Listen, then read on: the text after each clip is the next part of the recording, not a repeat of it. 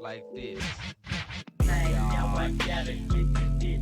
When I break the law, hanging in the echo, shaking it to use some super slow. Made a mistake, should have been fake. You running your mouth behind my back. People real down, and you say killer, ain't got that. If it's on, you must die. There I ain't no fucking joke. Pour it deep on top of shit. You rain, you going up the slope. Remember your heart, really ain't shit. Bury your bitches in the dirt. Shame and grab your shit, and so you walk the back. One condition, working hard for your big boy, real folk. Never stole your shit, I get that need to come. You can go. Later, hater, how you can deal, get your ass on. All you need to do is save your money, get another one. Nah, nah, nah, nah, nah. Let the team about your color, how you feel, I can tell. They found my top on a robber. Listen, be burning here, if you fuck with lipstick. Bitches running out, so I gotta stay. Other nigga, yes, and now I used to that shit. If you wanna beat it, so this shit, then get your people lit. Grinding like a hoe, for your friends, let your girl go. Kill a bitch, shaking, breaking up, so once we get you up. All the with the people, real deal, now your shit got steps. All the deal with your friends, what you better watch your regular devil. Keep it straight to deal, get my voting done. I just rap for that, make things like boss will never run.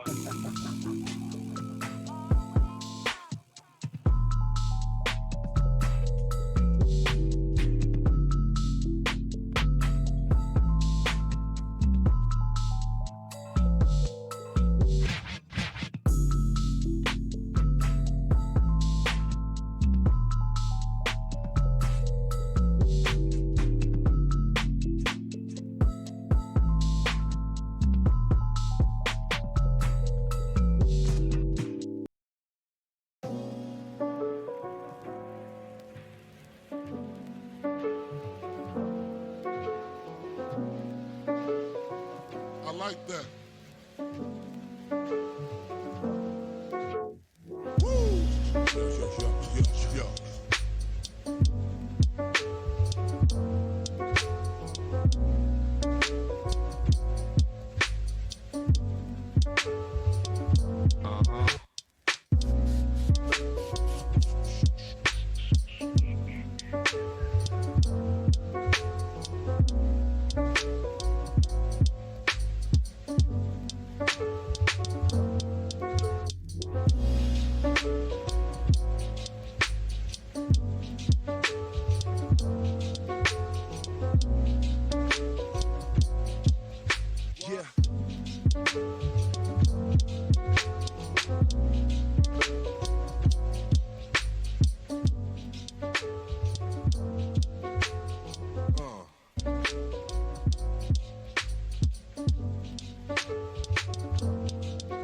Yo.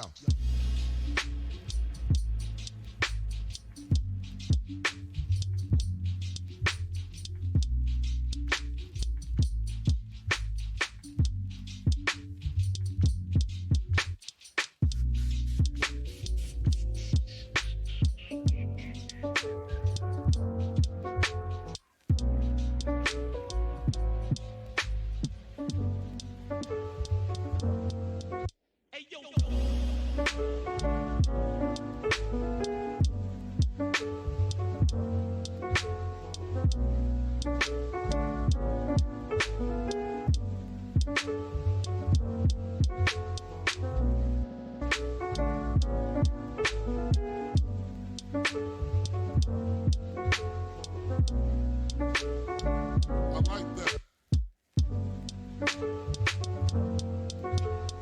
Woo!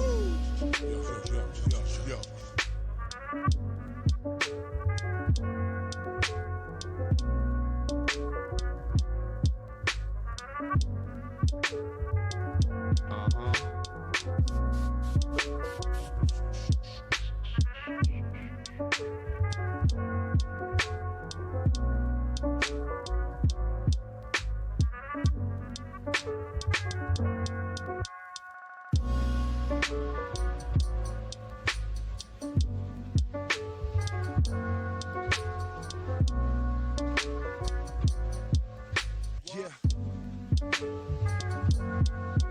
How the fuck did I lose? Yo, Mai Tai, what's up, brother? Thank you, mate. Thank you.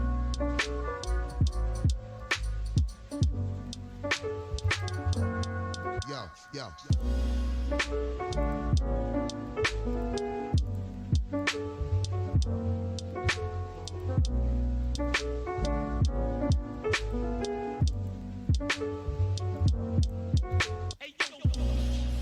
We just joined the $110 Daily Crown Thursday Ultra Classic.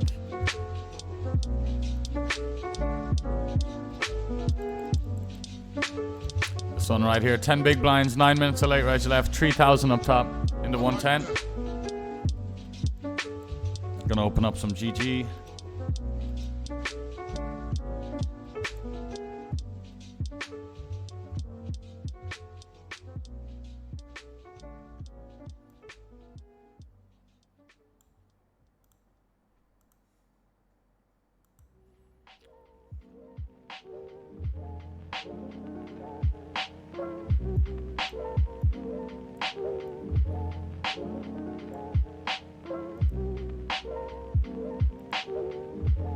Good luck, boys. I'm already salty. Oh my god! Huge side pot against the Hearts. We already lose the fucking main pot.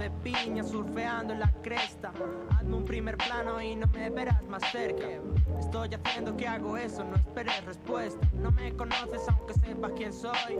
Estoy dejándolo de ayer pa' hoy. Habla chucho que no te escucho. Siempre arriba como la bola en el cucurucho. Llevo por la piel más colores que un loro. Vacilo porque está muy triste todo. Dale clean.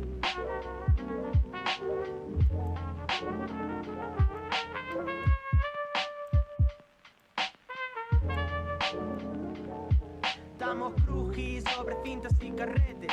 Buceo en el retrete como en Trainspotting. Hago fotos para no perderme. Quemo eso para no encontrarme. Venían bien pegados y doblé la esquina. Los ojos bien cerrados como Steven Seagal. Picando esa lechuga no recargo pilas, pero todos los días me sube allá arriba. Pantalones cortos aunque no haga calor. No me gusta hablar del tiempo ni en el ascensor. Prefiero un buen colega a mil que me llamen bro. Prefiero a mi mujer antes que el millón de hoes. Lo estoy haciendo como siempre, relajado. Lo que te rodea te preocupa demasiado. Por aquí se ha puesto oscuro, pero seguimos colocados y sin nudos, bien chulos. Hi Sven, I play the micros and hoping to get up the levels. Do you have any advice on what to do? Get better at the game. Keep getting better at poker every week, obviously, mate.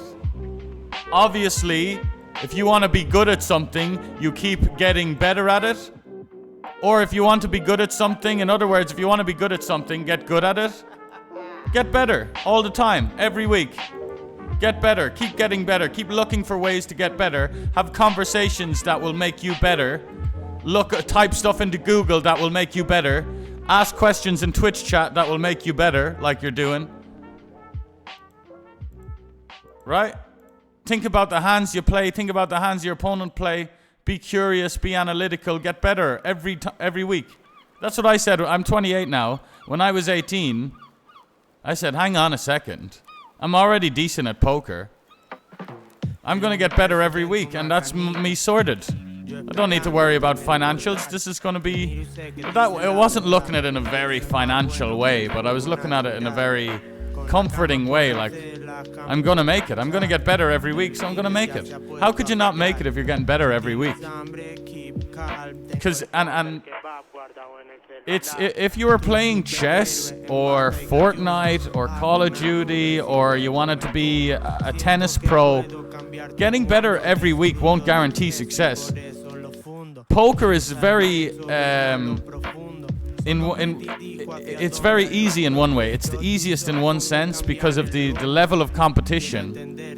The hardest thing about poker is the variance, the psychological mindfuck of the variance. Doing the right thing, getting the wrong result. Doing the wrong thing, getting the right result can be just as damaging and confusing. But it's all that variance which makes the game easy, which makes the bad players coming back. So if you get better every week, there's no chance of failure. It's a very special game because everyone's really bad at it, because bad players can hang. Bad players can hang. They can hang out, they can play, they can get lucky. Here's the $110, by the way, boys. King, give the man a king, he deserves it. It's hard to get in ahead in this fucking site right now. Let's see how FC Pro plays poker. What's up, Zazie? Thank you, brother. But Adanoa, don't take that the wrong way. Obviously, that's really good advice. I mean, not obviously, but trust me, it is good advice. But I was the same as you. I was asking Lex Veldhuis similar stuff, and Lex Veldhuis was giving me great advice. Not always being a yes man, giving me some tough love sometimes. You need that tough love for sure.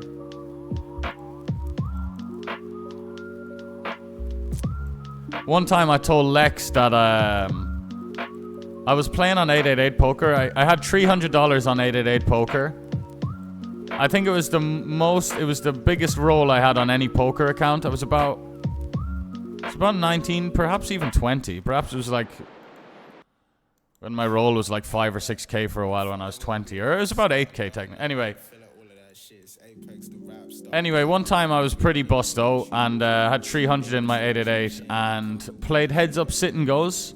Because I was a heads up sit. I like to play lots of sit and goes. I played them a lot on stars. That's kind of where I learned my skill set. Was just battling sit and goes. And a lot of heads up sit and goes. I played thousands of heads up sit and goes. Not being very good at them, just kind of finding my way. Not grinding them, making a living. Not like... the money I was making in my career was from tournaments. But anyway, I was DJing and sit and go. So one day I get my 888 roll and I fucking pummel it into the ground. I start playing $5 and $10 heads up sit and goes. And then I proceed to play $20 and $30 heads up sit and goes. And I'm playing against these they were probably bots or they were Russian regs, but they were regs or bots. They were definitely GTO guys that were just wiping the floor with me. But I kept playing them because I was stubborn and I was fascinated and wanted to learn from them. I busted my 888 roll. I lost all my money in one night on the 888 roll. And I was sickened. And I was like, what have I done there, man? That was a really important... I could have grinded $2, $4 tournaments on 888 with that $300. Would have had a much better time. Anyway, I go into Lex Veldhuis' channel saying, oh, Lex, I did a boo-boo, Probably thinking that, probably in the frame of mind of looking for Lex to make me feel better about myself. You know what Lex said? Lex says, yo, Sven, sounds like poker isn't for you. Sounds like it's not for you, mate. Because what you just did, Sven, it's not really acceptable. You can't. That's not okay. You should probably try something else. Maybe poker isn't for you, man. Now, when he told me this, my poker's always been for me. Very, very quickly, I knew I wanted to be the next D-Negs or whatever, you know. It was very from the beginning. So that was my dream and my passion. The same way you're a little kid, you want to be a footballer when you grow up. Poker is my dream already. So when Lex told me that hurt. That was a wake-up call. That was probably some of the best advice I ever got, was like, maybe try a different game because maybe it's not for you. And I had loads more setbacks after that. Where I was like, and then when you have a setback again for the 18th time, and the setbacks is a lack of discipline. Setbacks another word for a big clusterfuck of lack of discipline that just sets you back, because there's no room for lack of discipline. You're gonna take it seriously. It's time to fucking take it seriously. No playing around home games with your friends. If your friends invite you to a home game where you're all gonna take the piss, you tell them, I'm gonna play properly. I'm not gonna fuck around. I'm gonna be there. I'm not gonna drink. Either don't invite me. It's not a big joke. It's not a big game. We're not here to really. It's a very enjoyable game, and it's a blessing that we can make money from this and enjoy our job and have fun. But fun isn't the goal. And too many people are playing for fun. Too many people want to see a flop because they want to see a flop. You know, they have 10-8 suited, and they get 3-bet with their 10-8 suited. But they want to see a flop. 10-8 suited, we might flop something. We might hit a flop. We've 10-8 suited. Well, let's hit a flop. No. If the 10-8 suited is supposed to fold against a 3-bet, no, not just this time we're going to call. We're not just going to call this time. Oh, we'll just call this time. Maybe we'll hit a flop this time. Next time we'll make the discipline fold. No, there's no next time. Every time you bring it. And you don't fuck around. And you take it seriously and you be a try-hard motherfucker. I love tryhards. I love it. When I'm watching Fortnite, when I'm watching FIFA, if I'm watching some video game, if I tune into Fortnite and there's some fucking cup, there's some cash cup where the winners are getting a bunch of money, I'll fucking put that shit full screen, I'll sit back, and I'll love it because they're trying so fucking hard. And I love that. That's how you enjoy a game to its max. That's how you enjoy a game. If you want to enjoy a game, try hard. And I used to always hate it in school when they tried to make things less competitive. Thankfully, I grew up in like 05, 2010, 2012 kind of era. It wasn't all whoa. They weren't all trying to. There were still winners and losers. I grew up in Ireland. You had some male teachers teaching us about winning and losing. Thankfully, you know. And the women were like, "It's okay. We don't need to compete. Let's all just, you know." Competition is great.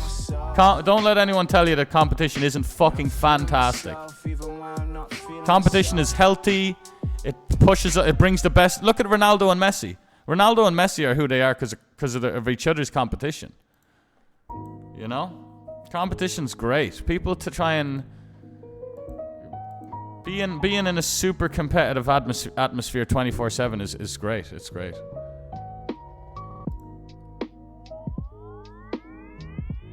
Yeah, I don't know. Absolutely, mate. It's such a rewarding, amazing game. It's an amazing game. I love it so much, man. I love it so much. I get a bit heated. I get a bit flustered. Because I'm forever trying to just play correctly against these guys. Who well, this guy's raised calling the 10-8 off. It's not even crazy. Nice to hold. We were a short stack in a bounty tournament. He had opened, covering everyone. He's looking to raise call. This guy is looking to raise call me. What he did wasn't even crazy, you know. Oh shit. Oh, we got back into 110. Oh yeah, of course.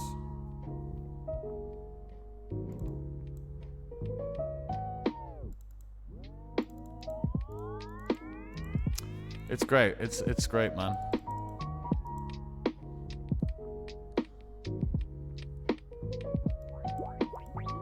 There's a lot of bad stigma around poker. Like, people will yap a lot about poker. People, you know, people will yap a lot. And you know who does the most yapping? You know who talks the most negatively about poker? You know, this is an interesting coincidence. Everyone I know who talks negatively about poker hasn't made money from the game. Like, they're losers at it. Damn, out of the 66. Well, there's half an hour late reg left. Like, I met a friend, a Turkish girl who was she's one of the best Dota players in the world. If you heard of Dota, she was the captain of the German Dota team, and it was a men's team, and she was the captain as a woman. Like, she's a really good gamer, and she was getting into poker. And everything she showed me about her mindset showed me that she will crush poker. And I brought her to the EPT Cyprus Players Party. And we met a lot of people. We were talking to Spraggy, we were talking to Marls TV, we were talking to loads of professional poker players, loads of them. We were talking to the content creators, the Poker Stars guys. Again, Marls TV being a really good... I thought Marls would be a really good person to speak to, because Marls played a lot of really... In my mind, Marls played a lot of really soft live games in America. Live cash games with fucking whales. So I thought Marls would actually understand that it can be quite lucrative. But Marls TV was like, no. Everyone was like, no. Don't try that. Or maybe if you want to get into streaming, if you want to do the streaming, yeah, do the streaming. But poker by itself, don't do that. That was the whole poker community. That was the pros. That was the Poker Stars staff. That was the other grinders. Like, to be fair, some of the boys, like some of my close friends that are proper pros, They were being positive. But they weren't fully. But they're being. I guess they're being responsible. Mate, she had a job in a casino. The pay was so shit. I couldn't give a fuck about being responsible. Go play some live cash. She knew herself anyway. I'm not acting like I was the one who made decisions for her. She knew herself. Go play some live cash. Cyprus has so many amazing cash games, and she can go down the creative route. Anyway, like she's different. She's definitely got a massive appeal to be like a streamer and stuff, and she's already did streaming with Dota.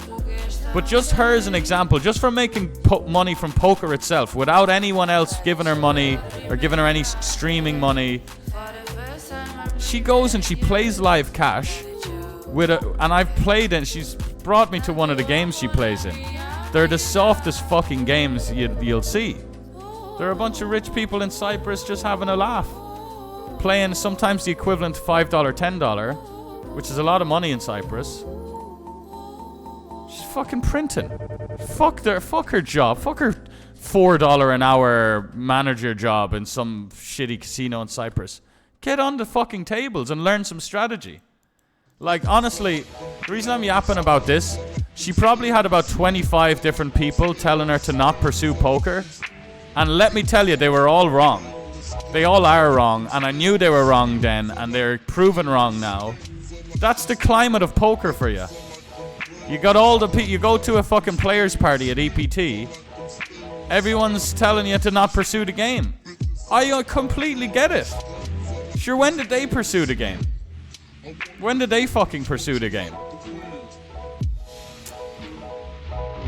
You know, there's nothing wrong with any of that. There's nothing wrong with the path they went down, but mate, who got it into people's heads that you can't just win at fucking loads of money at poker all the time, everywhere?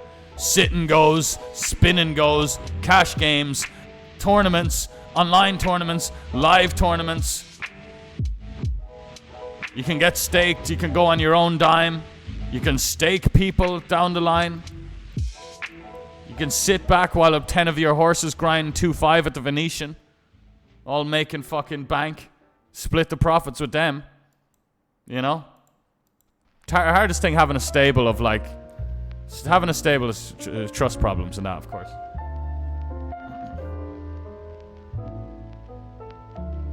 Small blind... Okay, what's this? Sorry, I'm yapping here. Yo, Hags Bluff, what's happening? Like me punting hundreds away on Bonsai 20. Yeah, exactly, man. If you're playing some game that you know is not a good game, and you kind of get roped. There shouldn't be the first spin. I don't know what that game is, but I'm a stickler, man. I'm a dude who has a good time, man. I'll have a fucking good time, man. Like, I'll have a good time. I'll let loose. Whatever. I'm not gonna judge you. You know, do what you want to do. Do what you want to do. When it comes to like, oh, we'll go over to the slots.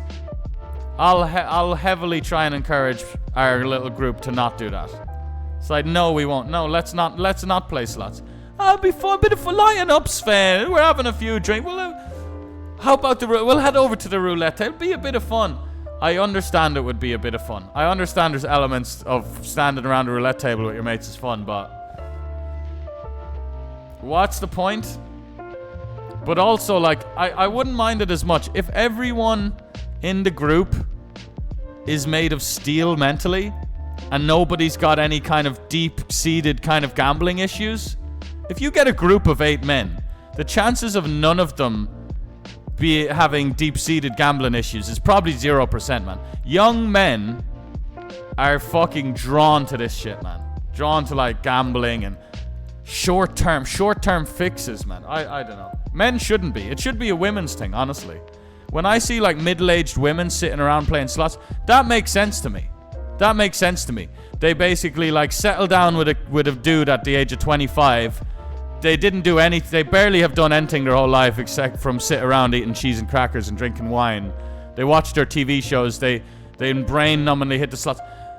Men, that shouldn't be men. Men, think of men throughout time, like, you know. Think of men throughout time. We shouldn't be doing minus EV stuff. We should be providing. We should be leading the way. You know, we should be carers.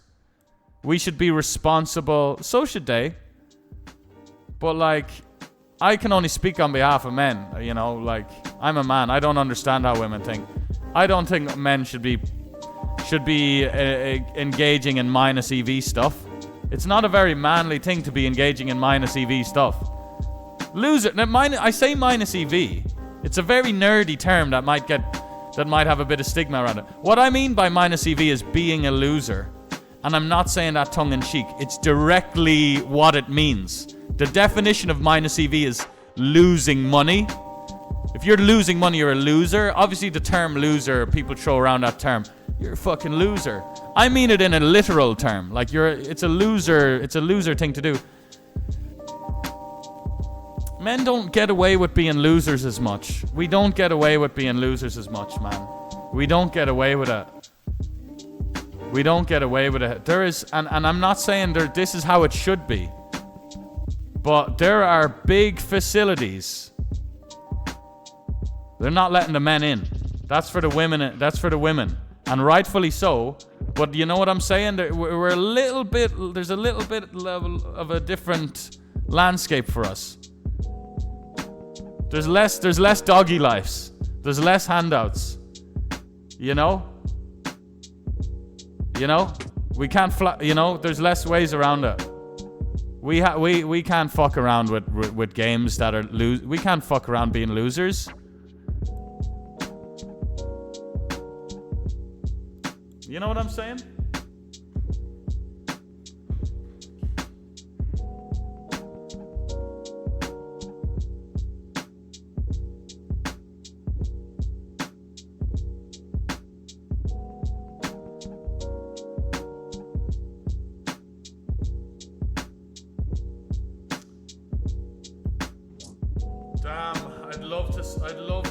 They're bad at that, man. So I've had a little notification on my thing saying we've got your order. I ordered on Grab. It says we've got your order. The order's in the kitchen. It's preparing food. When I click that notification and open and that notification's been there for 30 minutes. I was expecting the food to arrive now on break. Then I'm like, oh, it's still in the kitchen. I click the notification. It goes, oops, something went wrong. And it puts me to the page where I'm ordering the food again. So it never... If I only got a screenshot of that... If I got a screenshot of that, I'd be a little prick about it to them, to be honest. As I should. It reminds me of a time... The only reason I'm annoyed by it is... You know what happened to me when I was flying from Bali to Cambodia? Sorry, a bit of a fucking airline. First of all, It was Air Asia, I'm pretty sure. I'm in Bali. I have an extra bag. They made me pay $260 for one extra item. $260. And there was a big song and dance about that already. I already made a bit of a scene. Tried to, not make a scene, but like I tried to, you know, probably I should just say, all right, I have to just pay it. But I wasn't really accepting. You know, when you're in the airport, you're a bit stressed out. They ended up taking like $4 off the total amount and like, sorry sir, best we can do is $256. Anyway, I paid that. And there's a connection in Malaysia. I'm connecting in Kuala Lumpur. Right? And now I've checked in my bags. I've paid $260 to check in my fucking bag. This is where they really fuck me. I'm supposed to not stop in Kuala Lumpur. I'm supposed to just go straight through to the connecting flights in Kuala Lumpur. My bags aren't supposed to be... I'm not supposed to collect my bags in Kuala Lumpur. I get it. So I'm using Trip.com. Trip.com is a third-party website, right? Where I've booked everything on. Trip.com. When I arrive in Kuala Lumpur, they say, your bag is ready to collect at Carousel 9. Please collect your bag at Carousel 9. I was like, hang on a second, what? I click into it, and this is where I wish I took a screenshot, because I never got refunded for any of this fucking scam. And then I never got compensated. But, so I click into it, and then it says bag, Carousel 9. It says it right there, under it, little, and that only pops up once your flight has landed. It hasn't been there since the beginning. So what I have to do is I have to go through customs. I have to go through, because I have to do what someone would do who's leaving the country. Or sorry, who's entering the country. So I have to queue up for about an hour and a half. I queue up for about an hour and a half, including all the going through and including like being at the customs. And I had to tell the guy, look, I just have to collect a bag. I go to Carousel 9. I can't find my bag. I'm waiting for my bag. I don't see my bag. I get a staff member. I show them the app where it says my bag's on Carousel 9.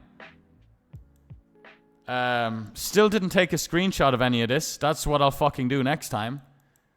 And then the dude is like, dude goes somewhere, goes to talk to someone, and they're like, sorry, your bag's not here. So I get on my way. There was no bag there. They just made me take that little detour, going through the fucking hour and a half customs and everything, just for no bag to be there. Just because of Trip.com getting it wrong, or maybe someone in AirAsia. Maybe because I wasted the lady's time for about 15 minutes because I didn't want to pay $260 for my little bag. Maybe they purposely maybe someone did it on purpose. Anyway, huge delay. When I get to Cambodia, final destination, the $260 bag isn't there. It's not fucking there, man. It didn't come true. So I get to Cambodia and my bag's lost now. The wind-up just keeps on going. I fill out a little form in Cambodia. It's not the first time I've lost my bag. You know what they normally do? We're all in here in the 55 Bounty Kings PKO. We're 3 off the money, by the way. I'm not passing up on this spot, though. We're not going to fold into the money. 9 paid, 12 left with no chips. So normally you give your address and phone number. They deliver the bag to you. You know what they told me? I gave them my numbers. I gave them my number. I gave them my address. They said the bag will be to me. 10? Fuck. They call me. The airline in Cambodia calls me saying that I have to come to the airport, which is 20 minutes across the city. I have to go to the airport to collect my own bag because AirAsia doesn't provide, you know. So I had to then go and collect my own bag out at the airport. So I paid $260. They give me the complete wrong information in my connecting flight, make me go through customs. I get to Cambodia, there is no bag. I go through the customs in Malaysia, first of all, and go to the carousel, there is no bag. I get back on my way after a 2-hour delay, get to Cambodia, there is no bag.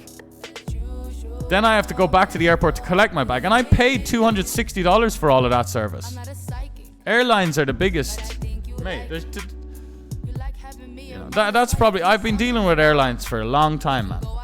I've been dealing with airlines for a long time, man. They're toxic things.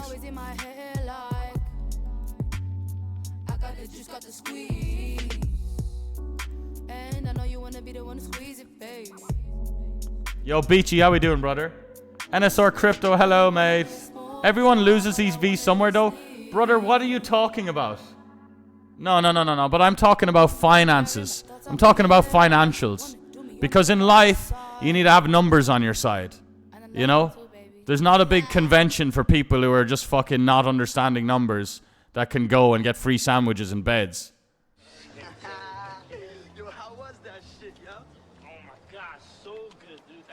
NSR Crypto, that is such a fucking awful... It's a good job you're not like Joe Rogan and just has a big podcast and is just sprouting this shit out.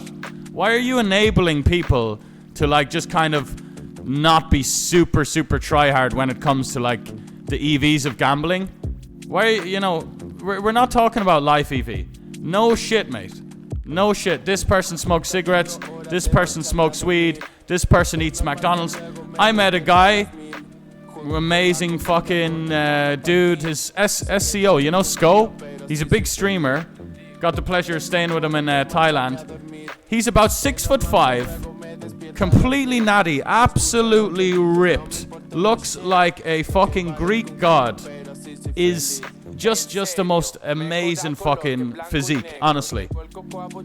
He drinks fucking Diet Cokes 24/7. So yeah, I get what you're saying. Even him, I was saying to him, geez man, you tick all the boxes, but you sure drink a lot of fucking Diet Cokes. And he was probably thinking in my little fucking flimsy frame, like talking to him about Diet Cokes. Yes, but we're not talking about that, man. Sure, we're talking about gambling. We're talking about where you're putting your money. You know, roulette, anything that's minus EV, anything that loses EV when it comes to your money, it's not just minus EV today. It's an ongoing thing. We're talking about sustainability here. Too many young men, too many humans, too many adults are walking around thinking that it's okay to just a little bit of roulette today, a little bit of sports betting tomorrow, a little... Right, fair enough, man, if you have disposable income. Come on, bro. NSR Crypto, I get what you're saying if we were having a completely different conversation.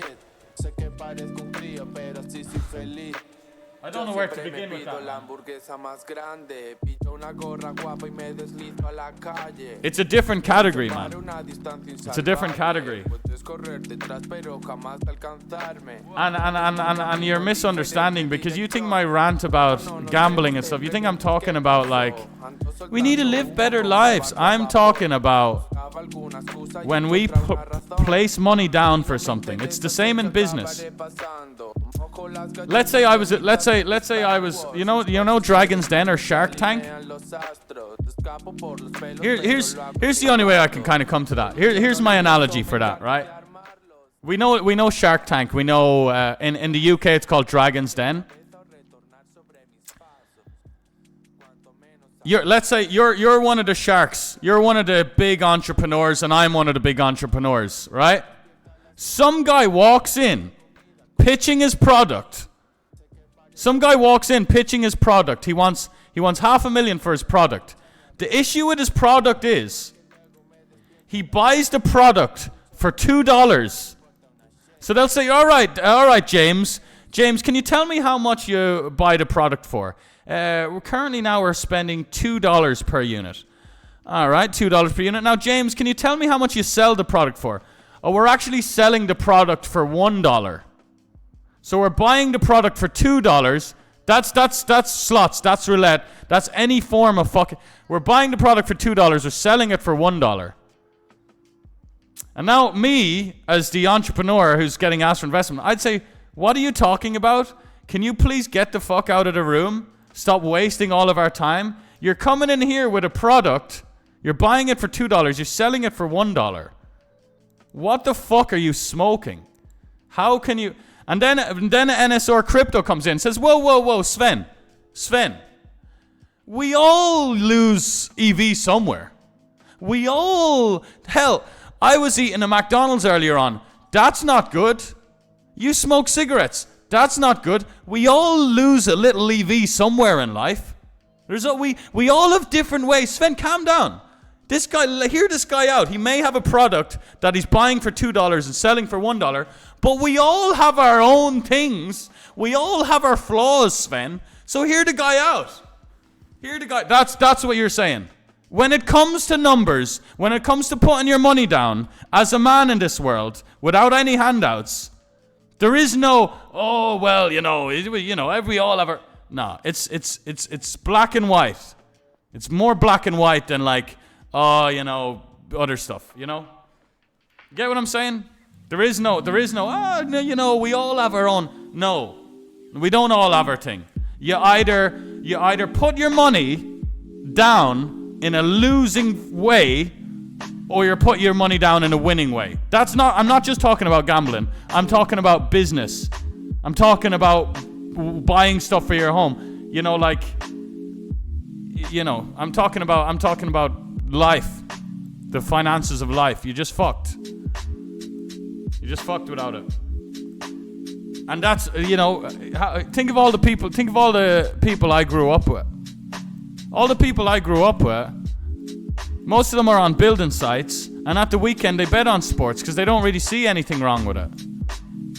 They just, I win some, I lose some. They don't understand that every $1 they're putting on the fucking football at the weekend, they're getting 90 cents back. They're getting 85 cents back.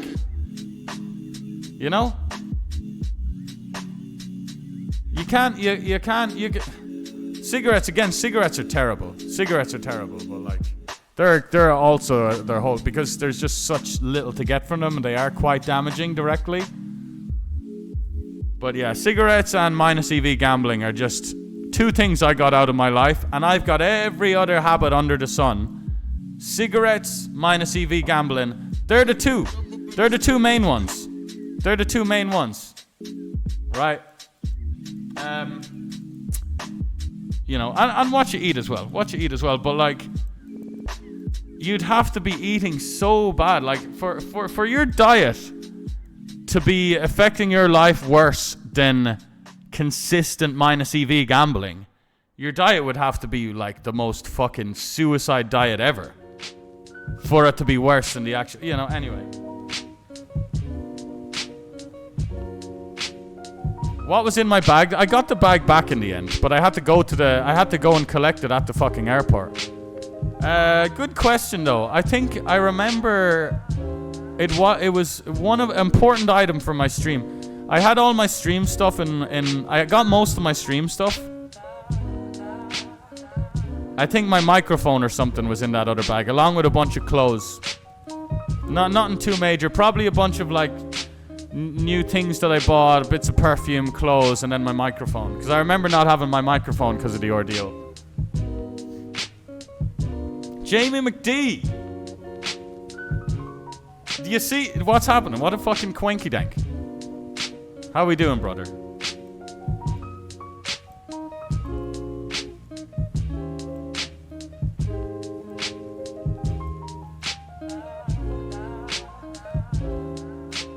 Me and Jamie would have been sat together. Jamie would have been watching me fucking shovel hundreds of euros on sports bets.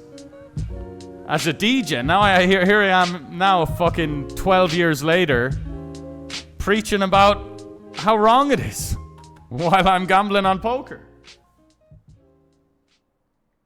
Absolutely. It's a fucking tricky world out there, man. It's a tricky world out there now.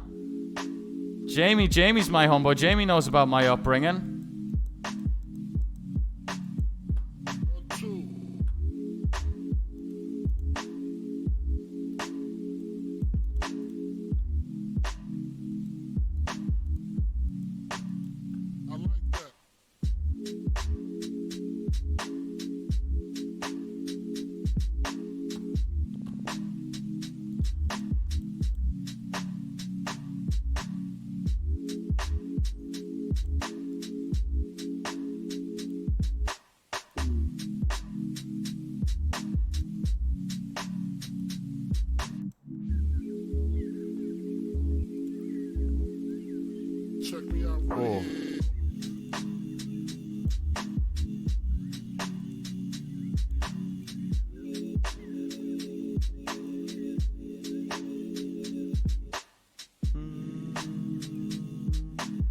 Hey Siri, set timer 92 minutes. Oh, a bit of lag, isn't there? Oh, this 55 Classic always gets cancelled. Never been as broke as me.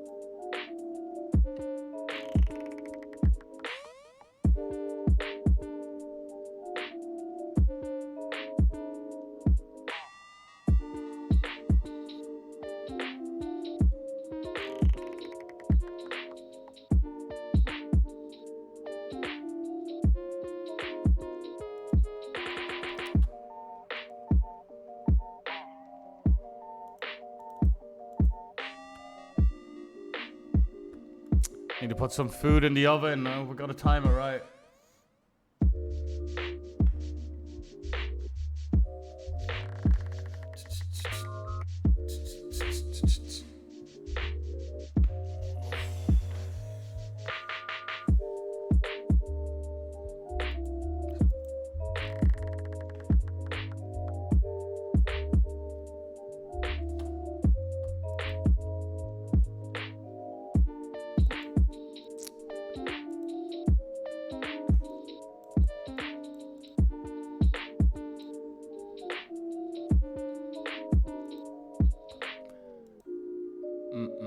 I just think like, obviously it's a very fucking unique, special thing for all this, a professional gambling career to work out, but for the general public and for people close to me, like, I'd love to see some, I just, not even needing to go cold turkey off it, like, because most people don't even have an issue, but it's just such a little money torch, like the odds you get on sports, man. The odds you get on sports, it's not a good deal. It's not a good deal. It's like bad business. It's like you're getting a fucking, they're charging you $10 for something that costs $6. You know, it's just,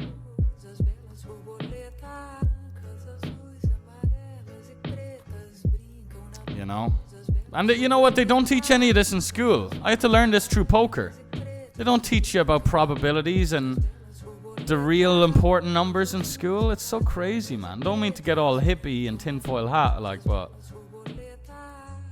the school curriculum, man. Really? What the fuck? Why don't they teach us about tax and property and mortgages but why don't they teach us about gambling and probabilities? I guess yeah.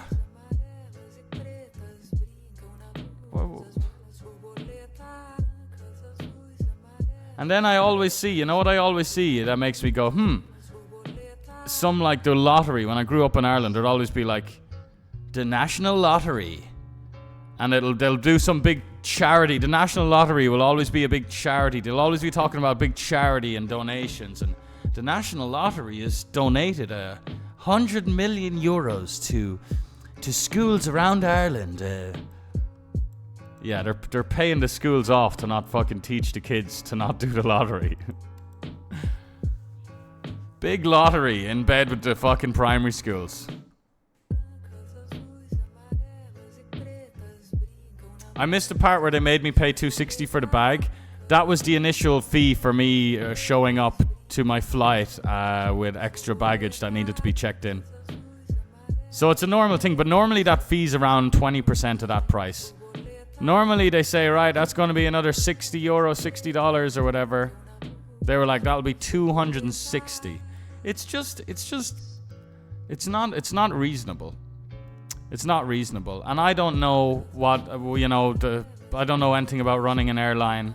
I don't know what goes on in these boardrooms, but I don't know how much there's a computer that dictates things, but it's sometimes they can just do stuff because they can. And the more it goes on, the more it'll... If no organization comes in and says...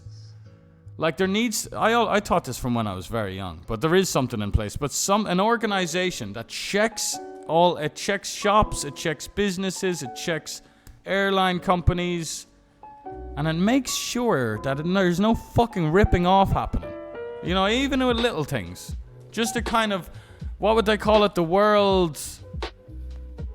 I don't know. But like, yeah, I've been noticing since I was 14, 15, 16, like the shit that airlines do to you, man. But the extra baggage is one, man. I guess because back in the day, can someone tell me how much it would cost for like an extra bit of baggage back in the day? And I know there's inflation and everything, but... No, yeah, the fee was just to check in the bag. It was just an overpriced fee to check in the bag that I really wasn't happy with. And then they fucked me up in Malaysia, ruined my connecting flight. They fucked me up when I got to Cambodia, didn't even get me the bag there. And then they fucked me up making me go all the way back to the airport, which shouldn't be. When they lose your bag... You know, that when I first got my bag delivered to my home, I was like, oh, that's a nice little touch. They're kind of taking responsibility for losing it, so they're going to bring it to your home. So once I got used to that, I was kind of expecting that. But then AirAsia's like, no. Crazy, man. Crazy. But look at that airline in India that went down. That airline in India went down this shit wasn't working on the plane. The power was low on the plane. I remember that before. I remember the power went off on the plane, and everyone's like, ooh, ooh, ooh. We sat around for 15 minutes. The plane started up again. Everything was fine. The engine was rolling for a while. Looks like we're about to take off. The pilot gets on the thing and says, we're not going to fly on this. We all deboarded. Everything was normal. Power went off. Power came back on. Probably it was about, it could have been even half an hour later, 40 minutes later. Finally, we're ready to go. Pilot gets on. Nah, we're not flying. Same shit was going on with that AirAsia flight, man. They were just money comes before safety. Like evil people, man. Like, you think that, like, I mean, some like, I don't know. Some of the cartel leaders in Mexico are probably like similar level of evil to some of these airline owners. Maybe not. I don't think any of these airline owners are decapitating people and stuff. But I'm sure there's cartel guys that aren't always, that are a bit more kind of fair. This guy covers everyone, but he covers the blinds. I am going to attack this. But we're going to be a lot more polar with our 3 bets.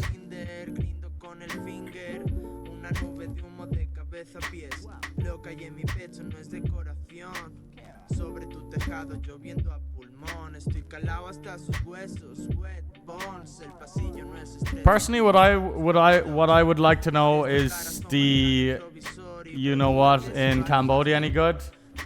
No, it's not. It's absolutely shite, and everyone still fucking takes it. Yeah, it's not good, man. Which suits me because I don't think it's very... I mean, I understand that more than cigarettes. Don't get me wrong, I understand that more than cigarettes. Yo, Anthony. Appreciate that, brother. Appreciate the tier 1. Brand spanking new tier 1 from Anthony. Appreciate you, man. Damn.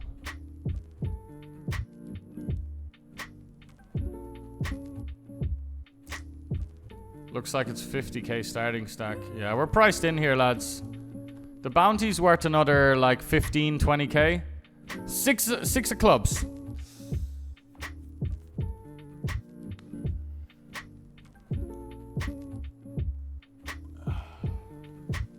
Governments live from gambling money. Yeah, it's all fucked up, man. Like, did you hear Helmut was talking about a guy who recently passed away? Big rich investor. Dude who's just kind of all pally with like the governments and I don't know how it fucking works, man. But this guy owns a bunch of casinos. Apparently he was the guy that was getting in the way of online poker being legalized and regulated in a few states. Why? Obviously it didn't suit him because he thought it would hurt his casinos.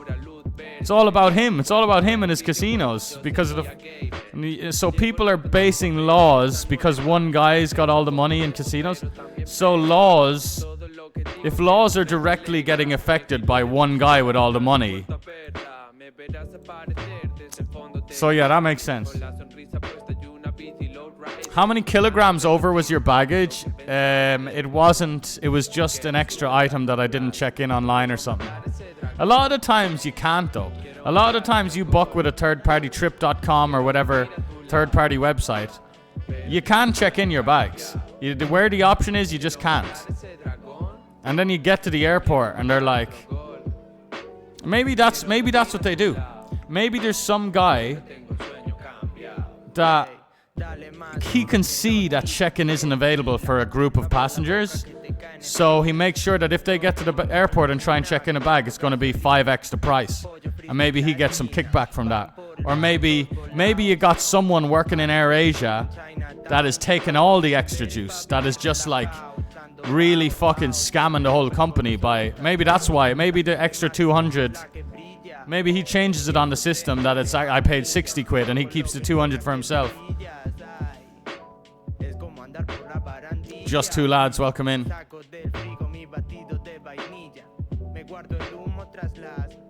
So yeah, the bag, like, I was expecting. To be fair though, no, yeah, I think it was just an extra bag. I swear I paid for it on the way over though. Yeah, they were just different flights. Ooh.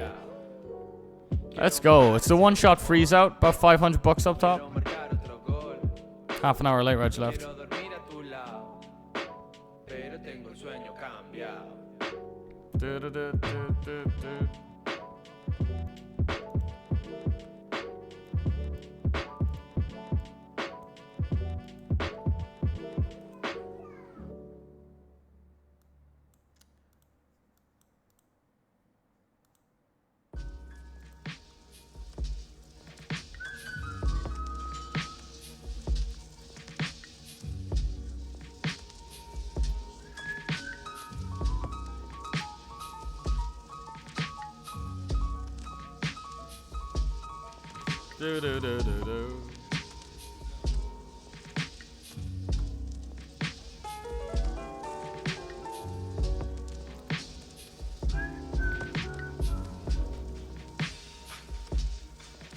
AirAsia. Pretty sure AirAsia.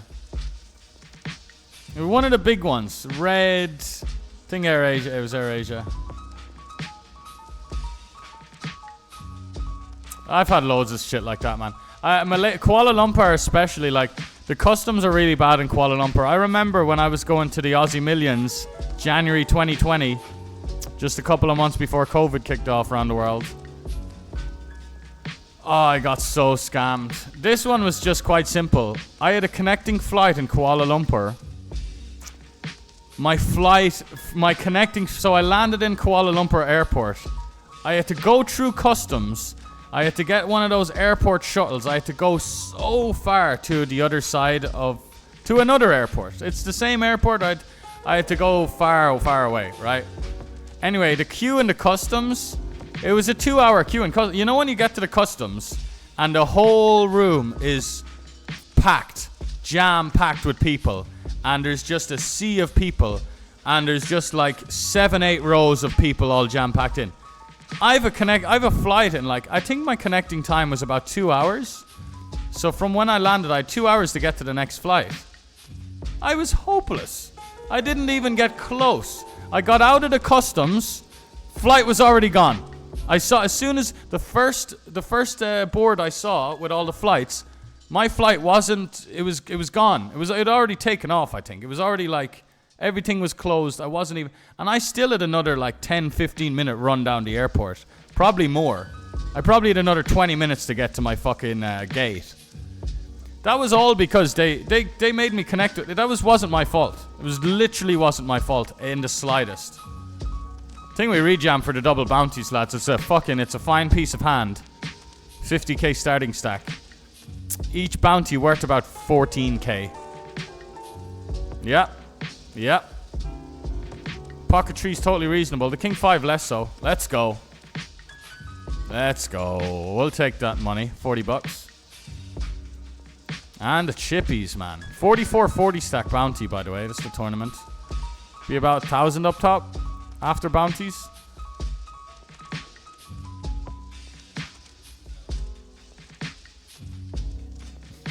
But I made a comment. I commented on one of the Instagram posts regarding the India flight saying, look, I've been in Cambodia for 5.5 years. I've never been to India.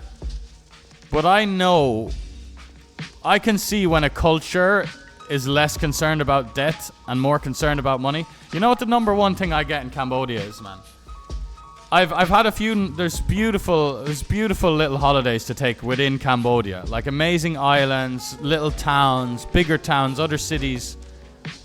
Like you could just go on a fucking new trip every week, and it's so affordable and amazing, and the scenery's great.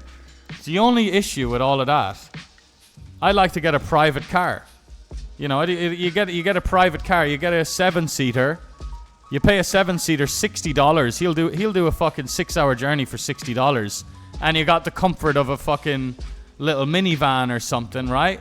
You're basically hiring a driver. Sometimes these drivers have came with us, stayed with us, drank with us. You know, pause. Came with us. You know what I'm saying? Anyway. I've had to have words with them. And I've had to fucking tip them and promise them extra fucking money because the way they overtake on these narrow roads just to get somewhere quicker. What the fuck, man?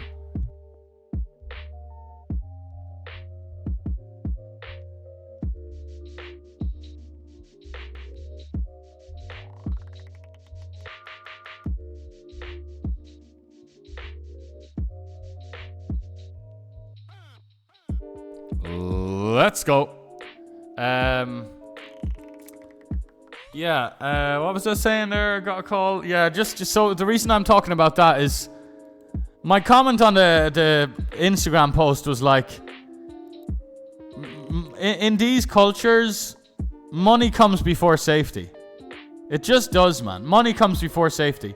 You see it with these like paraglide. You ever see the paragliding incidents or like those? When I'm around Thailand or whatever, and there's it's all, forget it. I'm not going visiting. I'm not petting a lion. I'm not going floating on a big kite up in the air. I'm not going to do some bungee jump. Not in these countries. It's my favorite place in the world, Cambodia. Southeast Asia, my favorite place in the world that I've been to so far. The safety is just the issue. You see it on the roads. That was my comment. You can see it on the roads. They don't care about safety. Money comes before safety. The reason they're driving so recklessly on the roads, it's indirectly because of money. They're driving so recklessly it's because of money. It's the hustle and bustle nature. They're trying to get to where they, the people who aren't driving dangerously on the roads are the people who are already finished their fucking work. And then some of them might have some other reason to be in a rush for financial reasons, so they might be zipping it.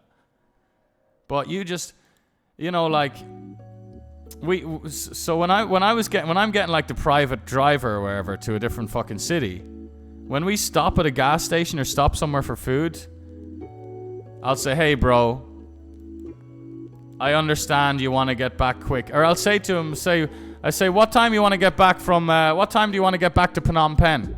Like, let's say the driver's going to be back to the capital city. Say, what time do you want to get back? Maybe 10 p.m. I was like, oh, you want to get back? You got a family there? You got kids there? And he's like, no, I still work. I have more work. And I'm like, alright, mate. Well, here's the thing. I don't want to fucking die, alright? You can't say it like that. That's not how I say it, obviously. But, you know, I'll say, hey, mate, drive more slowly. Drive more slowly. We don't have any accident. We don't have any close call. The amount of times there's a close call. Everyone else will be asleep in the car because, you know, they're just used to it. I'll be there fucking, I can't sleep because we just keep getting these super close calls, near death fucking, from overtaking on the roads. Sometimes it gets really close. Sometimes we do pull over because there was a real close wobble and we've nearly ended up in a ditch and everyone in the car wakes up. And I've seen it all. Like, I've been there watching it. And then the driver's like, sorry. And everyone's like, hee hee hee. Let's get back on the road. Nah, it's weird. And it's because us Westerners are all wrapped in cotton wool. We're all like, from babies, we're all like, coochie, coochie, coochie, coo. Here's some house and money. And here's a school. And in the school, all the teachers are all taking care of us. Don't throw a rubber. If you threw when I was 6 years old and I threw a rubber at my friend in school, there'd be a big white teacher being like, oh, you could take his eye out, Sven. You know, that's how the Westerners are raised. Fucking teachers running around going, oh, he threw a rubber. A little piece of rubber. You know, imagine in fucking... You know, Jesus Christ. Probably kids fucking fighting with machetes in other parts of the world. Let alone little rubbers. Yo, Robin Poker with the 28 months. Thank you very much, brother. Hope everything's going well. I assume it is. Keep doing your thing, man. Keep rocking in the free world. Check Shove says, if you're in a custom line with a close connecting flight... Can you just run to the front? Running to the front of the oh no, it's not a... I have skipped. Well, what it is, you're pushing through people, you're getting to the railing, you're going under the railing in front of everyone, in front of all the people you're skipping. You have to do that about 7 times. There's no running to the front, there's squeezing by people, going under one railing, saying, sorry guys, I'm gonna miss my flight.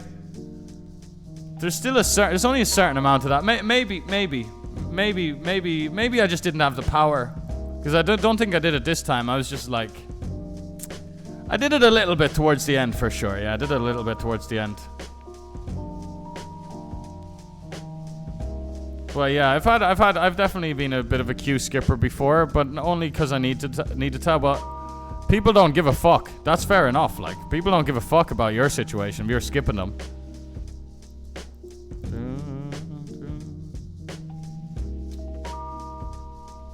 I've had loads of experiences with me, man. When I was in... Yeah, I have... Don't want to make myself sound like a weirdo or anything, but... When I was in Faro, I had fucking guns pointed at me. Big fucking guns pointed at me. Bunch of Portuguese dudes, bunch of Portuguese police saying, you stop having your little fucking tantrum, or we'll put 70 holes in you little fat twerp. You little brat. Little fat kid thinking the world revolves around me. But that was before. I won a package. The reason I was in Faro, I was in a Faro airport for... I was in a Faro airport for 3 days. With 1 day... I got 1 day in a hotel where I went to a nearby city to stay in a hotel. Other 2 nights either side was in... So when I was 19 or 18, I won a package to go play in EPT Barcelona. Jamie one of the boys was in here earlier. He was on this trip, I believe, the Portuguese trip. I go on a lads holiday to Portugal right before my big EPT that I'm so excited about. I already want to be a poker pro at this point. I'm already ready to be the next D-Negs, even though I'm nowhere near. I'm hopeless. I've barely made money from the game. The most money I've gotten from the game at this point is the 9K package. PokerStars put like $3,000 into my PokerStars account when you won the 9K package for travel expenses. So I had a little bit of money. And, well, a lot of money, where I was fucking rich in my mind. 3K. I went on a holiday in Portugal with my friends, had money for that, it was great. I had a flight to Barcelona from Portugal. Didn't have a hotel or anything booked yet. And then, but what happened in Portugal, I lost my wallet and card in Portugal on a night out. I remember, I was just thinking about this, you know. I was just thinking about this like today or yesterday. I kind of remember the scene. It was after a night out. Me and the boys were wandering around these kind of touristy streets with a lot of locals. We were probably trying to get a bit of hash or something. And I was just super careless. I swear I took it out and put it down on a bench or something, my fucking stuff. Just being young and careless, even though my mother taught me quite well with street smarts and not getting robbed. Still, you need a decent amount of trial and error. Anyway, I got back to the gaff. We were all staying in like tents and stuff. In Faro, it wasn't Faro we were staying in. We were staying in a really touristy place where all the English do camp up or settle in. It was further down south from Faro. Faro was just the airport. Anyway, I lost all my shit. So sickening, right? I was still okay because I still had my 5k EPT ticket. I still had my flight to Barcelona. And I still had my card details. I didn't cancel my card yet. Anyway, or maybe I did. I probably did freeze my card, but I was able to unfreeze it because fast forward to the day of my flight to Barcelona, I missed my flight to Barcelona. So now I'm in Portugal with no wallet and no card, no money, and I've missed my flight to Portugal. Sorry, I've missed my flight to Barcelona.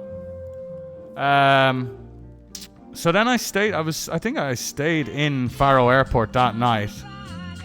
The next night, I booked a night hotel in Faro. I booked another flight to Barcelona, and I booked myself 10 nights in a hotel in Barcelona. Quite a nice hotel in Barcelona too. This was the PokerStars money I was using that I had obviously taken a bit into my card. I didn't have my card physically, but I remember booking the stuff online. One hotel night in Faro. One more Barcelona ticket because I missed the fucking first one. Just torching money, of course, as usual. Flop an open ender here. And yeah, the 10 nights hotel in Barcelona. I stay in Faro. I stay in my hotel. I remember loads. I won't get into all the little details. Just remembered all of this for some reason. The next day, hello, as we turn the nuts. The next day, I go to hop on a fucking minibus to the airport. I don't have €2 fucking euro. This is the first. I swear to God, none of this is exaggerated. Because there's so much chaos happened that someone's gonna think something's made up at some point. It's not. I don't make up my stories, man. I don't. I have enough fucking stories without making some up. So I don't have €2 for the fucking bus. I don't have €2 for the bus. I'm asking people to help me out. I'm taking items out of my fucking bag, saying, here, take a can of Lynx. Oh my fucking God. I'm still gonna go for the value, boys, at SPR 0.7. You know, we're not, we can lose to a hand, let's check fold because we can lose to...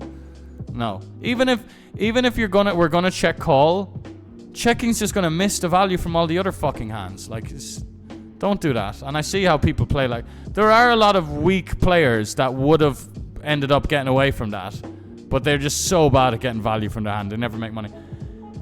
Anyway, as I start taking out items to try and sell, I'm getting flustered. This was probably my issue. I don't know how no one helped me out, man. Maybe no one understand a word of fucking English, and I'm there speaking English, and I'm there like taking out bits of perfume and stuff, trying to sell it. Anyway, the bus driver ends up standing up, physically taking me off the bus. Bus driver physically takes me off the bus. We get in a scuffle. Full on. I've probably tears in my eyes as well. It's an awful, awful situation, man. So I miss my next flight. I miss another fucking flight. I couldn't get on the bus. I try and get on the next bus. Someone gave me money for the next bus. I think it was just too late by then. Getting delayed to 45 minutes or something. It was too much. So I missed my other flight. So now I'm back in Faro again. But my card is cancelled fully at this point. Maybe I didn't cancel it. Maybe I only canceled it, the first time after I had booked all the stuff initially. So I'm in the Faro airport in Faro now, and at this point I'm asking friends to help me out. I don't have a lot of friends to help me out. I'm an 18, 19-year-old kid. My friends don't have fucking money. The people who do have money aren't very close to me, and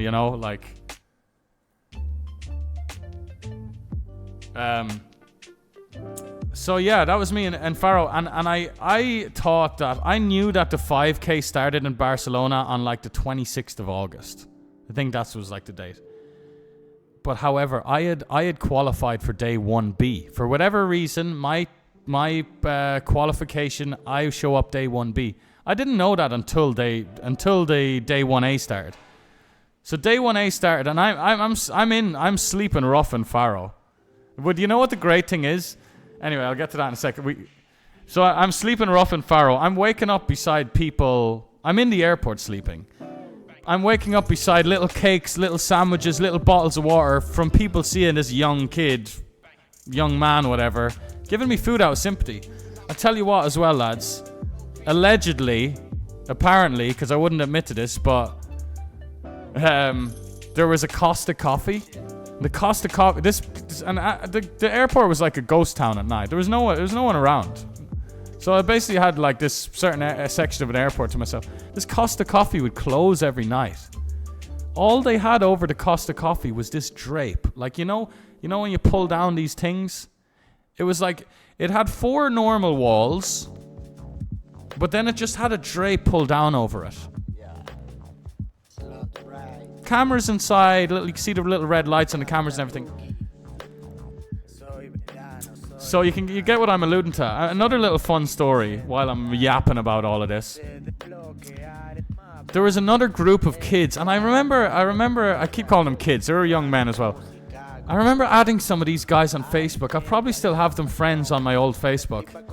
They were backpackers. They were like Australian. They were fucking also broke. And I remember they were asking me for a charger or something. But anyway, at some point, I found out they were hungry. And I told them about the Costa coffee. And they were all too good. They weren't gonna do anything in the Costa coffee. So you know what I fucking did? I went over to that Costa coffee one time when it was closed. Fucking stocked up. Went over to the boys, emptied out a bag of sandwiches and crisps and all sorts. That was class. I felt like a fucking messiah. Take this in memory of me. So that was awesome. But yeah, that Costa coffee kept me going.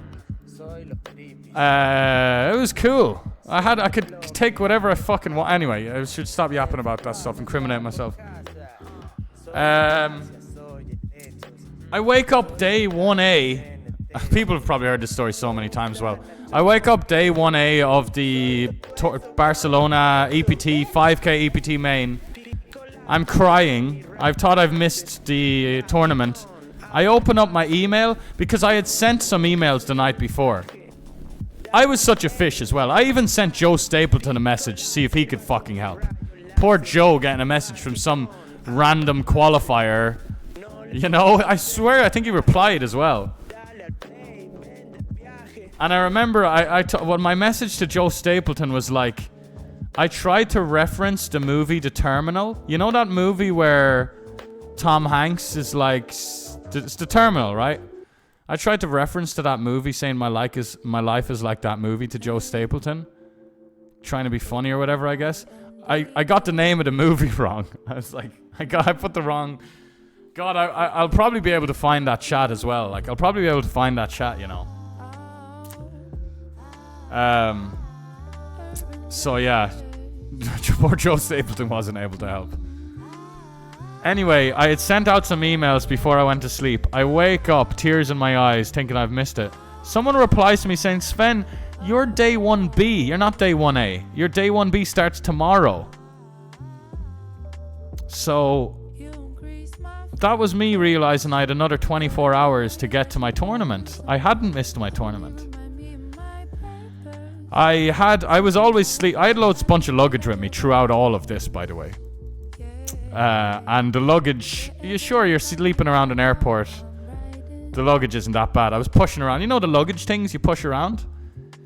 I got that thing, and I pushed it onto the fucking highway, and I started walking down the highway with that luggage carrier that had wheels. And by the way, it was like... Not for the first time in my life I pushed one of those across long distances. I get onto the road and I start hitching. I'm in I go from Faro Airport and I start hitching to Seville. Seville is like the other side of the Portuguese border. It's south. Faro is south Portugal. Sevilla is southwest Spain. Barca is northeast Spain, the whole other fucking side. I was hitching it. The hitching started going quite well. I got picked up by some cool dudes with those 20-year-old cars, like some old 98 Toyota Corolla or something. I got picked up by some cool working class people. They brought me along. I made pretty good progress.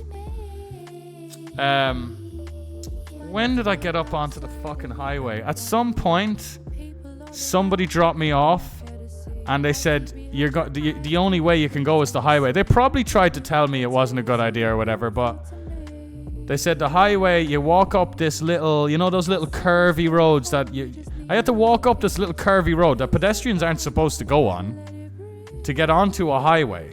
And then I started walking on the highway and walking on the highway, planning to hitch on the highway. Hitching on the highway was not happening. Cars were zooming past me. There was no hope of hitching. I must have walked for about 5 kilometers. I see a sign saying...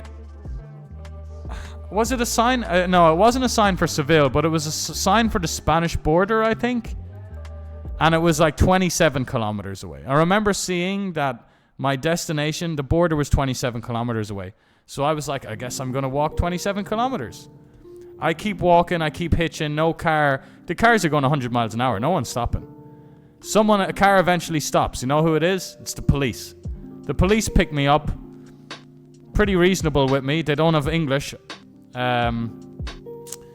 They bring me all the way back to basically, I don't know how long of a journey. They brought me back. They said you can't hitch on the highway. They brought me back to this roundabout that I was already at some point, that had a supermarket up on a hill near the roundabout. And they pointed to a different road on the roundabout. They said, you go down this road, because I'd obviously communicated that I was trying to get to Spain. They dropped me off at this roundabout and pointed down a little small road. Don't go down the highway. I go up to the supermarket.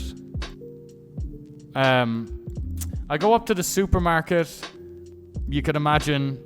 Oh, no, I always think that... No, I had a little bit of money. I got money from my mother through Western Union at one point in Portugal. Like €100, I think, on my travels, by the way. And then I got money again in Barcelona. Spoiler, I got to Barcelona. But anyway, I go to the supermarket and I see a car with a Spanish reg. And there's 2 young men and 1 young woman. And they're packing stuff into the boot. They're packing a bunch of groceries into the boot of this car with a Spanish reg. I approached them and say, hey guys, you going to Spain? I'm trying to get to Seville. Might have told them try to get to Barca. They were like Russian or something, or Russian or Ukraine or something like that. They said, yeah, no worries. I hopped in the car with them. They brought me all the way to Seville. They brought me across the Spanish border. They brought me to Seville. They even drove around gas stations speaking to lorry drivers, trying to find a lorry driver that may be going to Spain that could bring me across. A little bit dodgy, of course. Man, we gotta lower the video bitrate. That's why the stream's lagging. Because when I stream FIFA, I try and stream in a much higher... So yeah, I got to the airport in Seville. It was already 2 a.m. It was already about 2 a.m. the night before the EPT, my 1B tournament. So it wasn't looking good. Anyway, in the end, they couldn't find any help for me. So I tell them, here, can you bring me to the airport in Seville? By the way, I ended up giving these guys, the guy 15 euro who was driving. And I tried giving him more, but he wouldn't take. He said 15 euros plenty. Took 15 euro off me. I get dropped off in the Seville airport at like 2 or 3 a.m.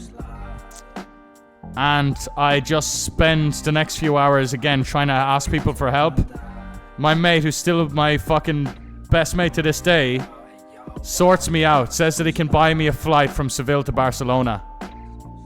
It's like 150 quid or something. But probably he was one of the boys that went over to England early and started working on construction sites and making money for himself early. So he was probably one of my mates who had the highest net worth. And that net worth was probably around about £1,000. Maybe he had a couple of, you know, I don't know. Maybe it was more. So like helping me out with 100 or 200 quid, 200 quid, you know. Anyway, I get my flight at like 7 a.m. I sleep for like less than an hour. I'm stinking as well, by the way. I get to Barcelona. I remember like trying to clean myself up in the toilets, like water under the armpits kind of vibe. I probably stunk, man. I get to Barcelona early. I didn't understand the concept of max late regen, by the way. I didn't understand the concept of max late regen. I thought I needed to get to the tournament early. I thought I just needed to show up when the tournament started, which was like 11 a.m. or noon or something. So I get my friend so I get the flight around 7, 8 a.m. I'd arrive in Barcelona at like 11 a.m. Thankfully I have the bit of money from the Western Union from my mother that I got. And I get a taxi to the Barcelona airport. I remember even trying to fucking clean myself up in a taxi a little bit. I get to Casino Barcelona. I still have all my fucking luggage. I'm unshaven. The brilliant thing about all of this is when you go to the registration desk, they take your photo. I have the most brilliant fried face photo. My skin I look like a little Mexican man because I've been exposed to the skin so much. My color is way darker than it normally is. I'm all unshaven. I'm a young man. I've got all whiskers and like weird facial hair growing out. I look knackered. And it's the most unflattering but hilarious PokerStars photo. I lost that photo, but then I got reunited with that photo at last EPT Cyprus because that's my PokerStars photo. That's my PokerStars live photo. Yeah, and by the way, weeks ago, I had turned down one of the best professionals in Ireland offered me 16 hours coaching for 30% of my 5k EPT. Pretty reasonable. I guess looking back now, that was around 100 per hour he was giving me in EV. I guess it is, but I respect this guy, and the guy valued his time, and he was one of the best regs in Ireland. So, and I should have took him up on that. But anyway, I get to the tournament, I get my luggage stored somewhere, and I'm sitting 300 big steep. I get in quite early. And I got my sunglasses on. I'm ready. I feel great once I'm sat down. I'm confident because I believe poker is my calling. This is it. I play terrible. I don't know what the fuck I'm doing. I'm playing too many hands. I don't understand. I've never played this deep stacked in my life. I'm spewing it off. I think that I'm the man. The other people on the table are probably noticing I'm some fucking... I don't know what they thought. Because like I'm clearly don't look that rich, but maybe they thought I'm rich. Anyway, the massage incident, the massage story ends up happening later, which is all in the same fucking day. But anyway, I last a long time. I end up getting knocked out of the tournament in the evening, probably 6-7 hours later. And I see people walking in with fresh chip stacks. That's when I realized, wow, I could have just regged at 6 p.m. I could have got my mate to get me a flight at 2 p.m. and just late. It would have been way better on so many levels. I would have got some sleep. Anyway, I get knocked out of the tournament. Another little detail. When I get knocked out of the tournament, I went outside the casino. You know Casino Barcelona? You know there's like a little patch of grass in between the two roads outside the Casino Barcelona? I was so defeated. I was so deflated. Remember, I'm a kid that I love the game. I'm aspiring to be a poker pro.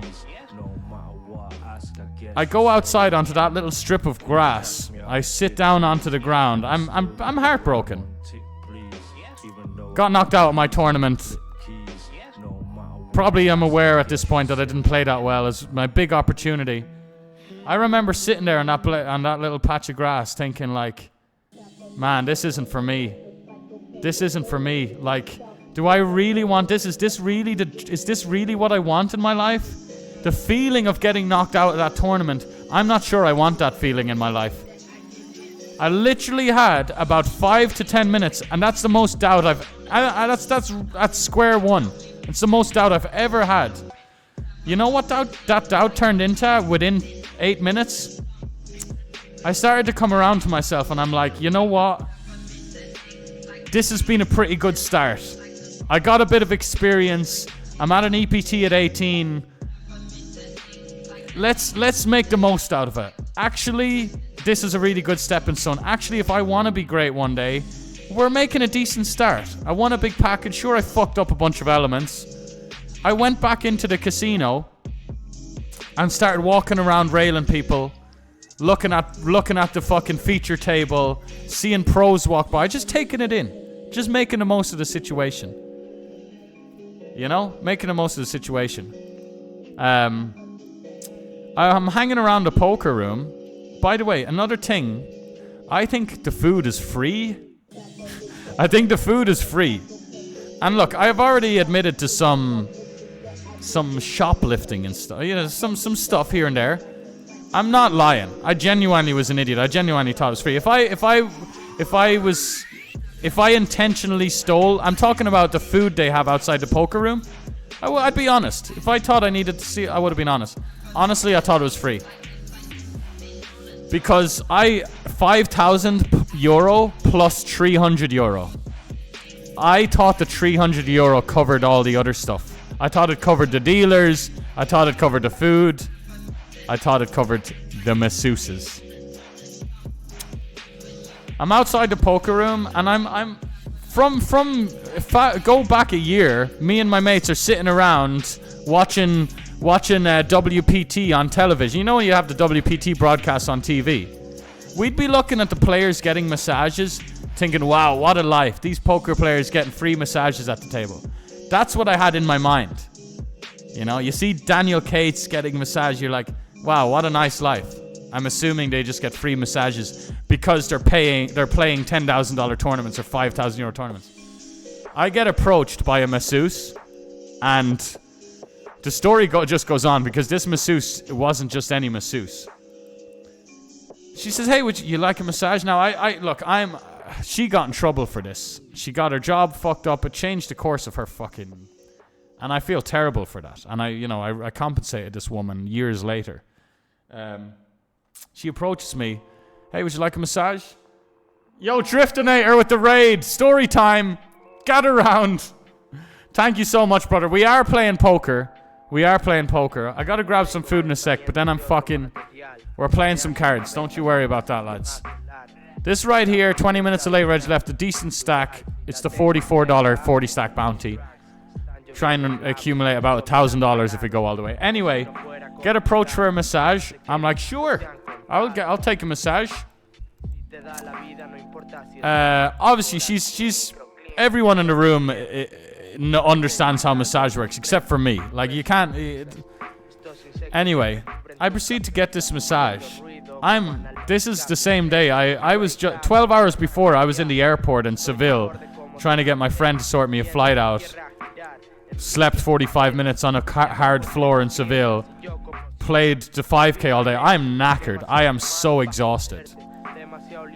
I'm falling asleep. I'm zapping in and out of consciousness. I will be totally honest. I'll be totally honest. There was a thought that came into my head. The first time I was like, surely this isn't free.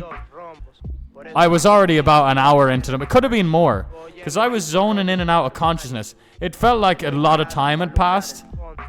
You know, you don't really know. It could have been 20 minutes, could have been an hour. I know now that it was a long time. So she's massaging me while I'm asleep, basically. Not her fault, totally my fault. And I remembered having that conscious thought of like, wow, imagine this wasn't actually free. She's massaging me for a long time. Imagine this wasn't free.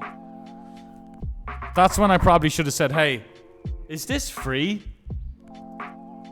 But no, put my head back down. Next time I wake up, she say, I'm gonna have to finish in 10 minutes. They're closing up the room. The tournament's over. They're clearing up the room. Day one's fucking donezo. I was like, yeah, no problem. She's like, 10 minutes, I'm gonna have to finish up. I'm like, no problem. No problem. I put my head back down. This is how I know. It was like I put my head down and she instantly was like, right, that's us finished. How would you like to pay? Card or cash? I started, you know, that's all I need for the confirmation of like, oh shit, I have fucked up here big time. Lads, I know now the massage was 3 hours. It was a 3-hour massage. It's it's €2 per minute. It was 180 minutes. Man, I know this artist. Haven't heard the song though. Is it in the playlist? Spotify. It's Spotify on autoplay doing bits. I've added that to playlist. I'll listen to it in a sec. So yeah, how would you like to pay, cash or card? Definitely felt a little bit of a physical feeling.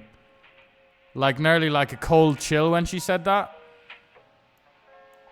I started to be like, yo, I'm really sorry. I'd never intentionally put myself in this horrible situation. No way, man. No way.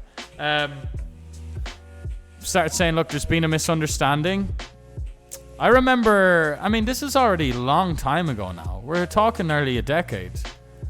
But I remember her very quickly saying, no. Oh, no. She was getting quite agitated quickly, like, no fucking way. I forget the exact dialogue after that, but next thing I'm sat with someone to the side. I can see all the massage girls all talking. There's commotion going on now. I can also see other poker players leaving the venue, but kind of whispering and pointing to me. Security, staff, the masseuses, poker players, they're all starting to hear what's going on now. I'm sitting over in the corner, mortified, right? A fucking, by the grace of God, my savior, the man himself,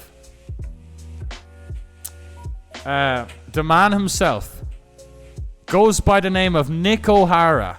If you've been in the live poker scene, you might know Nick O'Hara. One of the best tournament directors in Europe, in the world, happens to be Irish, worked very closely with stars and everything, probably still does. He's just one of the OG. Kenny Hallard, who was also a floor man, knows him well. He's just an OG. Nick O'Hara is a fucking legend of the scene. And still going strong. Nick O'Hara was on hand to defuse the situation. He's like, I'm not sure if he knew me. Maybe he did from the Fitzwilliam. I was already bopping around the Fitzwilliam a bit, which is a card club in Dublin, but I don't know, actually. I don't know if I even was. Maybe I wasn't playing in the Fitzwilliam. Maybe this was before all my Fitzwilliam experience, actually. Maybe the Fitzwilliam came after I came back to Dublin. So, anyway, Nick O'Hara, he hears my explanation. I'm pretty sure he believes me. He found it pretty funny. He believes me. He says, you're gonna have to exchange details with this poor woman. And I did. The woman took my Facebook. She took my email. And I'll tell you what. No, it's all coming together now. Yeah. Okay. So that was that. I bricked my tournament. I got a fucking €360 massage without any money, thinking it was free. Exchanged details with her. She was livid. She also apparently got in trouble with her boss. I go back to Ireland. Even though I had my little 8 minutes of doubt sitting on the grass outside the casino, the mentality of me being on the right track was still going strong. I get back to Ireland. I still have a few quid. I still have maybe 1.5k USD, 1,200 euros. I go to play an event in Killarney down in Kerry in Ireland. Very great event that's on every year in Killarney. You probably know the one if you're Irish. I go down to play that event. I meet a couple, the Ty brothers. Kieran Ty went to the same school as me where I grew up in Leitrim. His older brother Dan Ty was one of the best regs in Ireland in his time. I looked up to Dan Ty, like I was a full-on fanboy of Dan Ty. Dan Ty was the same guy who offered me a bunch of coaching for 30% of my EPT, which I regretted not taking. Anyway, this is the first time I got to meet Dan Ty. I only knew Dan Ty, who goes by the screen name Daniel T999 on Stars. I only knew Dan from I knew his brother quite well. I got along with his brother. But I would look at Dan's boom players. I was a proper fanboy. I only knew Dan from looking at his hand histories online, following his caches, looking at his pocket5s.com, which was the site that tracked all the online caches back in the day. So I was a bit starstruck meeting Dan. But I got to meet Dan. He gave me some good advice. Hung around with him and his brother. Had a bad trip in Killarney, so my role got smaller. I probably had about 800 euro left after Killarney. Shout out to my mother, by the way. My mother had bought a van with my poker money. She had bought this little blue van, cheap as fuck, second hand. She was the one who drove me to Killarney. We had a little bed in the back of that van. We had a little mattress in the back of that van. Fucking doing it rough, mate. Pause. Sleeping rough. Jesus Christ.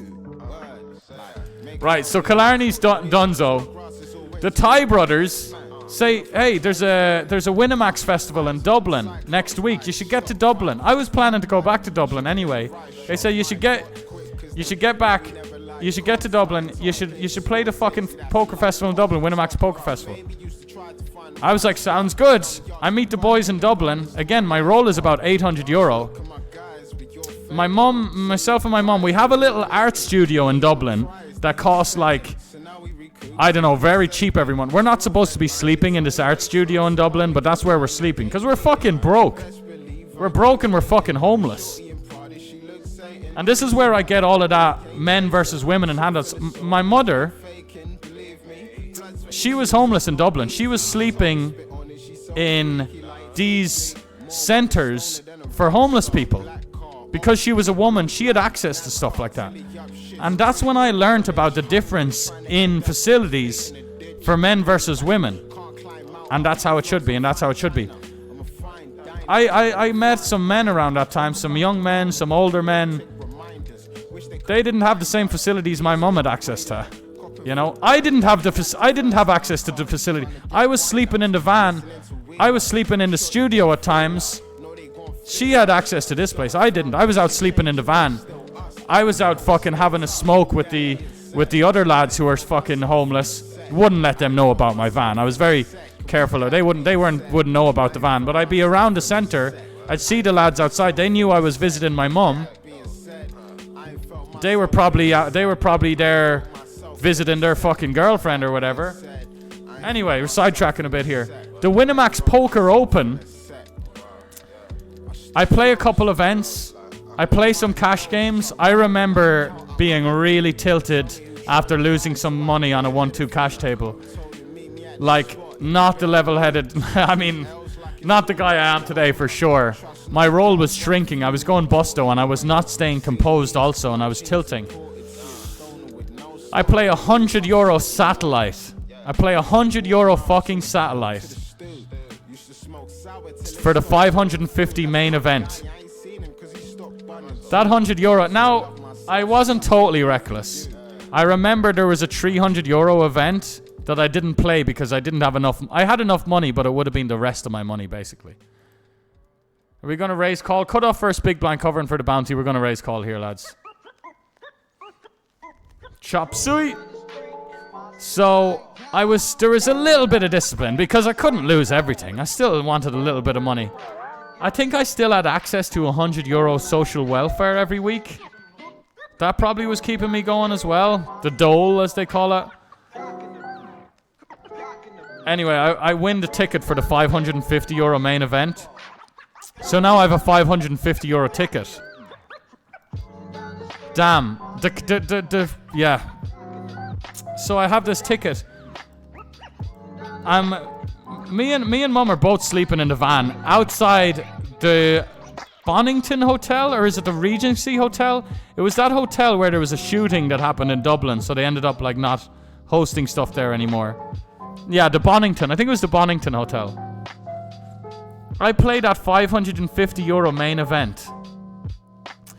And I remember my very first table had 3 young French regs.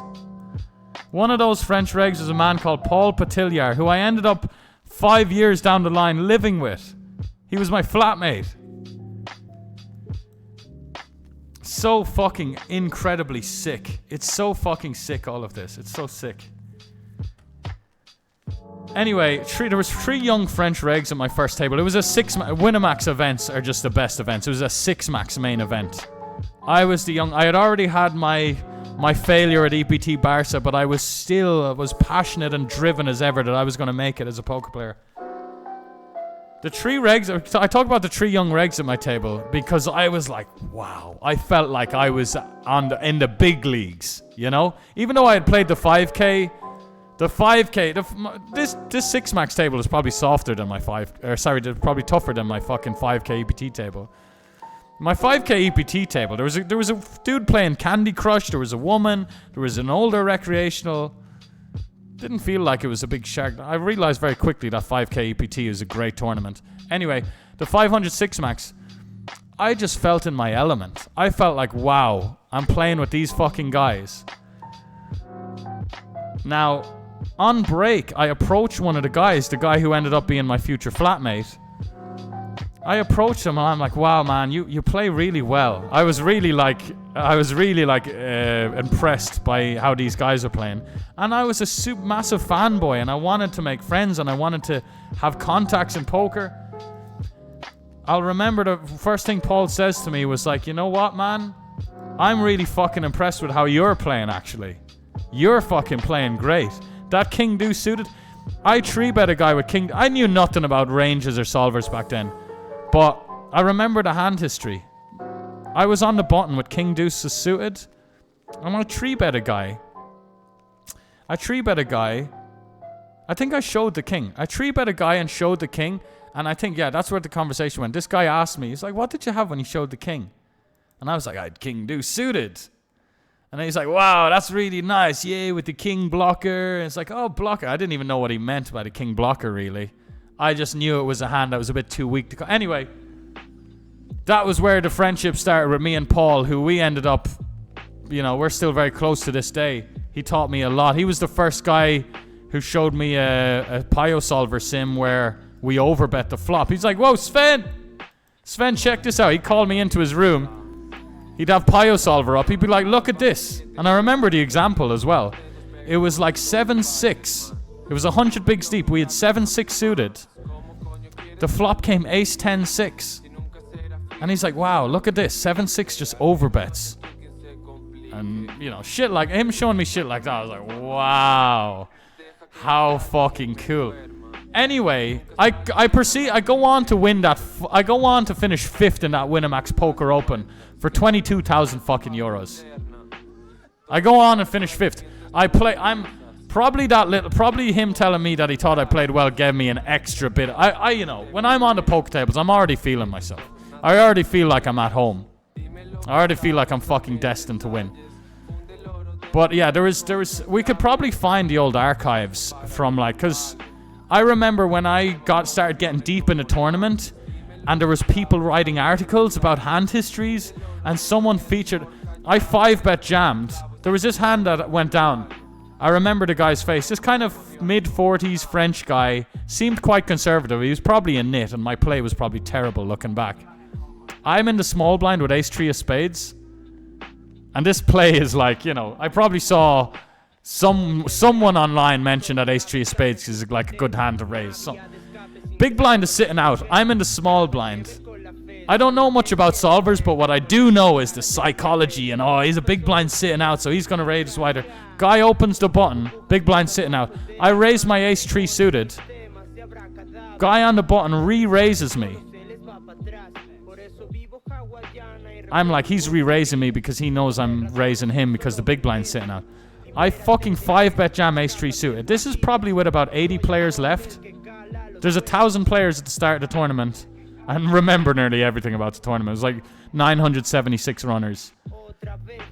We're like final 80. I'm aware that I'm playing for life-changing money. I still fucking find that jam. A reporter comes over.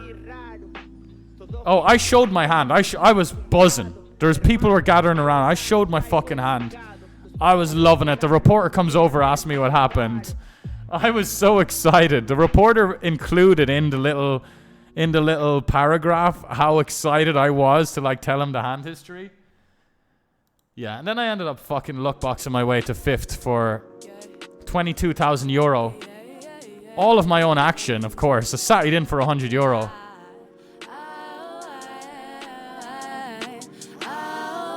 Super, super sick, man. Super, super sick. Now, you made this. You have your own opinion on this next bit. But I'll tell you now, if it wasn't for the fortune in that particular event, I was still making it. There was no. Sometimes like people say, oh, was there a certain win? I wasn't on the fence. I wasn't one of these guys that had mommy and daddy and had college and had a big school scholarship and had everyone. I was sleeping in a fucking van outside with my mum. You know, like, I loved poker. I was always very passionate about stuff. I was very passionate about music, very passionate about football. I had found a massive passion for this game fast. So I was sitting around playing $5 sit and goes as a 17-year-old, €5 sit and goes with my mates in an abandoned pool hall, playing fucking pool and playing poker on another pool table. Amazing. Kind of like when I heard Nick Schulman talk about his old memories, kind of similar. That's why Nick Schulman fell in love with the game. Here we go.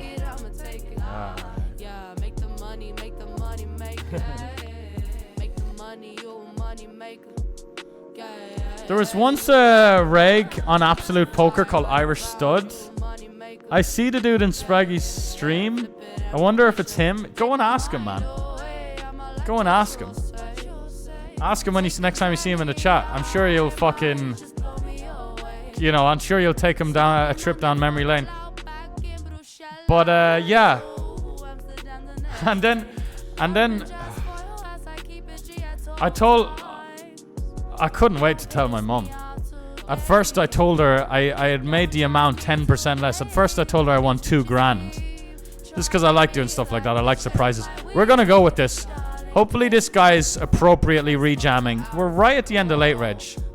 But I expect the big stack to be jamming plenty of stuff we actually dominate. Give him it! Pair me up! Pair me up!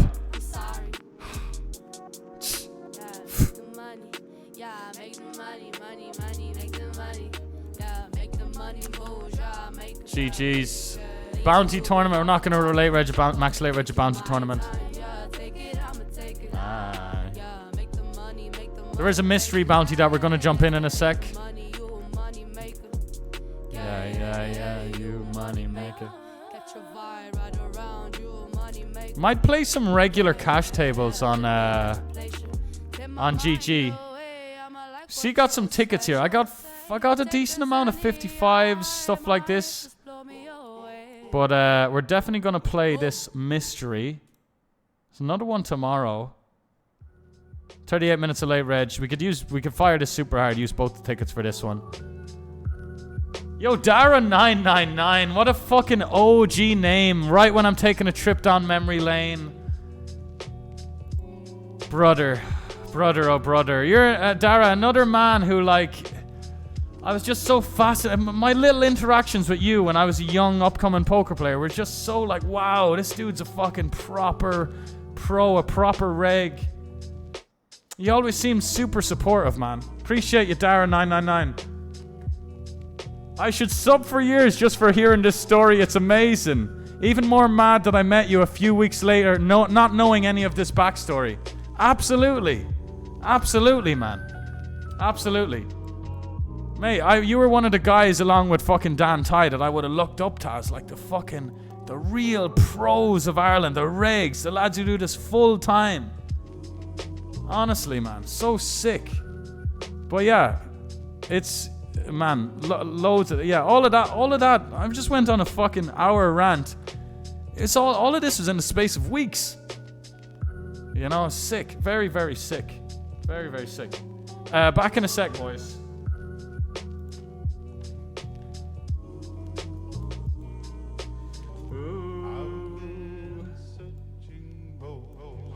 It's a 15-6. That's a bounty as well. Mystery, 25 saver, 55. What are you gonna do when hip hop goes out? Hip hop is an attitude. It's right here. It's how you feel. It's a style. It's a lot of lag though. I'm gonna lower the bitrate further.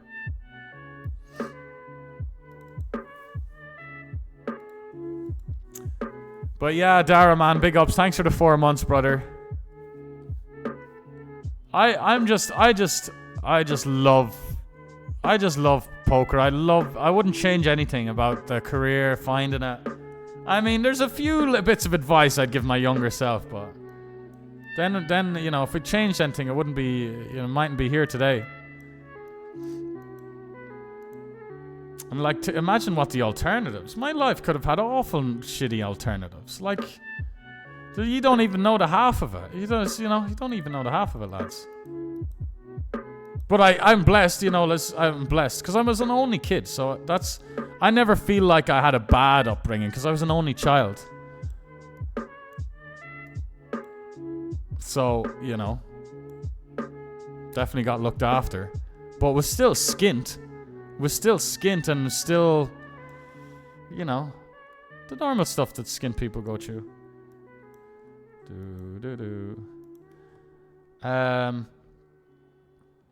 I'd love to just battle some reg tables on GG. I think I'll play some GG reg tables. Although there's an awful lot of chopping and changing and like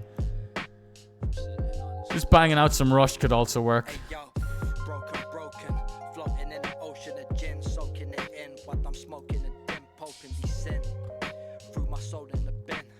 A born loser hoping to win, something stolen, then you know it was him. Sniffing coke in the Ritz, going all in. Tip the dealer, you roll and roll you a chip. I don't follow the painted road, my soul's hollow. No morals, keep your shit, I don't borrow.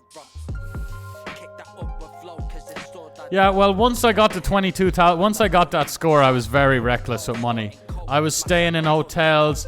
I was going into the supermarket, spending €70 on stuff I didn't need.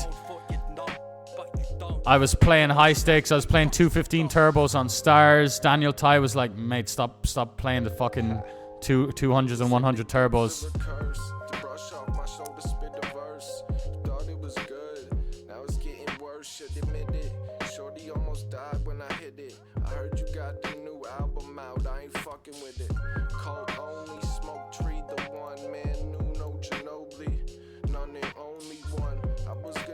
Right, have a little look at this 500 NL table for me, lads. Let me know what shenanigans is going on. Gotta be back. I haven't eaten today yet.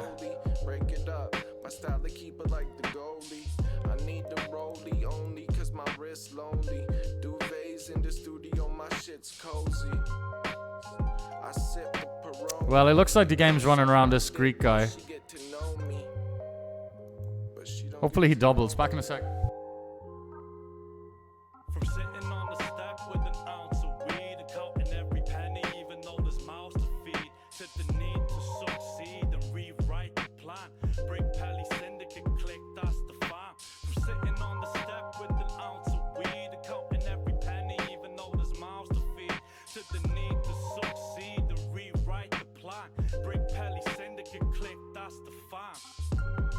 I thought pigs that surpassed pure.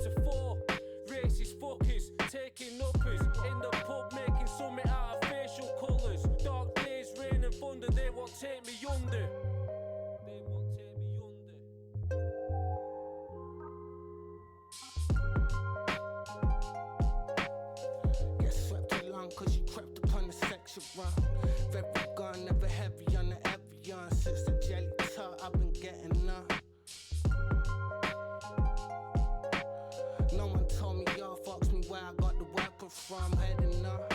Wondering what I'm stepping up. Burning bridges, trying to get along. Set off like Taylor Young, never wrong. Fucking nigga, bitch, every song. Where you think she got them stretches from? I don't feel your presence done. I'm a megalon, you a vessel front. You know that flip with a megalon. Sink your shit, bring the feds along, dead him off. But in the end, see his friends and know we never Shall gone. do as I say and think for yourself.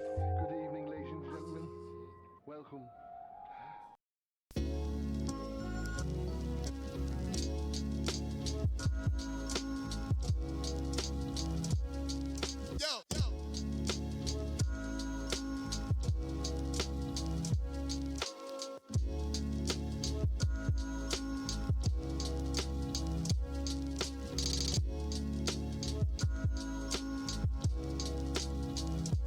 Word up.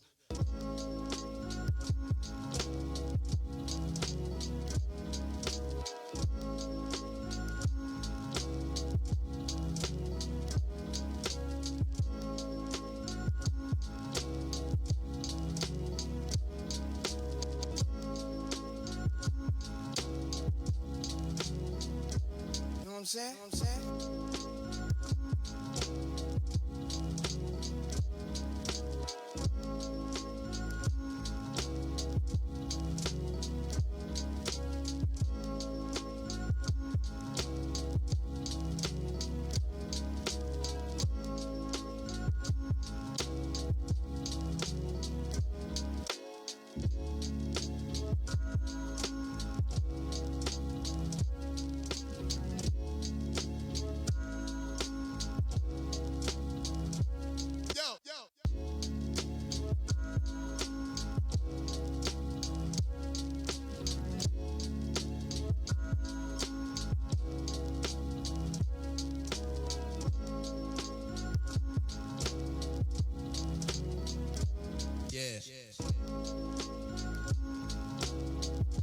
Okay, great question. So did I pay for the massage? Very good question. Yeah, I sidetracked away from that a bit. So because it's all connected. So I had my 22,000 euro score. So you know what I did? I was ready for the next EPT. It was EPT Malta. I'm going to the next EPT. I'm pretty sure it was like shortly after. I think that's where I met Dara999, who just rolled in with a sub there. I think I remember being on a table with Dara, who I knew as an online figure, as an online reg, who again I would have looked up to. And then I think we were on the same table in Malta in like some 1K turbo that I had no right being in. I barely knew what I was doing as well. I knew what I was doing online. Like I played a lot of sit and goes. I played a lot of like low stakes tournaments. Definitely like when I was getting to even though I didn't know much, when I was getting to the late game and those like $11 tournaments on Stars, I was dismantling everyone, man. I was winning a lot. Like I was winning a lot and I wasn't very variance related. It's because I was very comfortable with the late game. I was playing so many anyway, we're sidetracking here. Let's get in that mystery. We're getting another 55 PKO. We'll open up fucking ACR as well. ACR is the one that'll have some tournaments at this time. GG can park itself for a sec. No, it's fucking waiting list is full on that table anyway. So anyway, yeah. So I went to EPT Malta with the intention to pay back the guy, but there's so much more to this massage story as well. I go to EPT Malta to pay her back. She's not there. And I found out. So I didn't get her paid back at the EPT Malta. Then I see that I get a message from her on Facebook saying that I fucked her up with her work. Poor woman. I fucked her up with her work. She wants extra money. She doesn't just want the money I owe her. She wants extra. So she wants 500. And yeah, obviously I'm like, fair enough.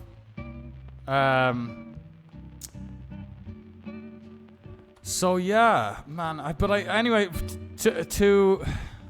I'll tell you the end of the story. So when I was in Bahamas, So I didn't see her until the Bahamas, where I paid her back $500. And I approached her. I saw her in the Bahamas. I went up to her. I'm like, do you know who I am? I was like, do you remember me? She's like, yes. She was like massaging someone on a table near to me. I was playing some tournament in Bahamas. Because I'd already won a platinum pass. Here, let me tell you about the in-between bit of this story though. That is the really sick one. So I probably shouldn't have skipped forward, but anyway, I didn't pay her back at the next DPT. Time passes by, like a year or two passes by, and I'm a big Poker Go watcher, and they're announcing the return of Poker After Dark. You might be thinking, how the fuck is this related? Remember Poker After Dark just being an amazing show, and then it was announced to come back after like a 10-year break or an 8-year break. So I've always had a Poker Go subscription. I've always loved my Poker Go. That's how I found Shully Boy and fell in love with Nick Schulman's commentary. I'm heavily anticipating the return of Poker After Dark. I'm settled in, ready to watch Poker After Dark. The presenter of the show just looks familiar. She's this black lady. She's presenting the show. I'm like, she looks so familiar. Where do I know this girl from? Where do I know this girl from? And then it hits me. I'm like, wait a second. Is that the fucking masseuse? Is that the masseuse hosting Poker After Dark? Is that her? What the fuck? So it comes up, the next time she's presenting, it comes up at the bottom of the screen.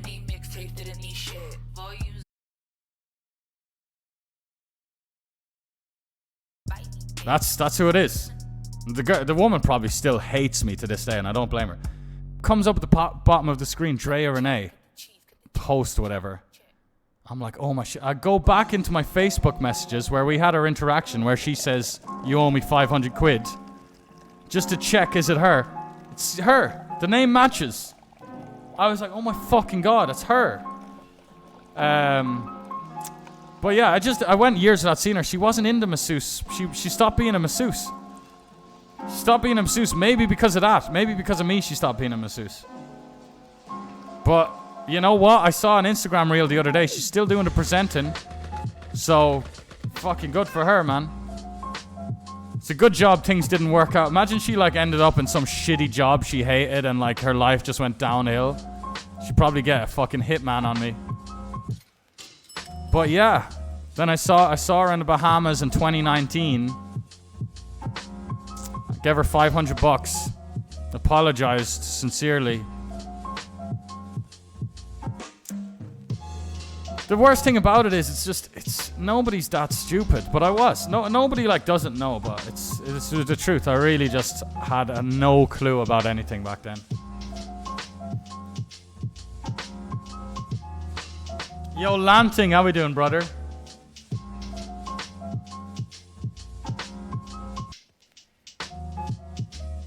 First big score always comes with a ton of lessons. Yeah, man. I'll tell you another thing about that score. I got fucking most of it in. I got it in cash. I got 5k and then I met a guy to get the rest of it. I got it all in cash. And I was homeless. So I was going around with my laptop in a laptop bag. And in the front zip was about 17,000 euros in cash. And I was going around with that. You know? I was going around with that. And I went to move over to England. A lot of people were finishing school. A lot of mates were going over to England to become, well, not to become, but to do some construction work to make some fucking money. So yeah, I stayed around with some friends. Bunch of money in my bag, trying to find my way, telling everyone I'm going to be a poker pro.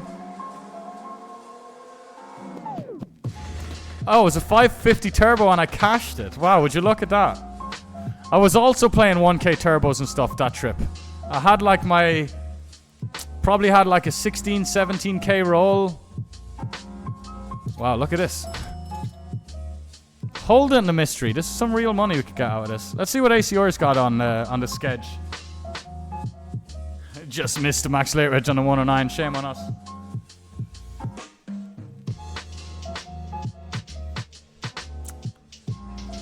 But yeah,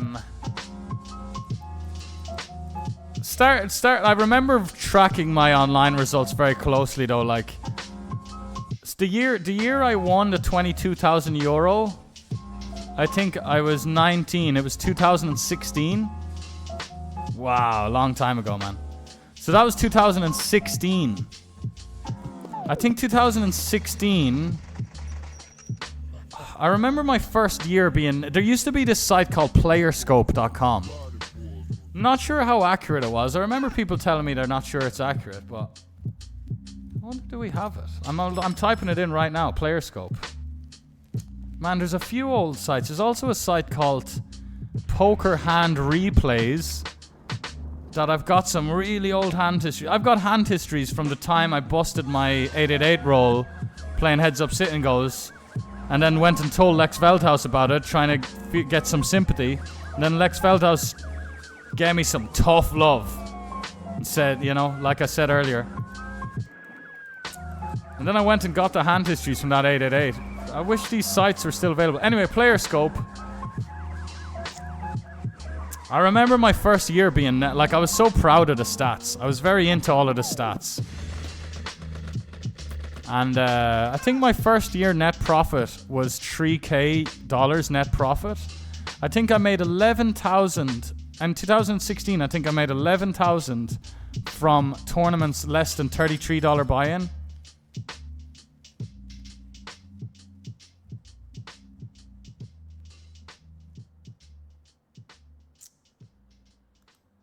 Fuck's sakes.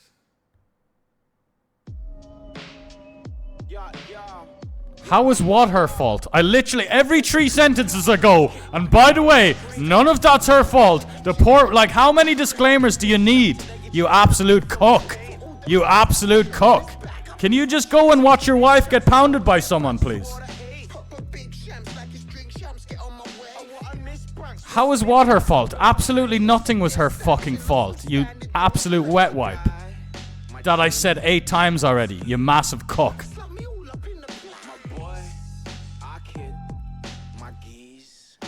Anyway, mate, enjoy the view. But yeah, no, nothing is. I don't know what part you're referring to. There's also a 5-minute fucking delay, you spastic.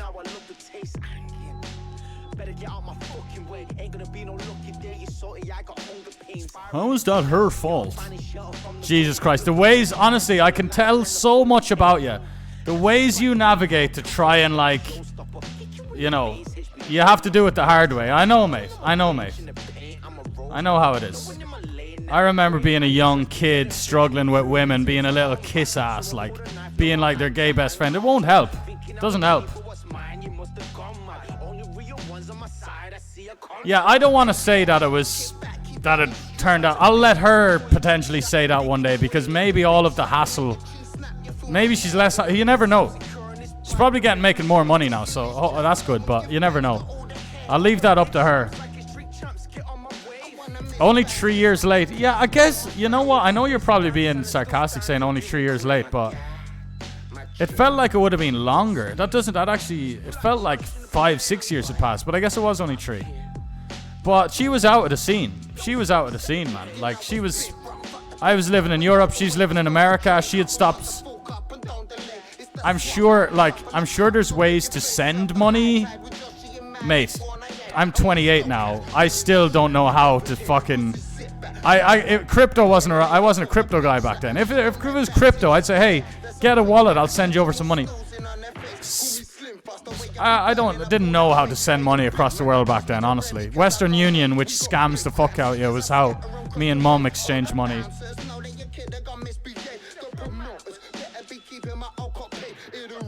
Anyway. But yeah. Sick. Very sick.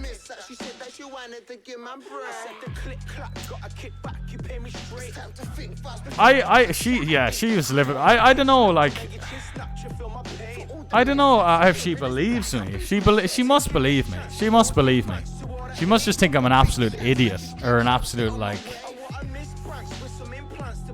She's probably scarred from it. Like, she's probably like really hates my guts. Because there was times where she was, you know, communicating to me that she not crystal clear, but you can get, you know, you pick up the vibe somebody hates your guts.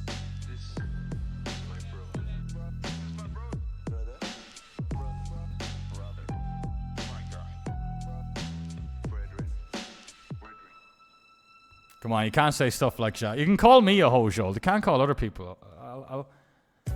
Because, you know, it's public, you know, 100 people in here or whatever. And yeah, I'm just talking about somebody else to hear on my stream. But as soon as someone writes a comment, no matter who it is, then I can't really have the stream, me talking about her, and have like negative comments. Because that all as one just isn't okay. Someone could be like, oh yeah, watch the stream. This guy was talking about you. The comments were calling you a hoe. All of it together doesn't work.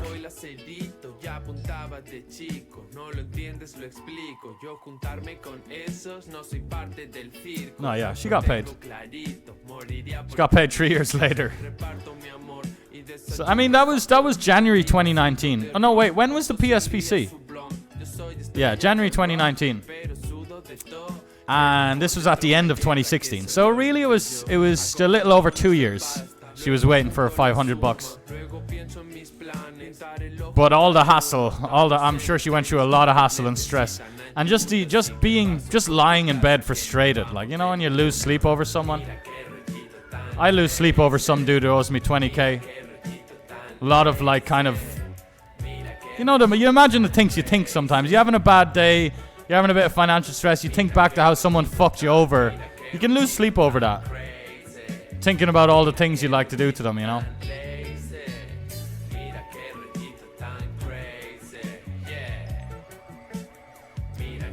I'm sure you'll pay me back someday. I'm sure you'll bink something and pay me back a few grand. Ahora estoy de chill con mi G comiendo chips porque más experiencias son nuevas skills. I took my first big score in cash too, 58k, that's gangster.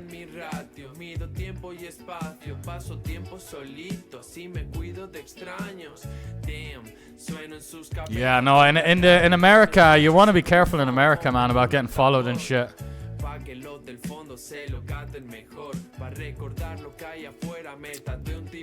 Shit, man, he's repping nothing and we just let him take the hand. Full of shit.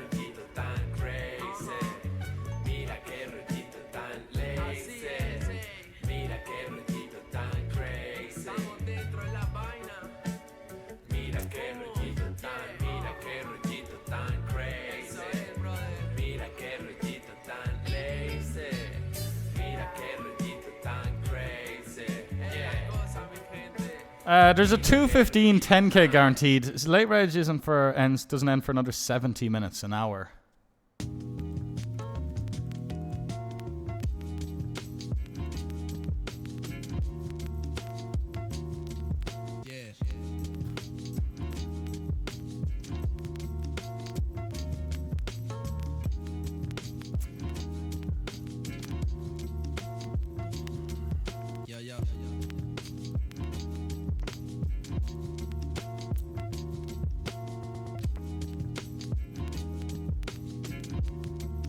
Shit, why did I join these fucking tournaments now? Well, I guess I want the food to get hot.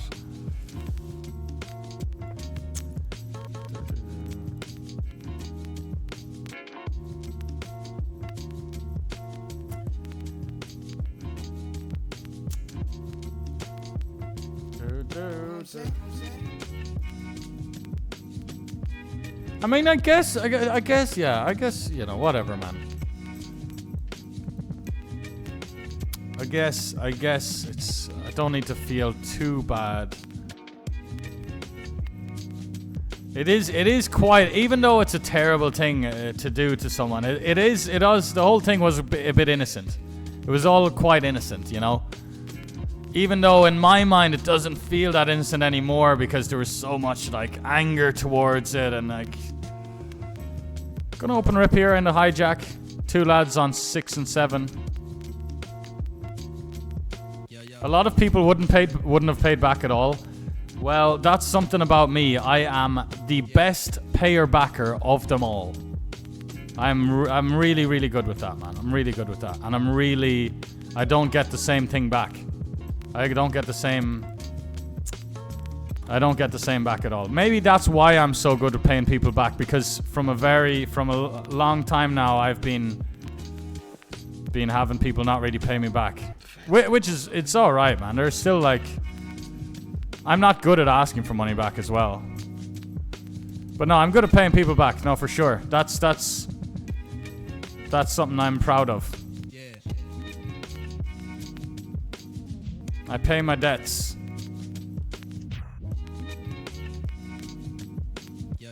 I paid them quick too. I paid them fast. Times I've owed people money, they've got it quicker than they've expected. Now there is the whole action thing where, I mean, like, but that's more people needing to give me money. Sometimes I've sold action for live events and it just all got a bit messy and I just said, I'm just gonna take a 500 hit on this because I can't be arsed. Casino Royale. Casino Royale. What's up, Shaheen? Cabral fucking cracked me up a few times. I don't like some of the stuff Cabral does, but he cracked me up a few times. We just joined this and tripled up, by the way. Tripled, doubled, close, one of them. We're also in a ripe old 109 PKO. Ripe for the picking. Yeah, it's Ben CB. Hey guys. Over W Coop, I made $600,000. If you wanted to make $600,000, no, I'm just kidding. You just keep seeing the same Benz. You keep seeing the same Raise Your Edge ads, aren't you? That's why you're.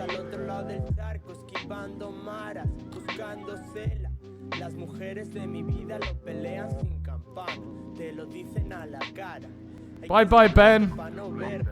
Bye guys. Bye guys. The worst Ben CB accent ever, but we'll run with it.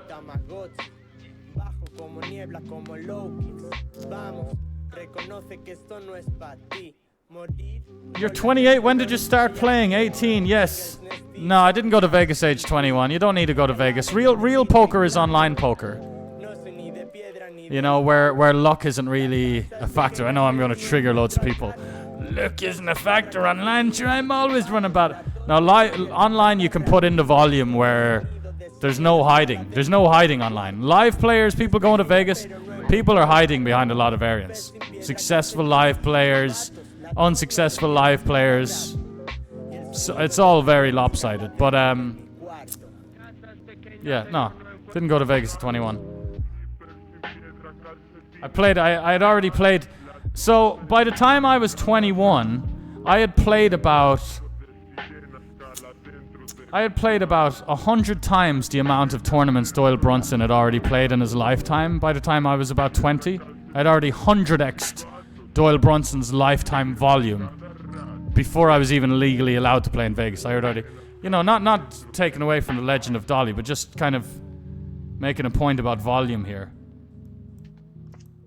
Volume's important.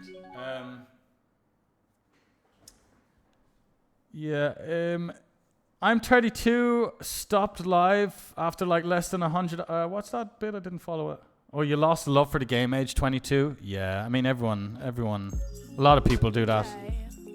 It's a tricky game. What happens is the good variance comes and skews our perception. It's not even the bad variance alone, because we all just think it's the bad variance that makes us crazy. What it actually is, it's the good variance completely skewing our perception of a reality, getting us to this level of entitlement and thinking it, and then the bad variance comes. You know?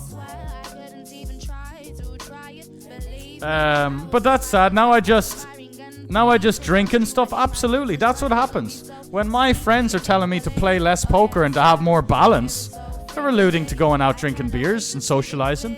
It's the alternative. It's a pretty, you know, we're men. We need competition. You know, sometimes we need a woman. We need competition. You know, you know, we need some things. We need stimulation. We need competition. We need that bit of affection sometimes. We're men. It's who we are. We can't be...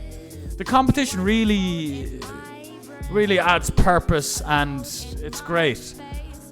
So it's sad that you fell out of love at 22. But there's loads of other stuff that you can find to be competitive with. Who's the one who owes me 20k?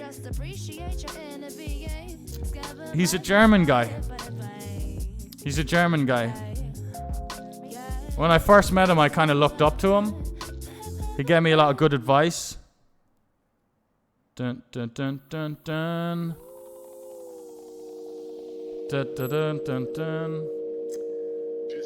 How did it happen? I thought that he had more money than me, and he made up an excuse that because he was a German guy, he wanted me to send money to his stars. Very dumb. I mean, I was a kid. I was a dumb kid, and I trusted everyone. But I fantasize a lot about certain stuff regarding him. Kind of. But that might happen. I wouldn't want to. I'm actually. That's how serious I am about this. I wouldn't say anything because I wouldn't say anything that could have me. You know what I'm saying? Because that saga is not over for sure, man. It wasn't just money. It was just like I probably let the guy. You know, whatever. I won't get into all of that. It's too much of a sob story. Mate, you don't have to worry about it. You made an innocent mistake. You paid back. Yeah. No, I don't feel too bad about it. I feel a little bit bad about it. That's what I was thinking about now. It's like, wow, I actually still feel bad about it a little bit. Yeah, that Cabral is sick. Well, I mean, the bill for the massage was $360. But to be fair, it was euros. And I gave her $500. So 360 euros. I probably cheaped out a little bit. I probably should have given her more than $500. You know? But I don't know. I wasn't, you know, whatever. Because back when I got the angry message from her a couple of years before that, or a year before that, she said she wanted 500, which was in euros, and then I gave her $500. Do you display badges on Are the GG badges permanent? Oh wait, I gotta go. Come back in a sec.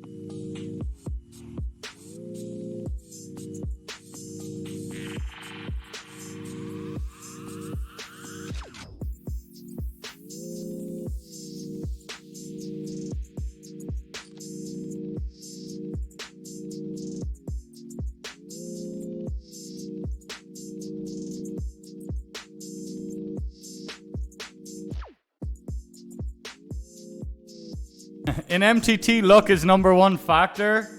Yeah, you're the same guy that you're the cook. Yeah, I definitely don't want you speaking in this chat ever again. In MTT, luck is the number one factor. I'll tell you what, if you're still listening.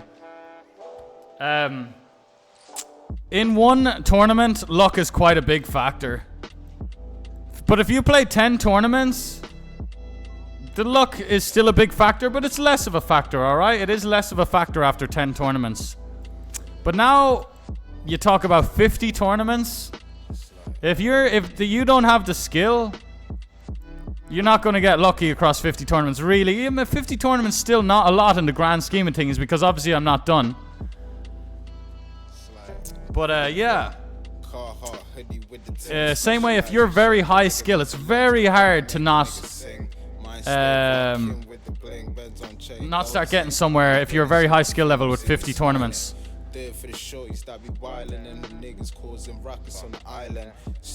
Now, online, we can play 50 tournaments a day. So now I can play 5 days in the week playing tournaments online, and I can play 250 in 1 week. It takes people 10 years to play 250 tournaments. I can play 250 in 1 week. How much of a factor of luck you think is in those 250 tournaments? Now at the end of the month, now I've played 20 sessions, probably more at the end of the month. Right? 1,000 tournaments now I've played in a month. So that's a month of grinding. How much luck is involved in those 1,000 tournaments? You very simple man. This is gonna open rip. I think the min raise adds too much. It's too good for the big blind. If we min raise, he'll get too good of a price to just flop something. So had to go and meet the plug by the roundabout. Try and build a studio on bar to surround the sound.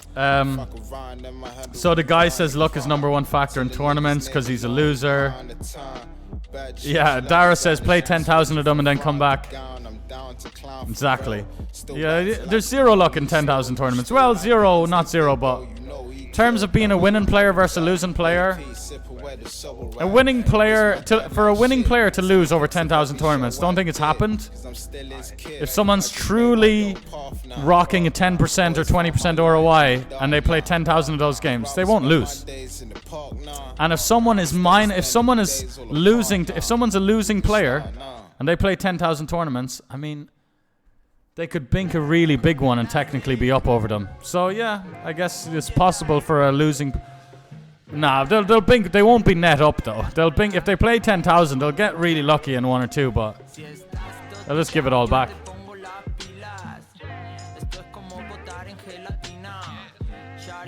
GG, good story. Yeah, glad you enjoyed it, lads. How many tournaments can someone play in a year by playing poker full time? Oh, live tournaments. Well, you look at someone like Brandon Shields. You remember Ginge Poker? Ginge Poker's got a younger brother who's also slept on content creator, does a lot of great YouTube vlogs with live poker. Brandon Shields. Like a shield with an S at the end. Brandon Shields. He is like, I always say, he's like a role model for me with live volume. Because I struggle to commit to the live volume because it feels a little bit like the variance quite high. Like, you want me to commit to 50 tournaments across a month in Vegas, I'll be grinding my dick off. Soon as I bust, I'm straight to the other tournament. As soon as I get knocked out of that one, I'm down to walking down to Aria for this tournament, getting a taxi, getting an Uber. 50 tournaments isn't... I struggle to commit to all that, but Brandon does commit to all of it. And he's binked 2 tournaments recently. He just won a 44k winning an Aria tournament a few days ago. And I was talking to him about this fucking very subject, actually. I was telling him how happy I am to see his success. But like, Brandon, mate, I looked at his Instagram stories and his YouTube vlogs. He goes around playing a lot of live tournaments. The variance is quite high. He has bad runs, goes months swinging around. But now he's getting some real success. But the last 5 years of Brandon's career playing live, and he still plays a lot of online, but his live volume alone over the last 2 years, and he's like the highest live, and probably, yeah, you're right. Someone like Brandon would get like 250 to 300 in a year. But like the last 3 years of his career is kind of the equivalent to like a month online, you know. But anyway, live poker's great. It's social. You walk from A to B. You get the sunlight. You exchange conversations with people. It's a very immersive game. You're looking at people in the eye. It's great. It's great. But the volume. I said this the other day. If you put live poker versus online poker, like which is the best? You could have 19 categories where live poker is just better than online, but that one volume, that one thing, that volume just trumps everything else. So for me personally, it's also nice online. You know, I've got my comfort zone here online. I like my music, have a smoke.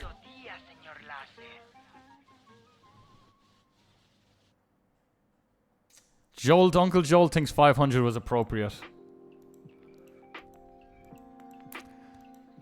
Yeah, I don't know. It just feels like I kind of use the currency as like it's a little cheapskate thing. I think giving a bit extra, because it's not about the dollar amount. It's the intent. It's the gesture. And like when you're already in that situation where you've wronged someone, that tiny little kind of type move of like giving her $500 instead of like $550. But there wasn't like this signed agreement where she's going to give me... I only got the 500 because that's the number she was requesting. It was like, you know... I mean, I think as soon as she I heard her say that, though, I knew I was going to give her 500, but whatever. Nice. I feel like this guy's got like 8-7 with the 7 of diamonds or something like that. 9 of diamonds, 10-9 with the 9 of diamonds. Maybe like 9-5 offsuit with the 9 of diamonds. I didn't want to fold to my raise on turn. Maybe something a bit fun. We'll see. 7-8 without the diamond.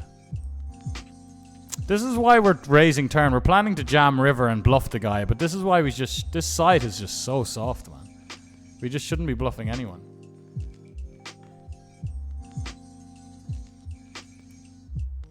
I don't agree with you saying online poker has less luck than live. I studied the maths.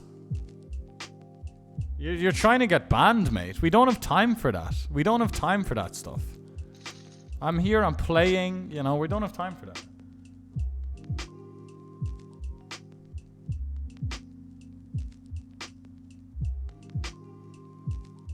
But also, if you're gonna, and I fight with people in the comments of Instagram and stuff a lot. A lot of the times I wager a debate with someone. And it's pretty much every time. If you're gonna start talking about numbers, if you're gonna engage in a conversation of numbers, the numbers, how am I trying to explain this? The numbers have to be... The numbers have to be actual functioning numbers. Like, if you're gonna bring up numbers, have a bit of respect for numbers. Like, that, you know what it's like? It's like me meeting someone. It's like me meeting someone, and they don't have very good English. And because they're fluent in Spanish. They're fluent in Spanish. And I say, hey, your English isn't very good. Do you speak Spanish? Oh, I'm fluent in Spanish. Let's speak Spanish. There's no need to speak English. You speak Spanish. I'm actually also fluent in Spanish. Let's talk. We'll talk in Spanish. Sí. And then I start not talking in Spanish. That's what that's like. You're gonna bring up numbers. You know, you're gonna speak Spanish. Speak Spanish. You're gonna bring up numbers. The numbers have to actually be numbers, not just. I fucking scratched my arse. I fucking got all in 5 flips. I lost 5 flips in a row. That's the extent of the numbers these guys bring to me. So I barely even read that paragraph, but it just is giving me that very similar vibe. I studied the maths. Vulture Wolfpack says. So then where do you study the maths? I can, okay. Debajo de un cielo azul, estoy quemando bambú. Debajo de un cielo azul, estoy quemando. We're calling here, beating all bluffs, unblocking all bluffs. He's got aces. People are nitty. They don't bluff enough and they call too much. Like we saw the guy calling the 8-7. They don't bluff enough. They call too much. So we should bluff less and fold more. It's so simple. It's so fucking simple.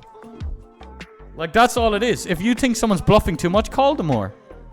If they're never calling, bluff them more. But people are calling too much and they're not bluffing enough. We see this everywhere. This wouldn't be the craziest get-in, you know. It's a 50k starting stack, lads. So we're going to make a mathematically profitable call here, which is putting our tournament life on the line. But anyway, so he says he's done the maths. So he says, right, so you've got your hand. You're playing Omaha. This is the example. Your hand is 2-2-2-2, and this Jack 4 is a good call as well, by the way. But you see my equity there. You know, we've a bunch of equity there. We're nearly 33% three-way. We're all okay. This is the mystery, lads. We're out of late reg. We're out of fucking late reg, and we got this guy open ripping. Ace King or something nonsense? Oh my god. He can't hit a 10! He can't hit a 10! Oh. Now, that's poetry for you, the guys there saying online's rigged. That's gonna happen, right? And I know you guys will be like, you see? Imagine the guy who's talking about online. Imagine all the people who think online poker's rigged would lose that hand. And this is to my point. How do you think they're going to react? Genuinely, how do you think someone who's already suspicious about online would react to that? I don't think I had a diamond in my hand. You know what his equity was to win that hand? Like 18-20% or something. I don't know. 7-6 of diamonds against jacks without a diamond. He's kind of live. It's not like we've got 8s and he's got 7-6. That would be worse. It's not like we really, you know. So 1 out of every 5 times he's going to win. Think of the amount of fucking poker hands we play. And then we're going to get this situation where we lose 1 out of every 5 times. And then we're going to lose. Guess what? He's going to make, if we lose to 7-6, guess what? He's going to make a flush, or he's going to make a straight, or he's going to make 2 pair, or he's going to make trips. Right? Just because he made one of those hands, you don't need to be like, he made a hand. If he's going to win, he's going to make one of those hands. That's how he's going to win. Right? He's going to make one of those hands. He's going to make one of those hands 1/5 of the time. That's a lot. So 1 out of every 5 times. It's like rolling a dice. Imagine you have a dice in your hand. And you're like, right, if this dice rolls number 4, this dice is rigged. If number 4, how has he bet called this hand? You fucking idiot. You roll the dice rolls to 4 comes out in the dice. I knew it. I knew that dice was dodgy. I knew that was a dodgy dice. We're not playing with this dice. I knew that dice was dodgy. I had my suspicions about that dice. A 4 came out. I said, a 4 came out. Sven, what's wrong? It's a totally normal dice. No, I don't trust that. Sven, what's wrong? What's wrong with the dice? A fucking 4 came out on the dice. A 4 came out. Sven, there's a 4. What are you talking about? There's a 4 on the dice. But it came out on the dice. What do you mean, Sven? Sven, are you okay? A 4 came out on the dice. But a 4 is going to come out on the dice. No, you don't understand. I didn't want a 4 to come out on the dice. I didn't want the 4 to come out on the dice. A 4 came out on the dice. I'm not playing anymore. This is rigged. Best analogy ever, man. Best fucking analogy ever. Best analogy ever. We're just going to send it in against these guys. We flat, very shallow. Very soft tournament, 33 PKO on ACR. Someone's got to have at least a 9. At least an ace 9. At least a king 9. At least a 9. There we go. Lock it up. Now we're going to rely on this guy to put in money himself? I don't think so. He'll put in money if he has a value hand, but then he'll call a raise anyway. Is he going to put in money with a bluff if we check call, check call, check call? Not feeling it, man. I'm not vibing with it. Yo, Blake, thank you so much for the 4 months, brother. Sorry, that was in the midst of all the fucking yapping. Appreciate the 4, Blake. Appreciate you. Appreciate the generosity. That analogy there about the dice, it's on point, man, because it's no different. It's no different. It's seriously no different. The 7-6, but we get all emotional. We jazz it up, and we get it. We take it all too deep, and you know. And that's 6-1. The dude had more chance to win, suck out on my jacks than a dice has as rolling a 4. But that's what you're doing. You're having an emotional attachment to an outcome, and it's just numbers. Just like imagine you just take away all the poker, and imagine you're gambling on a dice. You're gambling on a dice. Every time the dice rolls a 4, you're fucked. You know, and every time, sometimes you're gonna get a run of a 4 coming a lot. You know, you understand that? Let's say the game is like, if any number other than 4 comes out, you win 10 euro. Or you win 15 euro or whatever. When the 4 comes out, you lose 50 euro. It's kind of like, imagine you had that form of gambling. You're just rolling the dice. You're going to get a bad run of those 4s. You know? Are you going to look at the dice and be like, his dice is rigged? Like, it's so fucking stupid, man. So what was the example anyway? You've got 2-2-2-2. You're playing Omaha heads up. And you've got all the 2s in your hand. You call a 3-bet. Your friend is ace, king. Remember, there's supposed to be maths involved in this. Numbers are supposed to be involved in this. And I don't mean numbers by just like, you know, seeing. I mean the actual mechanics of numbers should be at work here. So you've got deuce. He's got ace, king. That's your example. Now, the chat stopped moving now. Flop is 5-4-3. You block ace, deuce. What are you talking about? Oh, dude, sorry, man. Maybe you were joking or something, but what was that all about? Maybe you're trolling. I can't see your facial expressions and stuff. That's tricky about Twitch chat. It's very it's easy to get things wrong. Could win here sometimes. Just not going to entertain it though. Like I was alone, having you showed up. Real shit, and I stuck around because you showed love. Told you gon' be there, that's when I make it. Rare shit, littlest chance, you gon' take shit. Late night telling me, Tino, you gon' make it. And not until today, it didn't make sense. Why do you think the same 9 guys make the final table at a main event every year? What are they, the luckiest guys in Vegas? Yeah, great line from Rounders. Why does Foxin keep making all the FTs? Foxin's putting in volume. He's got the finances. He's got his money in order, or he's got his backers and his own money or whatever. That's a part of it. That's a part of putting in volume. You can he's got it all in check. He's got a routine. He's got the capital, and he puts in the volume, and he plays really fucking well, and he plays good tournaments. Even though they're big buy-ins, there's lots of wrecks in these tournaments, and he plays small field tournaments. So he's set himself up to win. Foxin, now he's done all the things he can control. He might go on some bad runs, he might go on some good runs, but he is setting himself up for success. Now he gets a good run, now he's people are like, how is Foxin on every FT?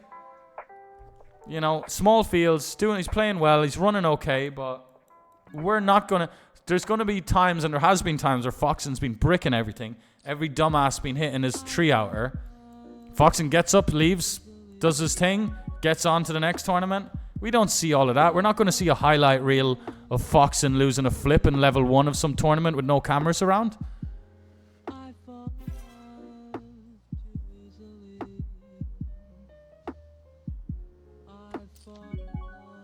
Like we play poker. Part of poker is you get the money. Like you need to let go. And I was like these guys once upon a time. You need to let go of something. And the thing you need to let go of is like, it's not a game where you get the money in and it's like, all right, stop, the money got in. What's directly? So you've got 67%. So 67% of the pot goes to you. You are the underdog, you're going to get 33%. That would be a very different game. It would be an interesting version of the game. But it would be still loads of variance because there's still loads of variance in how much equity you've had once the money's got in. But like all of this entitlement, and it's just numbers. It's just numbers. Imagine getting all entitled and imagine getting your feelings hurt by numbers. Imagine getting your feelings hurt by numbers. We're going to jam 35 bigs here with ace-5 off. Jesus fucking Christ.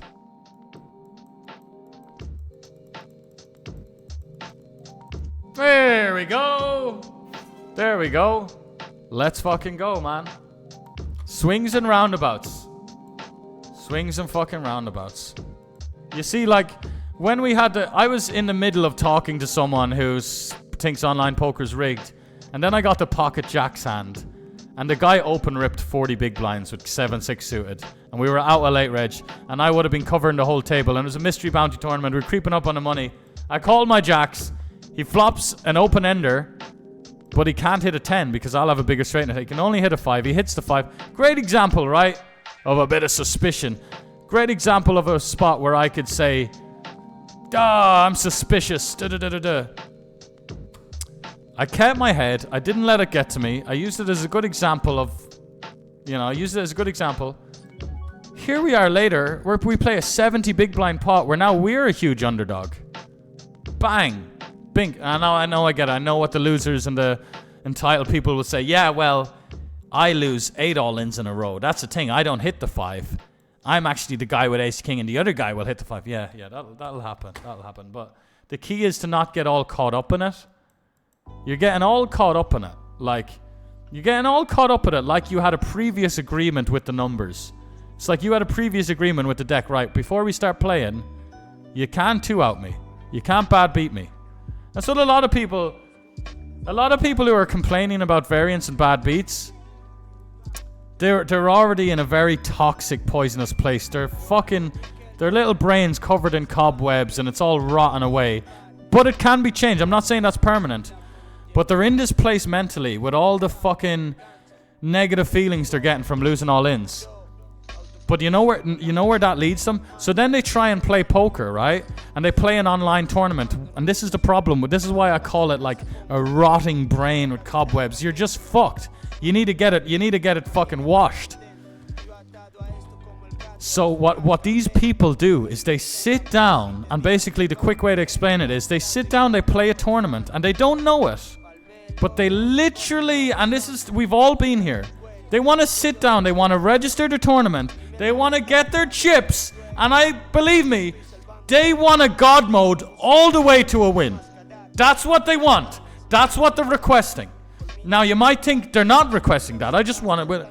No, because what's happening is, the first time they get unlucky, the first time they get that bad beat, here we go again, it's rigged, online poker's rigged, the first time. So, and I see people come and chat like this all the time. So what did you want? You wanted to sit down, get your chips, play the tournament, and win it without any bad beats. That's not poker. That's this weird thing you have in your mind. And they don't even have that. That's why I say they don't even know they're thinking like this. They don't think that they're so entitled.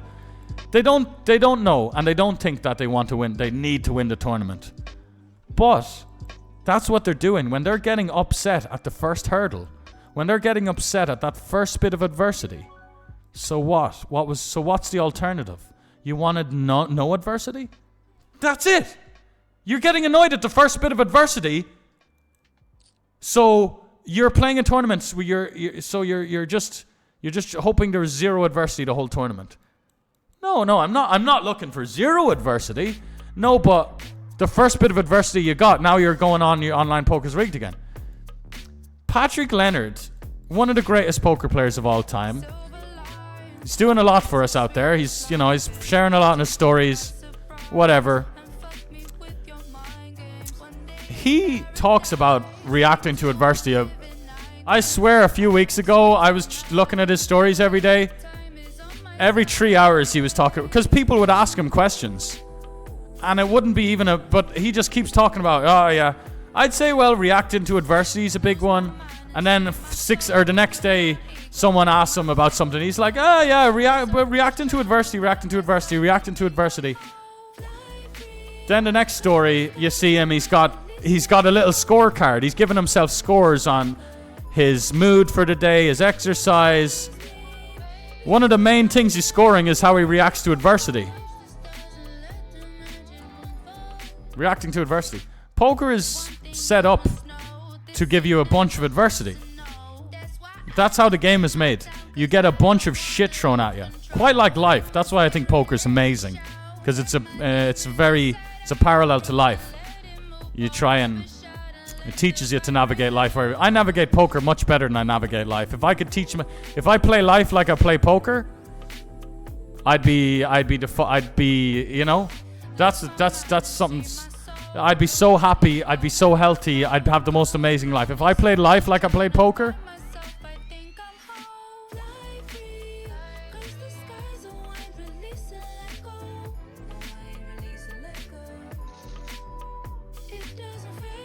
yo, Schnauzer, how we doing, brother?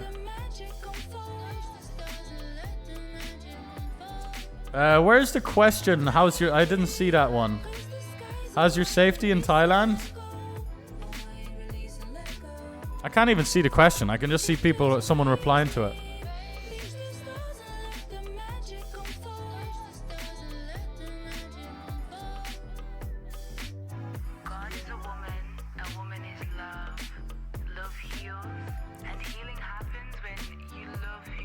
Some dice are rigged though, yeah. No, that's my point. And some poker games are rigged too. But not these ones. And like, that's what my analogy is. Like, you're just rolling a dice with your friends. And you're all freaking out at your friends. Because you think your friends are rigging it. And your friends are asking you like, why do you think we're rigging it? And the only thing you can tell them for your proof of them rigging the dice is that the 4 kept coming out.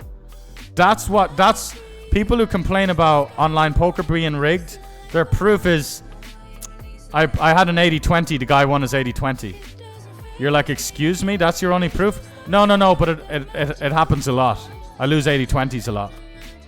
So if you won 100%, no. It's not, because I know they're not asking to win 100% of their 80-20s. They just want to win some 80-20s. They think they lose all their 80-20s. And that's their stance. I lose all my 80-20s, but again, going back to it, when they lose an 80-20, their head starts to go again. So really, they're trying to play online without losing any 80-20s. Because these guys, they're not going to say, these guys, and I say these guys, it's all of us, it's everyone. It's a very common human thing. It's the way we naturally think. That beat, it's just made me lose my train of thought. These guys, the way they think. Yeah. The guys who do feel, all of us who do feel like we are running bad, even some regs who know online poker's rigged, they start to run really bad. They start to feel really fucking sorry for themselves. They start to be like, why is everyone else winning? I keep fucking losing a fucking flip, a final table bubble. That happens, and it is unforgiving. But anyway, the people who start to have these negative things, do you know what they never do? They'll never lose an 80-20 and be like, there's another 80-20 I lost. Now, I'm not mad at that one, but if that keeps happening again, I swear, if I lose another 3 more 80-20s, I'm pissed, and I'm going to start getting suspicious, and I'm going to start feeling... It's the first one. It's always the first one. We don't have the mental fucking capacity, or we can't zoom out and be like, wait a second, I'm getting annoyed at the very first bad beat here. It's the same when you lose a flip. No matter what has happened before, and this happens to me sometimes, all the time. When I get annoyed at losing a flip, because it might be a guy who's playing so bad. It might be that I've lost 7 flips in a row. It might be that it's a certain tournament that I haven't cashed in 2 months. There might be these other reasons, and I've lost a flip and I'm annoyed. And I'll start moaning about it. But very quickly, thankfully where I'm at now, I'll start to be like, hang on a sec, Sven. And I'll look at that flip in isolation. I had queens, sorry, I had ace king, 46%, he had queens, 54%. I had 46% in isolation. That's all it is. It was a flip. So for me to start getting annoyed, that means, in this instance of me getting the money in with ace king against the queens, 54% of the time I'm going to lose my head. That's too frequent. You can't just get annoyed when you lose one flip, because then that means half the time you're going to start losing your head. There's a better way to explain it, but you get what I'm saying? Like, no one ever stops and be like, no one ever reacts well to the first one. If you're someone who always thinks they're so unlucky, and that's what makes you lose your mind. That's what makes people do lose their minds. There is illusions. A lot of the people who talk about online poker being rigged, there's an illusion. They are losing their minds a little bit. There is a level 1 insanity starting to creep in. It is. Look at me, man. Like, remember I played on GG? Remember I lost on GG for 2-3 years straight. I won on every fucking site. I know I like to brag about things. Here's another bit of bragging. Like, at the time, now I'm up on every single site, but like at the time, GG was the only site. I had played on Party Poker. I had made 30k on my old Party Poker account. Then Party Poker changed the names, and everyone had a new Party Poker account on SharkScope. I won on that one too. Sven again and Zen Sven. 2 different Party Poker accounts, crushed on them. Hubba-dub-dub on ACR, hundreds of thousands. Poker Stars, over 6 figures profit. Everywhere, Winamax, 20k profit. 888, my Condogbia account, more profit. GG, straight losing. And there was times a few years ago where I was suspicious about GG. I was losing my mind about GG. But it was just numbers. It just happened that every time I played the 300 Marathon or the 250 Monster Stack, which are big buy-ins with low ROIs, you know, and some would speculate I wasn't even making money in those tournaments. I was. But it's fair enough to speculate that I wasn't. But also in these games, you have to rely on variance more. It was coming down to a bit of flip more often. I wasn't picking up easy chips in these tournaments. But it just felt like every single... And also non-PKO. Just for whatever reason, every 200, 250, and 300 buy-in on GG that was non-PKO. And I played a lot of them. The Zodiac High Roller, the Zodiac Goat High Roller. I couldn't fucking win. I couldn't win. I was down 150k straight on GG. 5k games, you know. But here's the thing. GG has the highest variance because it has the biggest fields. I might call this. I seen this guy open jam already. Did we see this guy open jam a few hands ago? Nah, it's probably a big one. Probably quite a big one. Yeah, no, if I saw him like open jam 3 of the last 5 hands, I would call and expect to see random stuff, but I guess that's more going to be actual stuff. But yeah,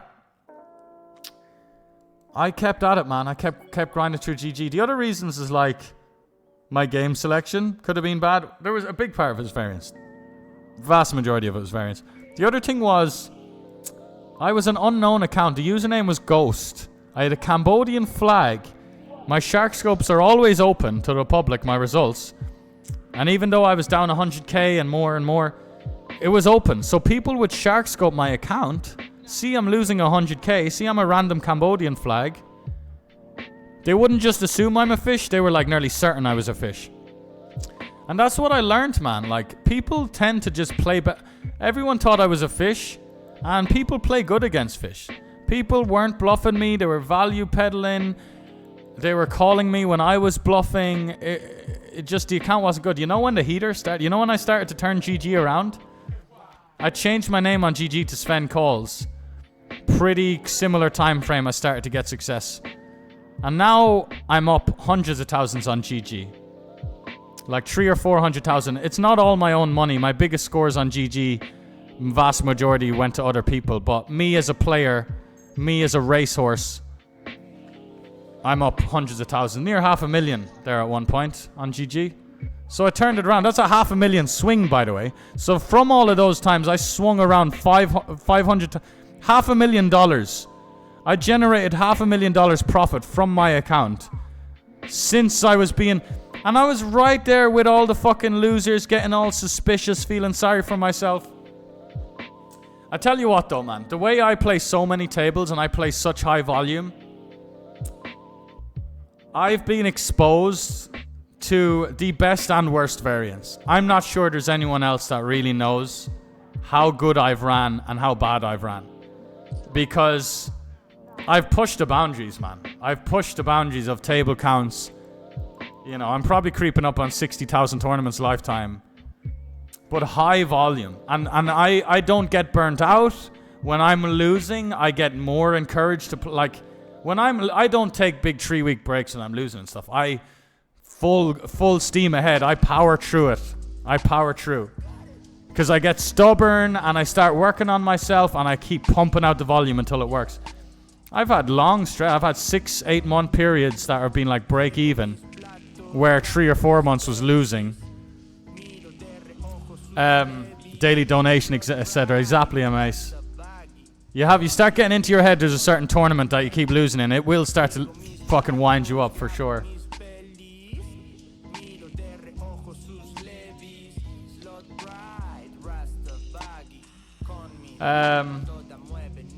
So yeah, man, I've seen it, man. I've been 14 table in for 7 days straight, where it just, and that's what happens. You expose yourself to more numbers, you're gonna get more numbers. You know, it's like swimming out in the ocean with a bunch of great whites. You're out there. You're gonna expose yourself to the great whites. You're gonna sit in the ocean unprotected. You're gonna fucking expose yourself to the numbers. Don't think the numbers aren't gonna fucking chew you up and spit you out. But yeah, I've seen some stuff, man. I've seen some stuff. I remember being really young. And my poor mother must have been fucking concerned. So we were both staying in very cheap accommodation in the UK. I mean, she couldn't say much because my poker was funding it. The money that for our accommodation was from poker, but she would have heard me losing my mind. Like, there was times where, and I think to a time when I was living in Birmingham, trying to just get out of a downswing. But every time I had a pair and they had a smaller pair, the 2-outer just came, man. And I remember being like, I remember recording it. I remember a little recording on my phone. And in the 40-second recording, I had 2-outers. But at the start of recording, I started recording just to record me getting in like 10s against 8s. Just being like, look, I know it's gonna, and my voice is frantic and it's not pretty, it's getting messy. And I'm all stressed and it sounds like I'm on the verge of tears. But I take a camera out to record it. And I get a 2-outer.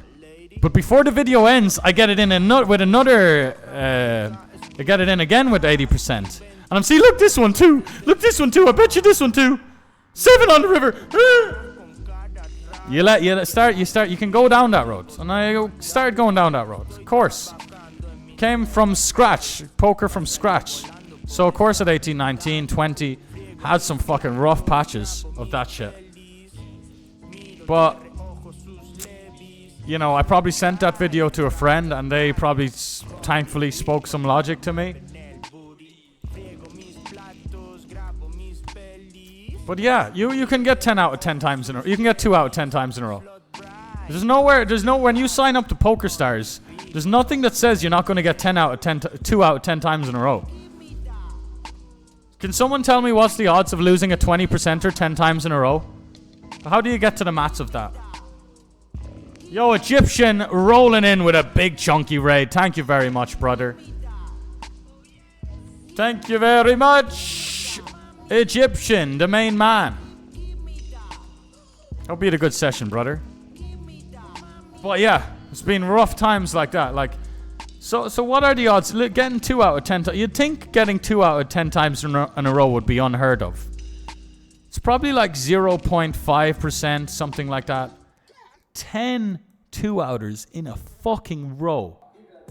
Most of us probably never had that. Like, I know some of us would be like, oh, I definitely did. We probably never had that. I'm not sitting here claiming that I lost 2 10-outers in a row. It feels like that sometimes. But it can happen. But it probably has never happened to most of us. But it's probably like more than 0.1%. You know? So you're probably going to come across that in your poker career. A 0.1% stretch, that'll happen to people. Like, where the fuck do we see that numbers are vicious things, man. I pray for mercy, for forgiveness today. Life gets heavy, but with you I'm okay. Cleanse my hands, renew my heart every day. Earlier you said that over thousands of tournaments, luck cannot be a factor. It cannot be the decider between a winning and losing player. It cannot be the decider. The more volume that goes in, that was 5,000 games. It was 5,000 games. I remember specifically looking at 5,000 games being down 150k and being like, I thought 5,000 games was a big enough sample. But that taught me 5,000 games.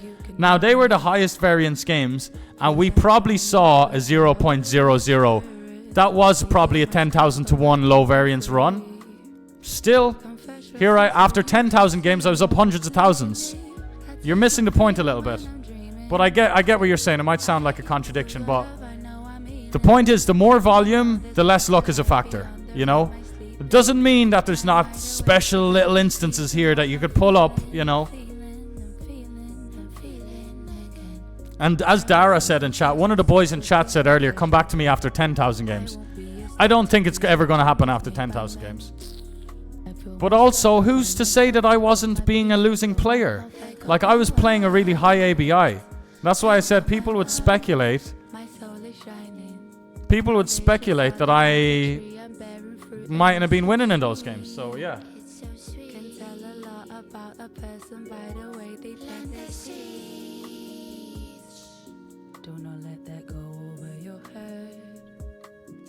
Don't think you play that much volume? I don't nowadays. I'm talking about the young me. I'm talking about early 20s me. Early 20s me, I didn't go out and go drinking. I didn't drink or take drugs or anything. I didn't have these. Very rarely me and the boys would go do something, but no, the boys would do.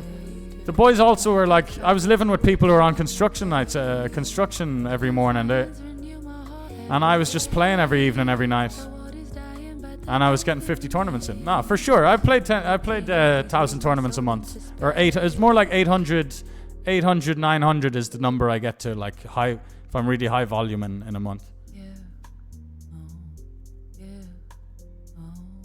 3 years in a row, yeah. So you averaged about 500. You did about half the volume I did in my kind of prime.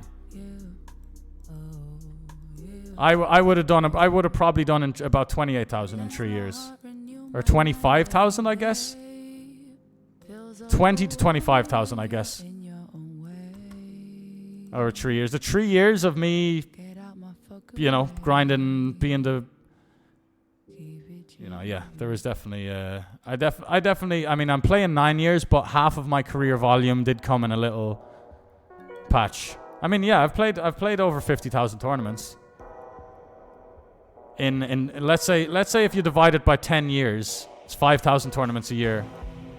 But, which is kind of the numbers you're saying, but if the highest concentrated point, oh, we've just fucking folded against the bounty. But no, I totally have. I'm not exaggerating or anything, and because I just remember these numbers.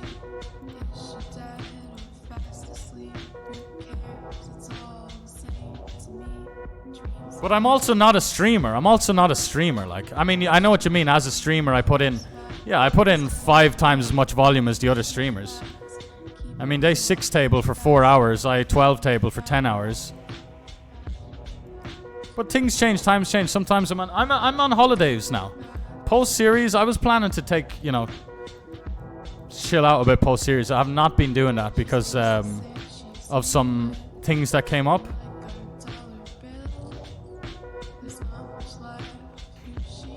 Yo, Dawson, how we doing, brother? Yeah, I've been thinking, where the fuck's Dawson at? Where the fuck's Avaldis been?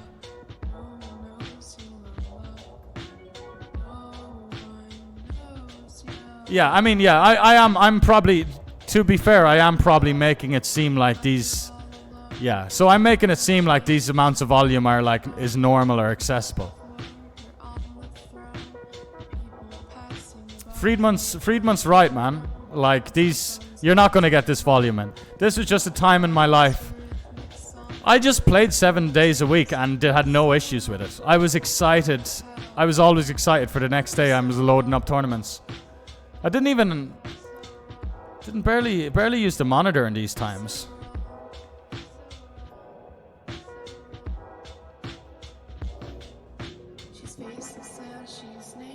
So it is 0.5.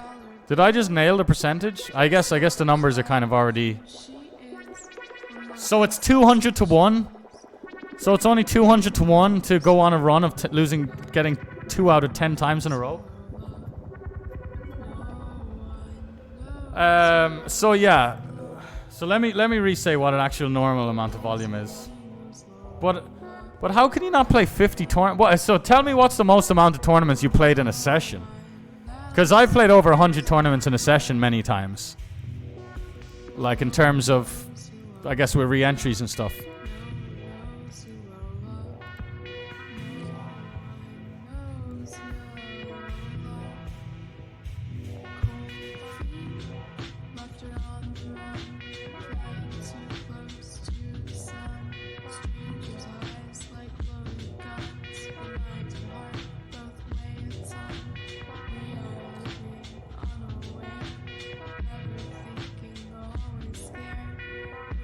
I mean, nowadays, the last 2 years have been very low volume.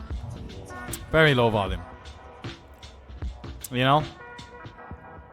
And then sometimes a friend will say, maybe because they have it in their head that I'm still like grinding 24/7, they'll say something like, take a little break or do a little, and I'm like, mate, the last 2 years has been me on a break. I've been on a 2-year break, basically, where I just kind of play when I, just... But you get older, you have social stuff going on. You meet girls, the girl wants to do stuff, you want to go out with the girl. You can't, never go out with the girl. You can, but, that's not good. It's better to not have a girl than have a girl and, never go out and never do stuff. And I don't have a girl now, but... I mean, I better be careful saying that because there is something going on. There is some sort of fling without any official commitments. But stuff like that, these little flings will fucking absolutely eat your volume up. But I don't know, man. Maybe it's just a cop-out. Maybe if I was better at managing time, I could do a bit of everything. I think this works well as a flat.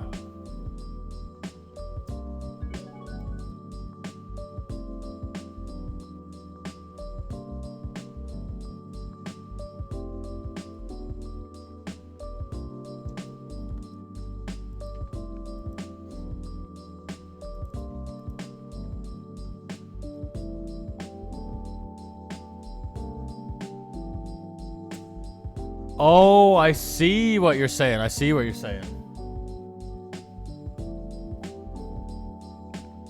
So you're doing 12 to 14k a year. Oh right, I thought you were saying it the other way around, like.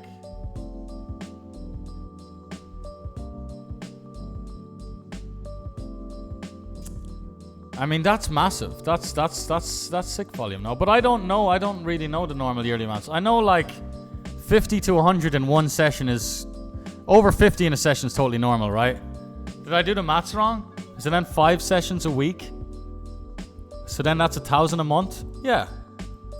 No, yeah, I kind of missed what you're saying, bro. Sorry, I took it the wrong way. I thought you were saying that it's not possible to do... I thought you were saying that if you played only 12, 14k in 3 years, it's not possible to get, that much in 1 year.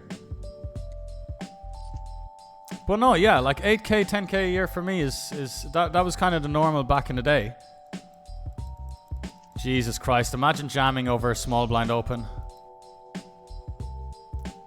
You know what? I'll tell you why I jammed against this open, because he's from Thailand. And I think it's some reg in Thailand.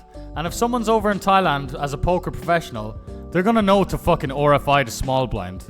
But I guess everyone does that. Same in ICM, man. So no one can raise the small blind. If someone's in the small blind and the big blind covers them, they just think they need to play shitty passive poker just because the big blind covers them. Oh, let's limp everything all the time. How about you've got 20 bigs, your final 14, you're in a small blind, big blind is 40 bigs, he's a chip leader, he's the table captain. How about 3xing into his big blind? What's the big deal? Why do you want to limp in? Why do we need to limp in everything? Like, that's me just assuming the guy's studying or projecting. Studying. I mean, looking at a pre-flop chart is studying, but no, they'll raise when they got ace, king, and jacks. And they'll also do stuff like, you know what that guy's going to do as well? You know what Ben Smith's going to do fucking 7 days a week or every day he plays? He's going to be in the big blind, right? We see he plays a small blind like a fucking... So he'll be in the big blind, right? And then the small blind will raise into his big blind, right? And he'll have like kings, 15 effective. He'll just jam. The small blind will raise and he'll just jam. He'll be like, right, time to stack off kings or aces. Time to just stack off aces now. I'm all in. And I know most of you think that's normal, right? Someone raises 3x's. It's a pure flat. You know, you'd pure flat the big blind. These guys that just don't have any fluidity or flexibility to their game, stuck in 2008, they're the same guys that will just jam aces in the big blind, you know. And I happen to have 10s the time they jam aces. That's how I knew they jammed aces. But I'm like, what about when I'm raising queen 8 offsuit? What about when I'm raising ace 8 offsuit? What about when I'm raising 9 8 offsuit? What about when I'm raising 10 deuce suited? What about when I'm raising 8 4 suited? All hands that are really good to play as a raise, you know? 8 4 suited. We fold out so much offsuit, 10 4 off. 10 4 off, jack 4 off, all these stuff that dominates us, even folding out like a queen deuce off. Raise up the 8 4 suit at the 3.5 bigs. Get the queen deuce off the fold. This is poker. That's poker. Learning how to play. People are waiting for hands. I'm not saying they're wrong. I'm saying I'm wrong for thinking they're doing all the other stuff. They're just waiting for hands. Again, there's nothing wrong with waiting for hands. I'm wrong for not exploiting the guys waiting for hands. Story of my life. Story of my fucking life. Easy call here, right? This is a good example. This is a snap call. Him jamming 31 effective, man. He's rushing, like... Anyway.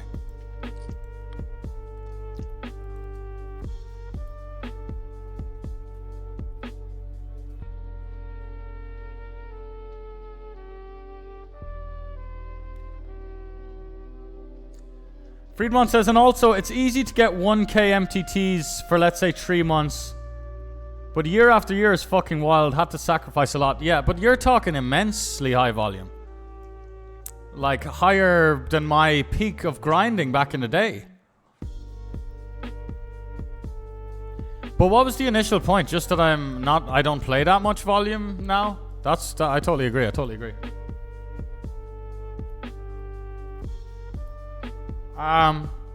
But I think, like... I don't know, man. Getting volume in. I think 5 days a week, 50 tournaments. That's you want a bit of time off that. That's kind of my idea of like an easy enough grind. But yeah, kudos to that, man. Big respect for that. But you have a bunch of money now. Like this is the thing that I love about the commitment. You know, you were probably already at a point in your career where you knew you were proper and legit.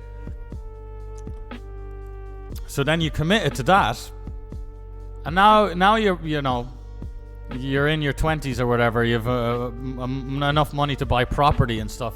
I'm making it. You know, you mightn't, but that's just the beauty of it, man. That's just the beauty of it. It's so fucking rewarding. This is what I try and tell people, man. But most people were raised by their school teachers, a bunch of fucking clowns filling us all with garbage, and then they go home and then they're raised by a family of mothers and fathers who did fuck all, only work. Like, we're not very well equipped. We're not very well equipped. I wasn't very well equipped. Thankfully, quite early on, I met a bunch of young peers, young men, who were able to steer me on the right path, and I got raised by a bunch of poker players, essentially. You know, if we're talking about now, look, not taking anything away from my mother. A lot of my best qualities come from my mother. Shout out to her for doing a great job and all.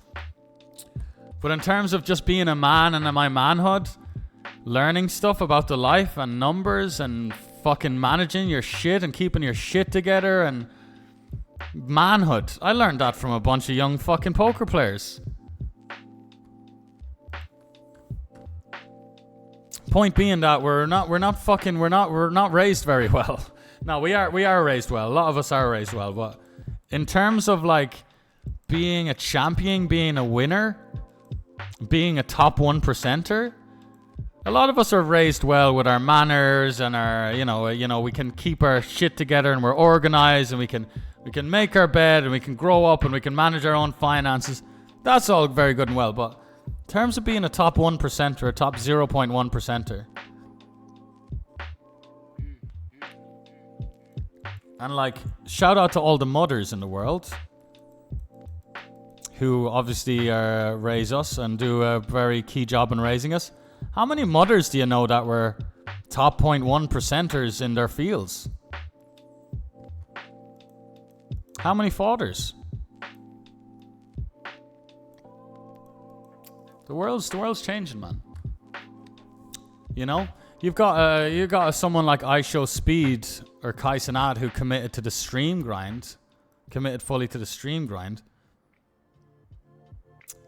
The level of wealth and power these guys have gotten to, they're up there with like, so yeah. Don't listen to the old, you know, the 80s was we can't grow up taking advice. We can, but we can't take advice like it's gospel from people who grew up in the 70s, 80s, 90s. We can. Sorry, that most stuff we can. Most stuff it actually is really good to learn from people who have had experience through life. So that's a bit of garbage. You just have to pick and choose. It's okay to disagree with someone who's grew up in the 70s, 80s, 90s. It's great to listen to them. It's the same in my poker career. Like, I might come across like someone who doesn't listen. I got to where I am from being such an open ears listener. Whatever anyone had to tell me, I'd listen. You know, but you get older, you have to kind of pick and choose.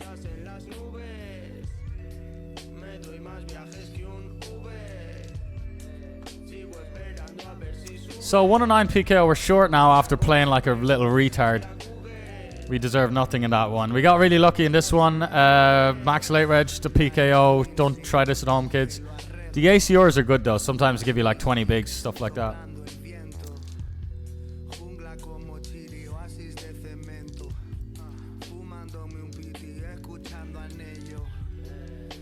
55 title shot, 15 minutes left. This is a great opportunity to make a few quid.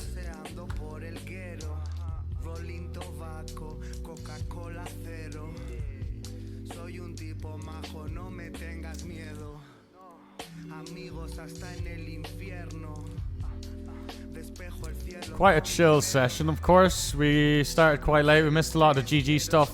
Ended up not flicking anything on GG, really.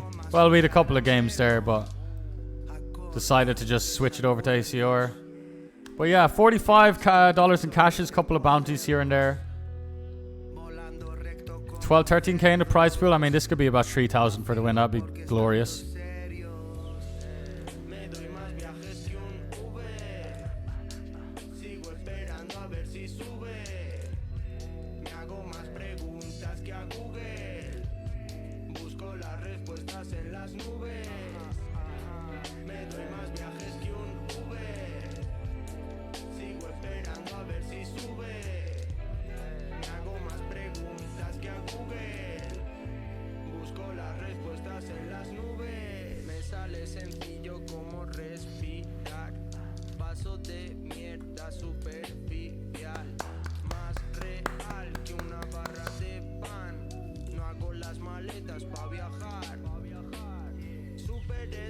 And there you go. Friedmont. He's already got property. He's already a property owner. He's a young man. Not easy being a young man, or, you know, I don't know what it's like to be a woman, so I'm only going to speak about men. You gotta make it as a man. There's no handouts, there's no shortcuts, there's not as much facilities. Now a young man, a young property owner, bit of sacrifice, a bit of commitment.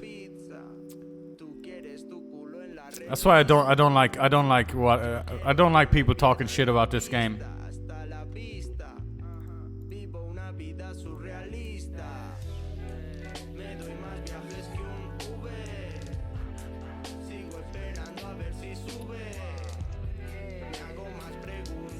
Congrats on that, brother. I love to see it, man. My mate Leo, who had some times where he's definitely doubting pursuing poker. He's got himself some property. He's got himself a Porsche, name on the number plate. This is what happens.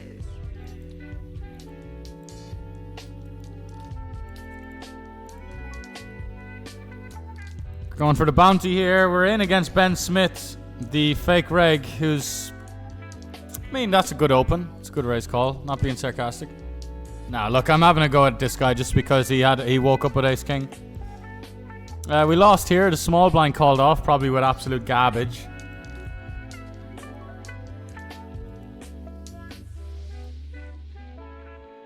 Poker is a lovely game. Meet people from all walks of life. I managed to meet VPs from big healthcare companies and law firms who I was able to attach myself onto. There you go. Absolutely. Absolutely. Absolutely. I mean, I've played with Sergio Aguero. I grew up fucking... Sergio Aguero broke my heart. He, you know, as a Man United fan, he had a very historic moment for Man City, a rival club, where he scored a goal in the last minute of a game to basically win the championship for Man City and lose it for Man U. Got to play poker with him, got to meet him, take a photo with him. But that's cool, just me and Sergio Aguero on a poker table, just like... There's no... On the poker table, we're all kind of equal, you know? Like, yeah, he's a professional footballer, but he's kind of in my court now. And like, when we're on the poker table, I'm not... Sure, when we're away from the table, I'm like, oh, dude, can I get a photo? It's cool, I'm super starstruck. On the poker table... You know, it's... On the poker table, he just... I'm not being all... He doesn't get any... I'm not going to soft play him. I'm not, you know... I'm very confident against him. Yeah, it's great. It's great. It's great. But, yeah, no, regarding... Yeah, just... I had a lot of that when I was younger. I realized... Because I was a young kid... that wouldn't be used to mixing with any kind of older gentleman. You know when you're a young kid who gets in trouble in school, you get in trouble at the little cops a little bit. You're not expecting to be sitting around older gentlemen. But that's what happens. I end up playing poker with fucking cops. I end up playing poker with an old school teacher.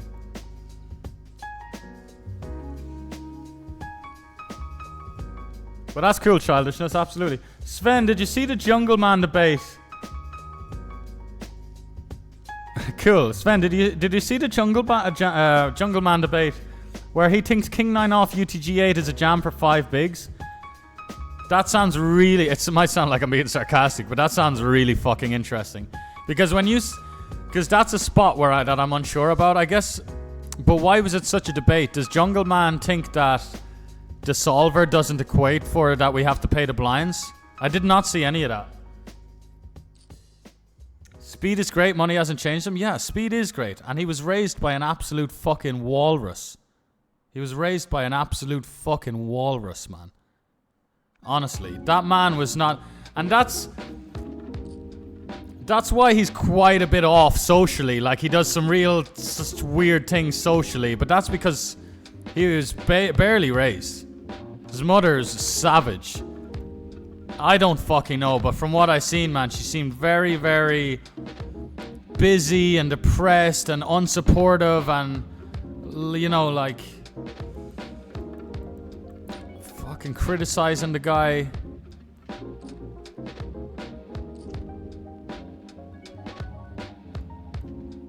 But yeah, Speed's done well, man. I don't know where he learned his... You know, him barking in public and stuff. He got that from the lack of mother in his life. And from other kind of stuff he does that's a bit... Spade is quite a bad card. We could have just jammed a flop. We probably should have, man. To just make it look like a flush draw. I hate people who do this. I hate slow players, man. Like, fuck's... Slow... You're all stuck in the past trying to slow play every spot.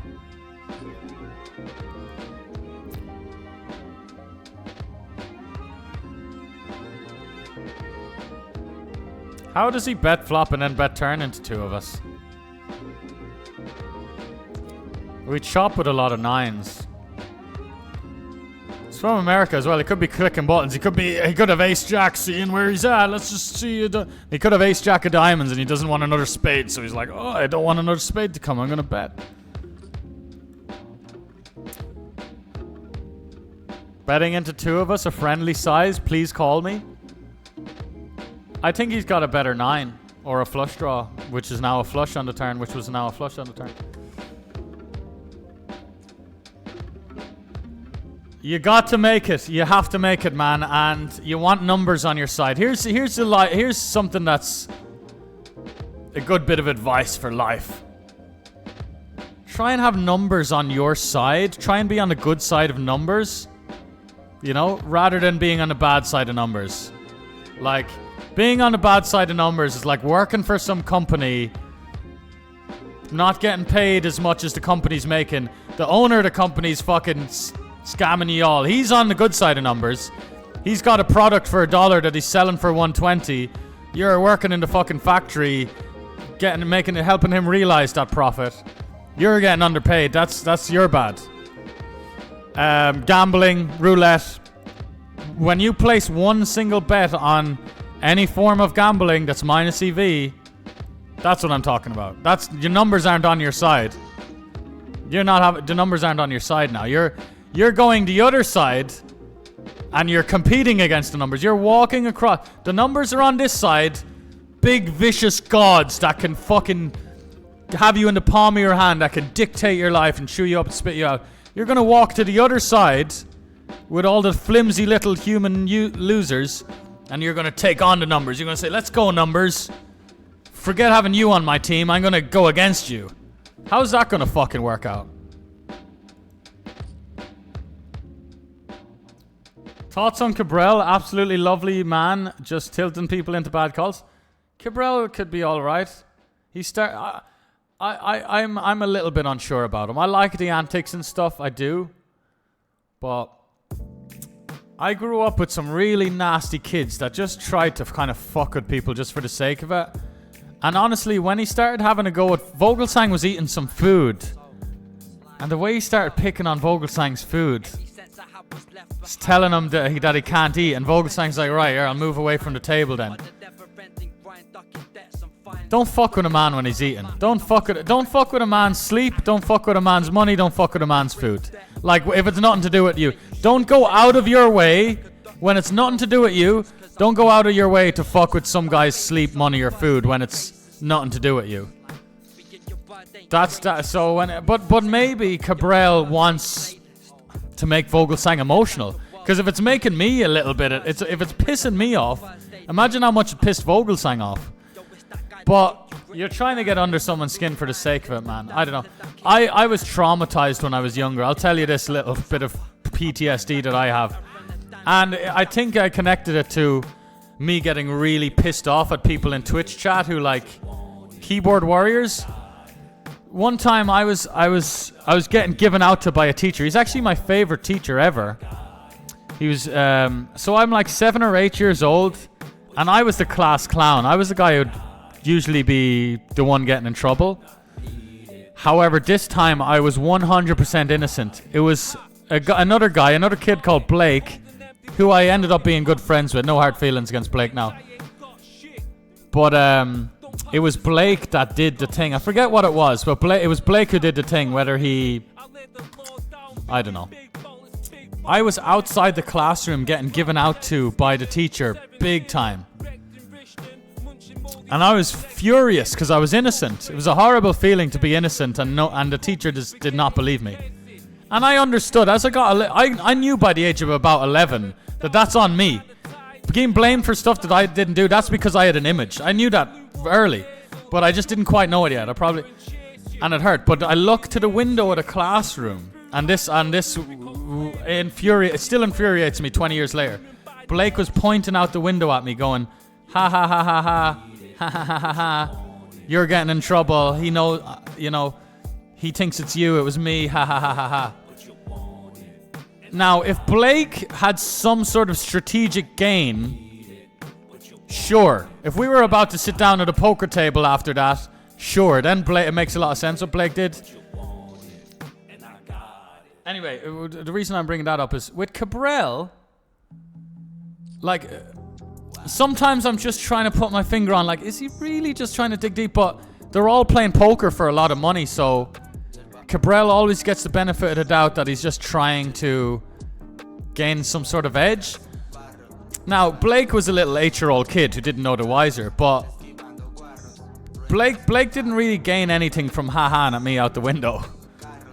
So if there's zero to gain, if someone's going to put someone down for zero to gain,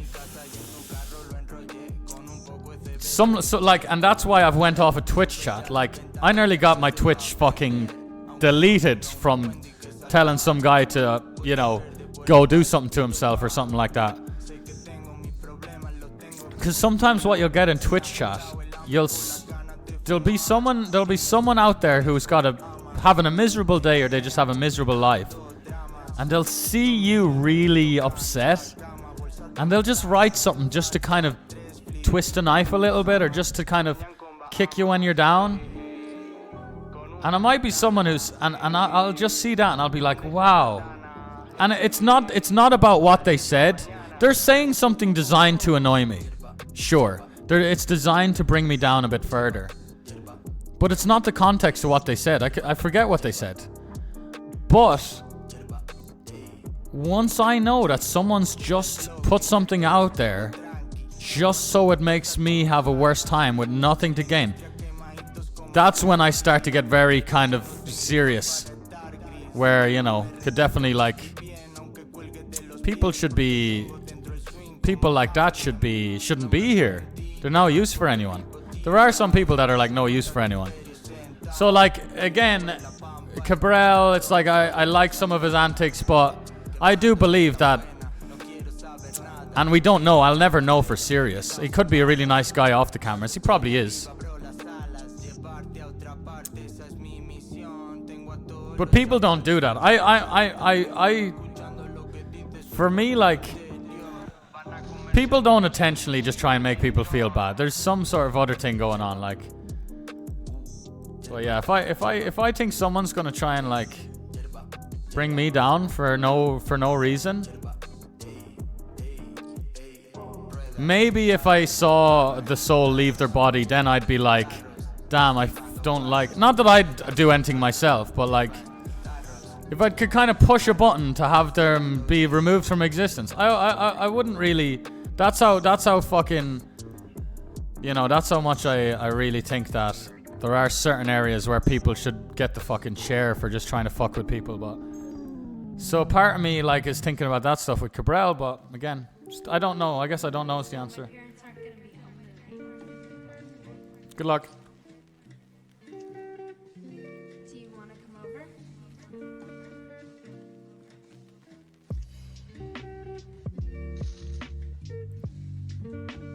I played football with Romario at 11 years old. That's cool. Who can tell that? That's cool, man. I remember one time I was in a cafe in London, and I was going through a West Ham phase. I was liking West Ham a lot. I had a little West Ham football. I actually met Gianfranco Zola in London. I got to meet him because I was in like this big center, this big fucking somewhere in London, it's like 8-story arcade that's got like bumping cars on one floor. One of the security guards saw me with a little West Ham football, and he's like, "Oh, the manager's up at the bumping cars on floor 6. You want to meet the manager? You want to meet Gio Francozola?" Some legend security guard who went out of his way to get me to meet them. Anyway, met Zola, got a picture and everything, but anyway, that's not the point. The point was I was in a cafe. It might have been the same day, it might have been a few days later. There was this West Ham player called Behrami. He's a Swiss player called Behrami. Quite a cool player. It's a random little story, man, but just talking about claims to fame and people like that. Behrami's cousin, the footballer that played for West Ham, his cousin was working in a cafe. The guy in the cafe started talking to me about, do I like West Ham? He started asking me to name some of the players I like. Behrami was one of the coolest players.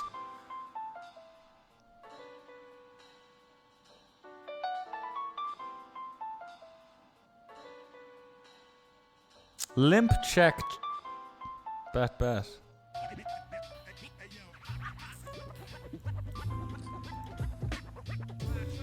Alright, value bets. $33 tournament. This isn't a fucking $300 tournament, mate. It's $33 tournament. Fuck's sakes. Like, giving someone credit to have a delayed bluff. To not just to check air. Giving someone credit to check air on their ace high board. That's what all the good players do. They don't need to bet. If they've got nothing and it's an ace high board, they're not like, oh, I gotta bet. They think about their range. They think about the turn. They think about the river. And they check, and then they bluff later. They bluff on the turn, But look at me giving this guy so much fucking credit. I am gonna jam ace 9 for 20. He's just raising versus a limp for $40. This could be queen 8 suited for all we know. Anyway, the cousin of the pro footballer, he was so bitter. He honestly bitched about his cousin, probably to me for about 20 minutes, talking about how he changed, how they used to play football together, they used to be good friends. And then he got rich, and then he made it, and now he's all like stuck up. He's doing that thing with his nose, like his nose has gone all. This is quite clean open jam. Anyway, that's kind of reminded me of that when you were saying you were playing football with Mario at 11. But I always just thought it was quite sad, and I also just didn't. I mightn't have fully understand. I think I was about 11. I mightn't have fully understood that the dude was like petty, but I didn't have a lot of respect for him naturally. I knew there was something wrong, man.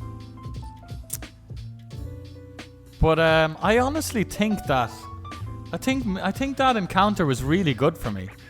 So I thought about that over the years, and I think that made me into like to try and be the other way. You know the way I said earlier that I pride myself on paying people back. I'm really good for paying people back. I've a pristine record with finances. I might have got that from the lack of paying back that's been done to me, like I was saying earlier. But maybe me not being bitter comes from that little encounter when I was 11 years old. Honestly, like meeting the guy, because the conversation was like, "Oh, cool! Your cousin's with him. That's so cool!" Like I was fucking starstruck meeting his cousin. But then he just started being bitter, and my mother was probably heard him as well. She's probably like, "Let's get out of here." Sven, can poker players even call themselves a pro if they're missing a once-a-year opportunity to take their roll to the moon at the WSOP? You know, I know you're joking, but can live poker pros call themselves pros? You know, a lot of people who are live pros aren't. Like, look at like, I don't want to name names because a lot of them are like sponsored by people, but like, you know, the kind of live pros that came out, like there's a lot of live pros out there like that have, they made their name from playing like live cash. They got on live streams, they started doing vlogs, they started doing Instagram reels. They're live players. They're not winning poker players. They're not pros, like, and they're at Triton. Some of these guys have been playing at Tritons. Talk about being bitter and stuff. It's just said, "Oh, I'm not bitter." Definitely a little part of me when I see these very low level players, they didn't get to Triton by themselves. They got in touch with a few, they got signed by someone, and then they're there at Triton. Like, look, I'll say the name I'm thinking of. This, and bless him and all. I don't judge the guy. He's kind of, he has his own thing. But Texas Mike, you know? Someone like Texas Mike. Texas Mike beats good 2-5 games. If he sits in a 5-10 game, he's already losing, you know? He's not a pro, but he's seen as a pro. So that's, you talk about live versus online. Live poker spits out people like Texas Mike out of the fucking, you know? I mean, maybe I shouldn't be. Maybe someone like Texas Mike would challenge me to heads up. So maybe I shouldn't keep my mouth shut. You know, maybe if I talk smack, maybe they'll say, all right. But nah, they wouldn't. They know I'm a big. Someone will be like, he's won a lot online. Don't play him, heads up. But maybe they'd be like, go on, bring it. No, but the reason I don't judge these people is they're not claiming to be amazing poker players. Texas Mike actually said some stuff that I really agree with about personalities in poker. But the comment that kind of made me go down this road was like... But yeah. Anyway, even though the comment's only a joke. And it's a good point as well. Like, there is a lot of missed EV about... not when you don't go to WSOP, you are missing out on a lot of EV, but nah. Like, I've never been uncertain about making money at the end of a month. Think about how powerful that is. Think of how powerful it is for me. Now, I haven't made money every month, but I'm so confident I will at the end of the month. You know, there's a lot of trust in that. If I need to kind of make an extra few quid, I'll churn it out, you know? If I went to Vegas for a month, now, Vegas is still better. It's more fun. The schemes are softer. It's an amazing time. I'm not saying online's better. Vegas is awesome. I may still make an appearance. Probably not, because WPT Cambodia, which I would be going to with or without the WPT kind of collab I'm doing, or sponsorship, whatever you call it. But yeah, what was I saying? Blah blah blah blah blah. But yeah. Even though live might be better in nearly every department, if I go to Vegas for a month, there's the confidence, me being up money at the end of the month, I gotta get lucky, man. I gotta get lucky. I'll play a few turns, brick a few. It's like, look, man, that's the bit I don't get. And look, the live volume I have put in my life, 10 years. Earlier in my career, I was playing a lot of live. I went through some bad variants. It happens. I went through like the same way an online grinder goes through a few bad weeks of losing and losing all-ins.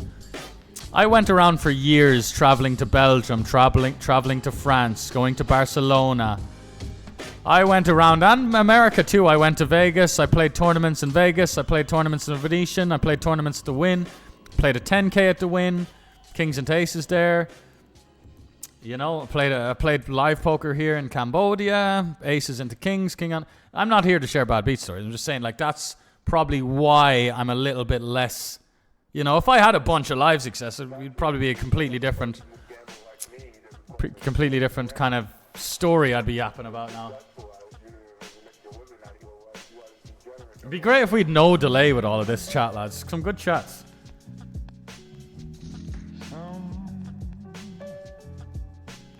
Yeah, you know what, man? Cash games. No, but here's the thing, though. Let me just take all that with a pinch of salt, because that's tournaments in Vegas. If you want to go to Vegas as a good fucking poker player and you want to grind cash for them, forget the tournaments, forget the glory. Go and play 2-5 and 5-10, and when the 5-10 table gets a bit too reggy, go back to a 2-5 game. Brother. Lots and lots of USD in thick fucking stacks. Put it in your bag. Put some more in the safe in your hotel. Make room, because you're going to have fat stacks of USD. So there is that. But if I go to Vegas, I will play tournaments. I want the glory. I want bracelets. I want a big Hendon mob. I want to be at the top. You know, I want that. I'm in no rush for all of that. But at the end of my poker career, which will probably be when I'm dead, like the great Doyle Brunson, rest in peace, Dolly the legend. You know, at the end of my career, I want, the fucking the $100 an hour at Win 510 isn't going to be cutting it. Dawson says, deep combos. How are you? I'm good, brother. I'm here, so maybe some techno. Yes. Mate, I'm still listening to all your jams a lot. But yeah, maybe a bit later, bro. Maybe a bit later. Well, I guess you never got in touch with that other guy, Niall. Are you still in the UAE or what happened? Where are you?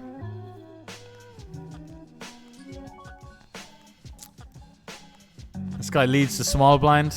Hasn't looked, or this girl or whatever, guy or girl.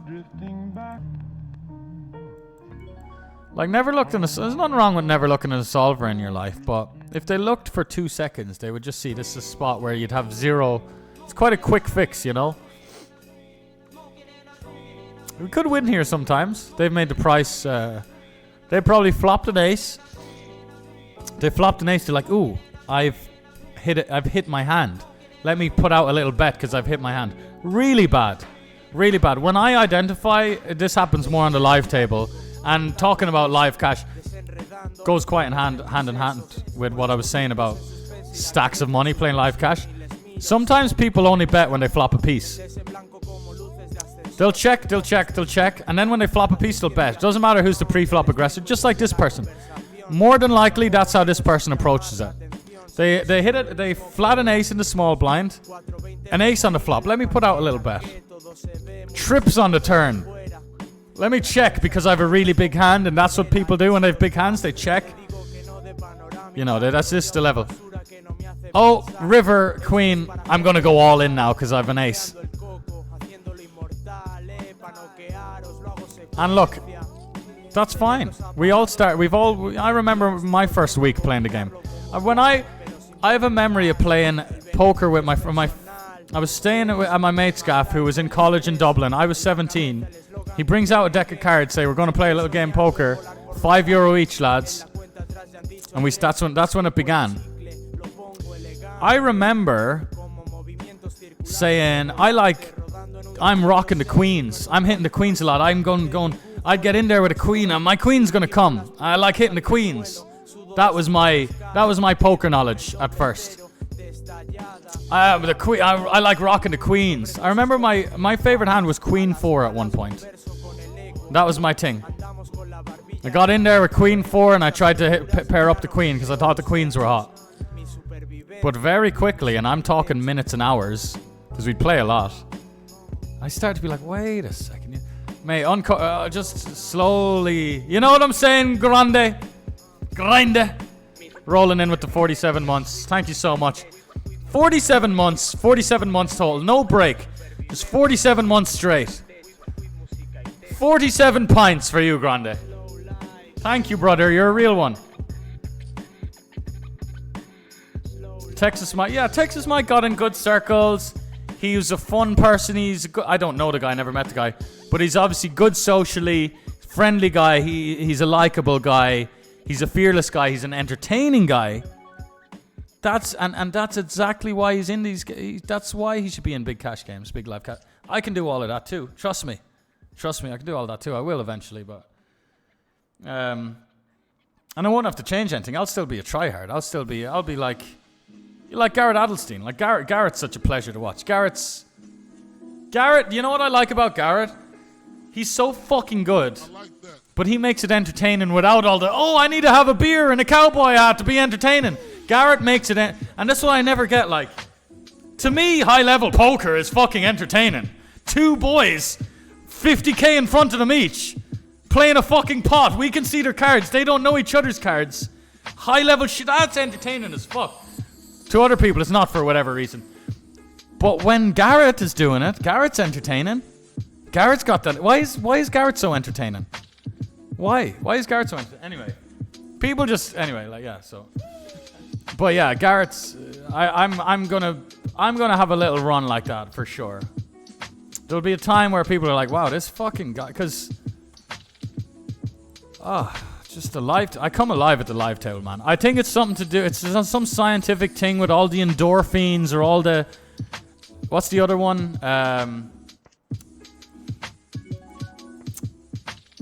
Dopamine or endorphins or whatever. I think when I'm at the live table and I'm shuffling the chips and I'm getting dealt cards, I'm just buzzing. I'm just fucking buzzing. Like, so I can really bring it, man. I really love navigating through live tables. How are you, Jojo? But yeah, people go other ways about that. I'll mix it all together. I'll be as, you know, like I'll entertain, but I'll still play like just some really fucking good poker. And their speech play will be involved. It'll be like Texas Mike with Dean Eggs and Adelstein all rolled into one. Sorry, a bit of a fucking ego rant here. Let me stop yapping.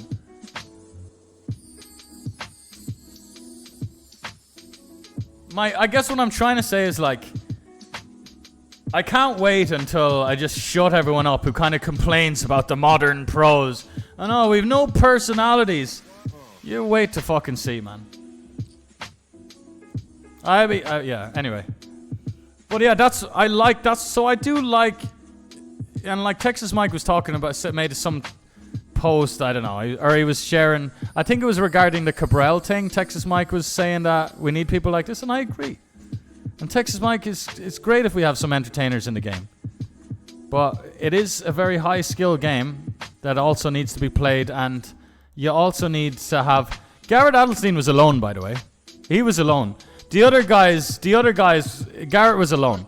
Who was the other guy? Andy? Andy's just another fucking dude. It was Garrett and everyone else. Like, when Nick Martington or someone rocks up, then they kind of put it up to Garrett or some online kid, but... Garrett hasn't really met his match, you know. There's a lot of hungry European kids that would love to meet Garrett.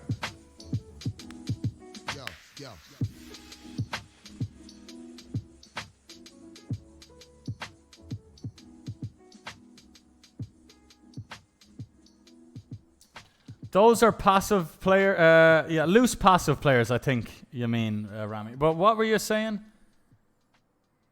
What was I saying? Oh, you're in Chicago, Dawson. Cool. Much of a scene over there? May says, did I Sati into the 25k in 2019? I won a Platinum Pass, which allowed me to play a $25,000 buy-in, the PSPC. I kept 70% of my action, and like I say, when I'm on the live tables, I feel pretty good. It was great. It was a great run. I feared nobody. I felt right at home.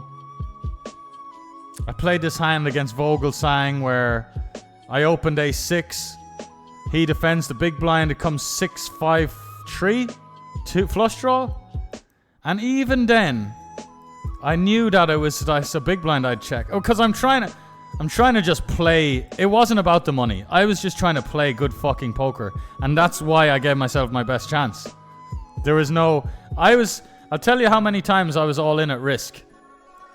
The first time I was all in at risk was day 3. I wasn't all in at risk until day 3. So smooth sailing it was. But yeah. Vogelsang, I check back the flop against Vogelsang. It comes deuce. So it's like a 4 straight. It's like 6-5-3 deuce or 6-4-3 deuce. Vogelsang now bets the turn, but he bets so small. He bets so fucking small that I think my a6 is good. So I raise him on the turn very small. And river was like a king. He calls the turn, river a king, check, check. I tabled my hand. He made a weird face. I probably played the hand a bit like a fish still, but I just remember after that hand being like, I didn't let out a smile. I didn't do it was a small pot, but my inner monologue was just like, let's go, man. Let's fucking go. You know, like, I knew he'd think my check flop check. I knew, because I was playing with these guys.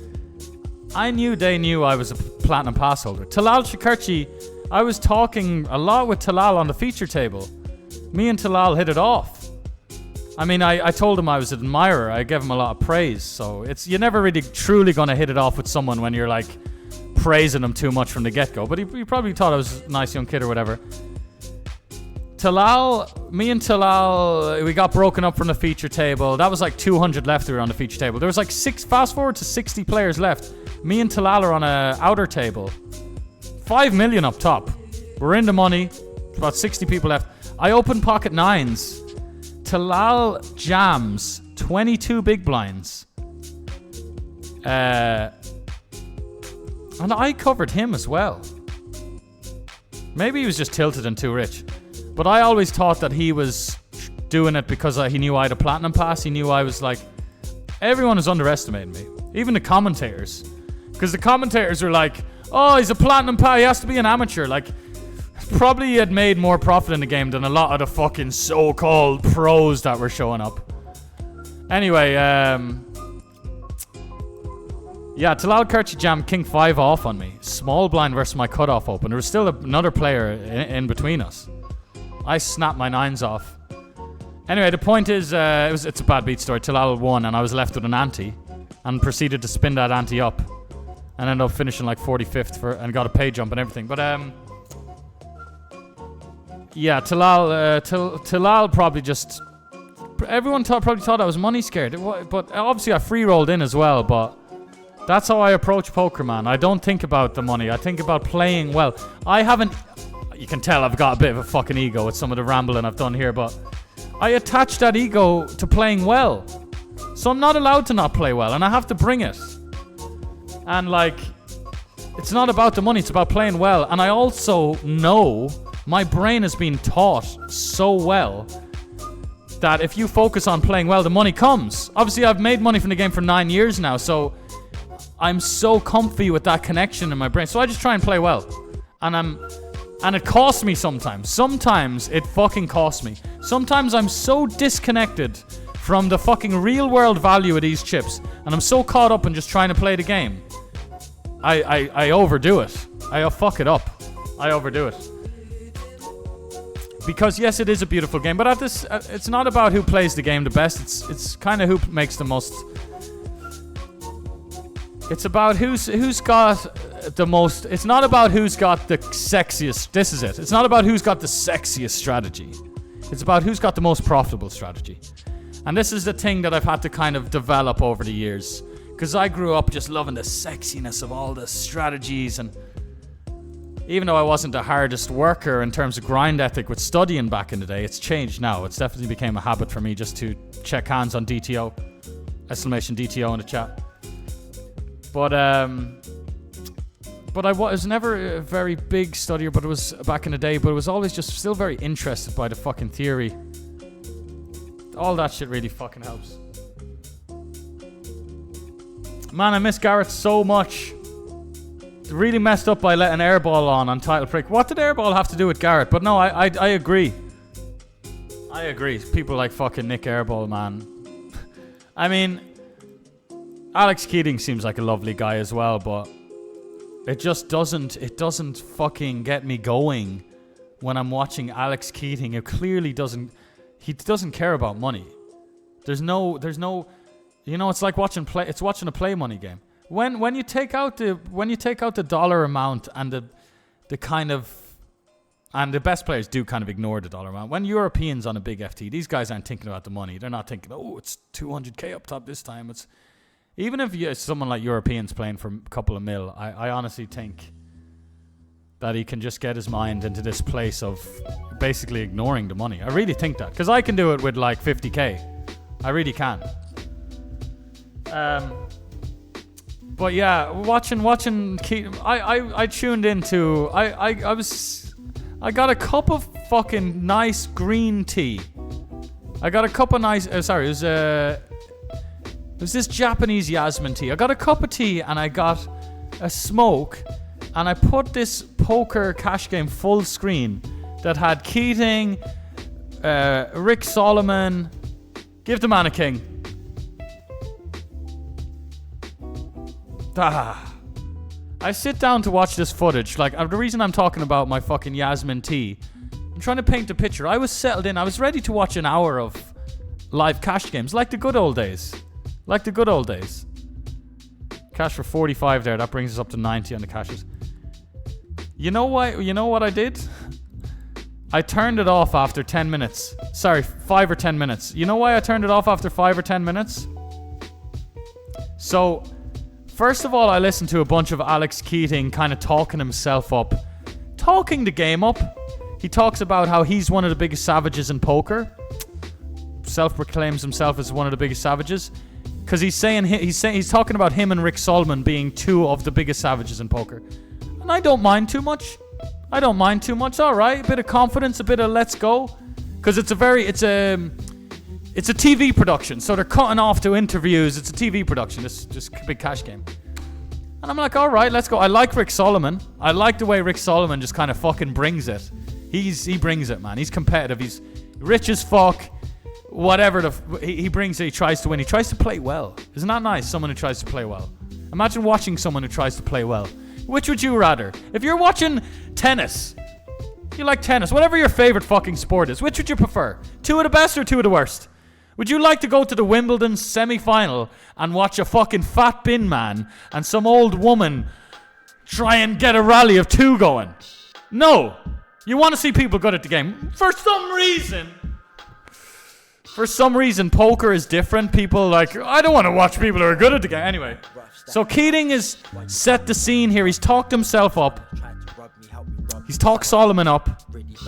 The other players, every player's kind of had like their little intro, their little cutaway interview. Right, let's watch it. Let's see. Because I also just want to see how these guys play. A little lesson to get better at playing against live whales. Alex Keating, one of the first hands I watched. Alex Keating, he opened 7 deuce offsuit. Guess what? There's no 7 deuce game. He's just opening 7 deuce off. If I wanna, there's different types of entertainment out there. If I wanna watch some gimmicky little thing where people are, if I can watch, that big slap thing, that big slap sport that's really big now. If I want to watch people fucking punch each other, go watch that. If I want to watch people I'm here to watch a high stakes cash game with some casual players, with some recreational players. Why is he opening 7 deuce off? There's no 7 deuce game. Cause haha, entertainment. I couldn't watch it. And I'm not. I know some of you are like, Jesus, Sven, lighten up a bit.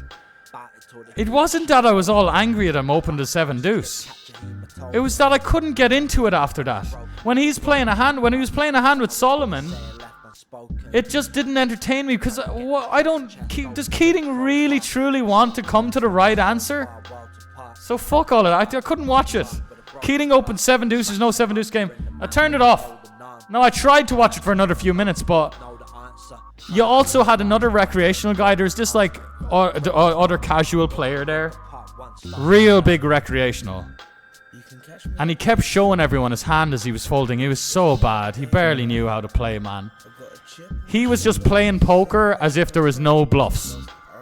And that's how I kind of learned poker in the beginning as well. Like you learn that, okay, if someone's betting in a spot, it's a really healthy thing to learn actually. Someone's repping a better value hand, like it's basically this guy, whenever someone repped a better value hand, he would just fold. And he'd think he's doing right and he'd show the table his cards. So he'd flop top pair, he had like Jack 7 suited and it came Jack high. Solomon check raises him, obviously with fucking, it's Rick Solomon, he could have bottom pair, he could have a gut shot, he could have a backdoor straight shot. He folds his top pair against the check raise and just shows everyone, it's like, and I was like, what is this game, man? Like, put in some people who want to play. It's such a great game. Why don't you get people who play the game? It's such a great game. Like I'm 10 years in and I still love playing it. That's how fucking great the game is. No one knows what each other has. There's fucking real money involved. People are bluffing. People are trying to figure out if the other people are bluffing. There's a little bit of maths and numbers and strategy with all that stuff. There's blockers, some nerdy stuff in there. It's fucking amazing game, man. What an amazing game. And they're putting the main televised games. There's no one playing. There's Keating, who's probably the richest man ever. His dad probably shits out golden nuggets that you can trade for like 800 at the fucking pawn shop. All right. I don't know Alan. Maybe Alan's... Because someone said, actually, Alan Keating used to be playing 10-20. Just because some dude was grinding 5-10 and 10-20 doesn't mean his whole family is... And look, I'm not going to completely look down on someone who comes from a rich family. They're a bit kind of depressed and lost in life, and they start playing poker. It's not much pressure on them. They've nothing to lose. They can go back and live in their mansion with their parents if that doesn't work out. Sure, I might be a little bit resentful of that part, but someone wants to go play, go fucking play, man. Sure. But I don't want these guys at the top of the televised food chain. Not because I want to be there. Yes, I want to be there. And yes, there is some jealousy and bitterness for sure. But I also just want to watch a good show.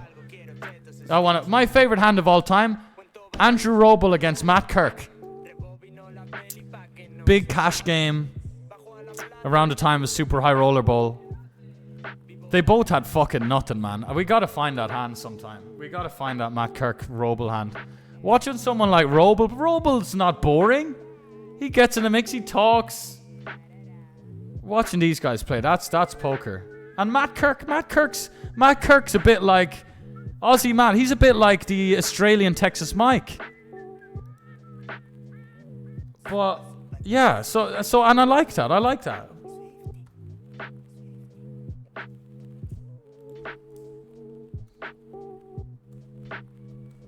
But just play a bit. Like Matt Kirk fucks around, but he plays.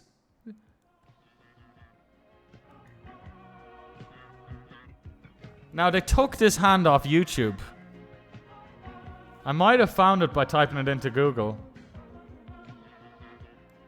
Oh my god, I think we found it, boys. I think we found my favorite hand of all time. I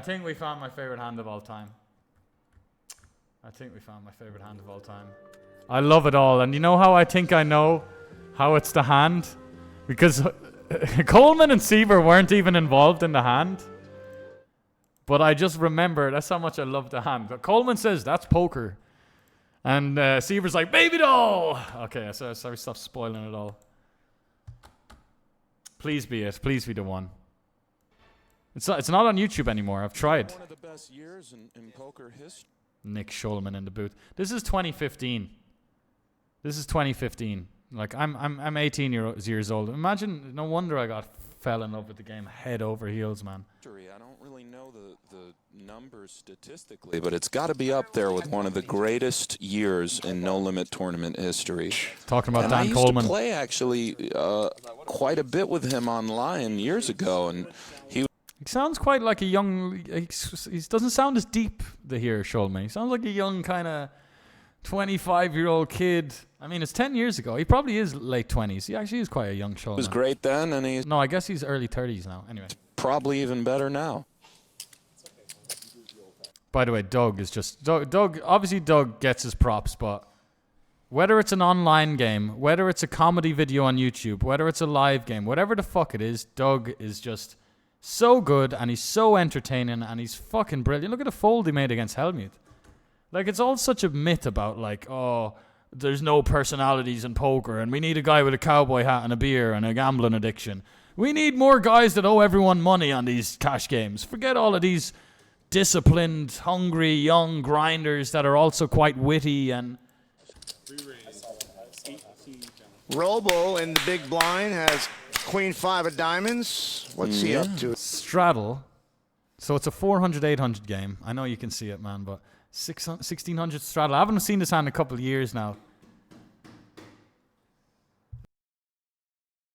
Here. Well, it looks like he might be up to something, but one would think that he would simply fold. But whenever Matt Kirk is involved... What do you have, Matt? You have like 300? 3, yeah. There's both the potential for big action and the potential for Kirk to have a weak hand. How about a 4-bet to 50,000? Everybody else falls to Matt Kirk. Queen 5 suited isn't the hand you necessarily expect to see when you're looking at a cold 4-bet to 50,000. But I got to tell you, AJ, I kind of like action and the potential for Kirk to have a weak hand. How about a 4-bet to 50,000? Everybody else falls to Matt Kirk. Queen 5 suited isn't the hand you necessarily expect to see when you're looking at a cold 4-bet to 50,000. But I got to tell you, AJ, I kind of like it. Yeah. And I'm very curious to... And he 5-bets to 100,000. Damn. I'm curious no more. I have my answer. Wow. Just Robles. Okay, he's got Queen 5 of diamonds.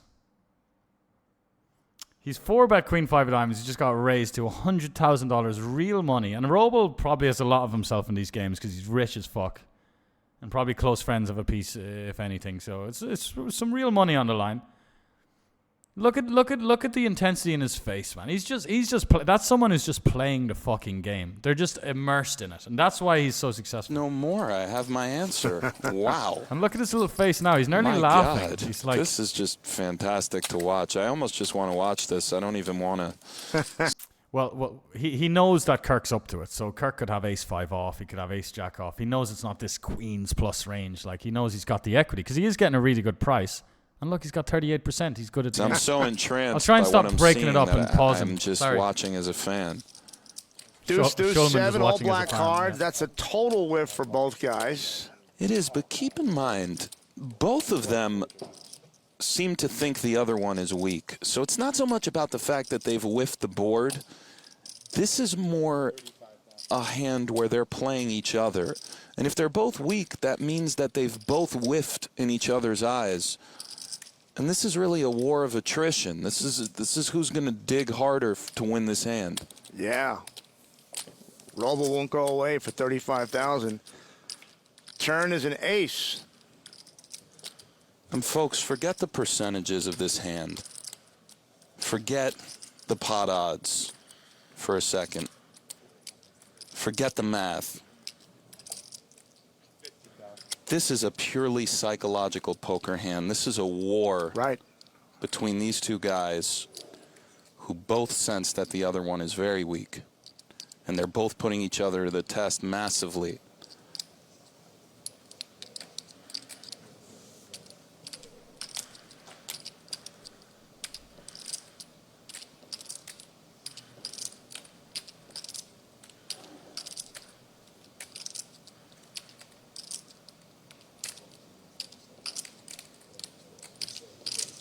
All right, I'm on one.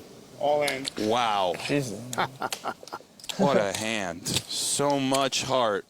Oh, my God. Oh, baby! Oh, baby! Bring it on! We're playing some poker. Holy. We're playing some poker. That was poker. Wow, the fact that you said all right was the best part. All right. I'm all in. Or I was just It's like... so brutal. If the river comes anything but an ace, I just fire. I've got nothing too. I know you had nothing. But if it comes nothing, I'm all in on the turn. It's only a ace. You bet so small. It was so funny. I was so sure you had nothing when you were res ball. Yeah, I was like, but then... But I got to tell you, AJ, look at the little smirk. That's a little it. smirk I'm on about it. That's when he was so And I'm sure. very curious to... And he 5-bets to 100,000. Well, I'm curious no more. I have my answer. Wow. He just knows he's got. This is what he My means when he God. says. This is just fantastic to watch. I want to go back to when he announced it again, though. Seaver's so on point. That's the little detail that Seaver loves. Just the fucking extra bit of speech to it. By the way, like you talk about maths and stuff, poker isn't all. You don't need to be a math professor, but there is a bit of maths going on here. There always is. There always is. It's how much he's going to risk, how much he's going to win, how much he thinks it's going to get through. You can have the amount of fucking times I've absolutely dusted it off, like, just because that's the logic. Risk reward on point.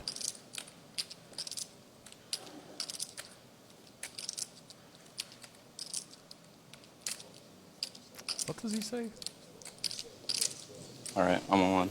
All in. He does say all right. That's so sick. What a hand. So much heart.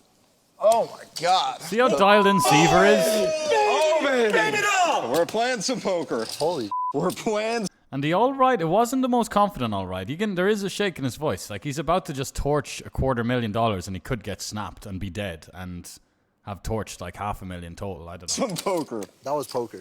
Wow, the fact that you said all right was the best part. All right. I'm all in. It's only 5 seconds later. It's so and- brutal. If the river comes anything but Seaver's an ace, I sick, just Seaver's fire. sick. I've got nothing too. I know you had nothing. But if it comes nothing, I'm all in on the turn. It's only That is true as well, though. Like he did get. It was a little bit unfortunate on that the turn was an ace for. Bet you bet so small. It was so funny. I was so sure you had nothing when you were as fall. Brilliant, brilliant, brilliant. Brilliant, brilliant, brilliant. Anyway, we play some poker ourselves instead of yapping. What's this here? Saxon says, "Hi Sven, been a long time lurker, massive fan of your work." Oh, my work. That's pretty great. Thank you for that. The man wanted to ask a question about the poker industry. What's your position on poker coaching and staking stables? Good question. Have you ever been staked yourself, or would you ever consider it? Asking for a friend. Have a great session. Good luck. I'll tell you right now, if you want to get staked or backed, !exploit in the chat. They're a very legit, very good team. Not saying you're going to get accepted, but Team Exploit in the chat. I work with them. I'm not staked by Team Exploit. I know some of the coaches on there. Yeah, I advertise for them, get people to sign up for them. And yeah, I get some access to some really, really great videos. I mean, they've got like Ben Heath and the boys coaching in there, not like full time, but anyway, to answer your question. So, what's my poker on coaching and well, here's the thing. There's a difference between coaching and staking stables. Staking stables put their money where their mouth is. Coaching is people who are coaching are asking for money. I mean, like, you know, essentially they're getting money. I think there's a lot of people out there coaching that I'm like, he's coaching. Honestly, I've known a lot of, I don't need to say any names, but like I'd meet a guy. He might be some guy from wherever, you know, and I know quite quickly he's not a very good poker player. I'm unsure if he's even a pro, but he's some guy I kind of meet at some stops. And then next thing I know, he's got a fucking coaching page. Like, I've seen that a lot where I'm like, wow, this guy's coaching. Now, I think overall, I wouldn't be too skeptical about it all. I think there's a lot of great stuff out there. I think even the likes of like Alec Torelli. I always use Alec Torelli as an example where, man, I don't know what his rates would be, but Alec Torelli would help a fucking recreational player massively, or a casual, or someone who wants to work on a game. You know, maybe not for online games. But, so I've had some issues with Jonathan Little. He's had a big coaching platform, and I've kind of noticed that he's like, shouldn't really be coaching himself. However, when I looked into it, he actually does offer he's got some really great coaches on his site, you know? So like, there's just some nuances to it. Jonathan Little has a company that is absolutely, totally fine, totally fine. I don't know about the pricing, but I forget the exact pricing, but I don't think it's too overpriced. I think you can get some decent coaches. I mean, the high-end coaches are usually going to be like $400 or $500 an hour, which is always a bit like, you really want to pay that? I think for like a high-stakes reg who wanted to get coached by like Pundidi, maybe you could pay up to that, which will, you know, that will be a good investment for some of those people. Anyway, let me load up some fucking cash here. Play a little bit of 200 Rush. Just because I'm feeling so pumped up.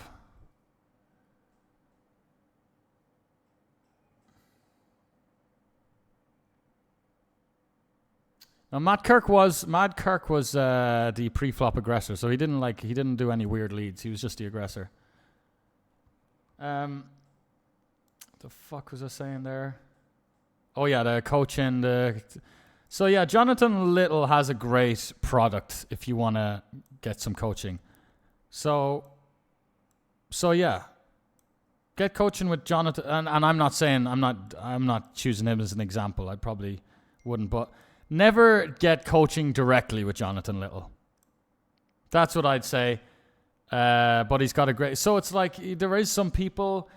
But then if there's some dude who's like, just they don't have a company, they're just offering like one-to-ones. I mean, like, I was chatting to one of the boys, a fellow... I don't want to narrow it down too much, but one of the lads... He told me he was getting coached by another guy, and I was like, I swear to God, we're lagging out big time here, man. So I might... Maybe right here. Let me close down this couple of things.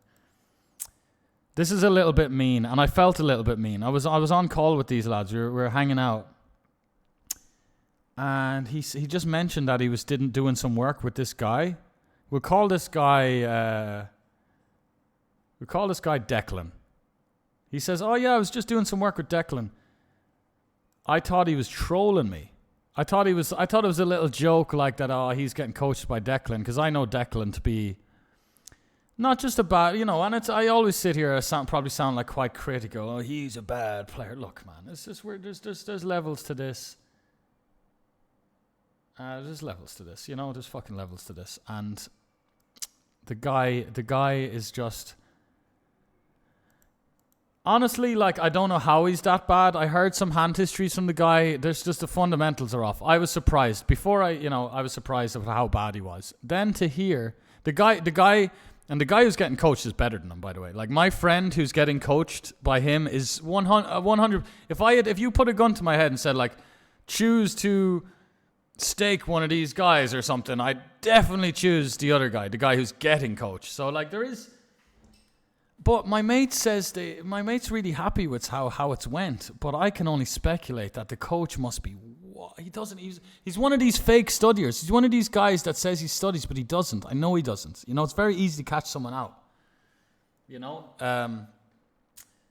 Very easy to catch someone out. This stream's lagging too fucking much, man. I might bounce right the other channel, play some fucking FC. Because we start playing some fucking poker, then the stream's gonna crash.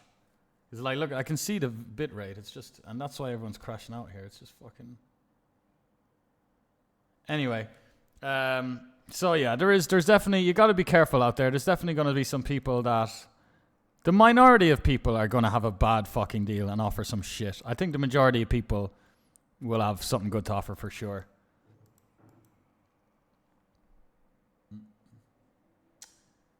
Regarding stables are always, stables don't, and I was staked by BitB. I was staked by BitB around the time of the PSPC. I was doing very well online. My bankroll was peaking. I had the platinum pass. I was ready to play a 25k. I could also sell some action at a 25k just to get, like, that's what everyone is doing. We all got these 300 platinum pass tickets were given out, which is a 25k ticket and some other bonus as well. I think a 30k package in total. People just saw that as, oh, I'll sell 10% and I have 2.5k. And I knew that I might start thinking like that as well. So I made a rule that I was going to keep at least 80%. I'm going to keep 80%. As I kept saying leading up to it. I ended up selling and swapping a total of 31% in that fucking 25k.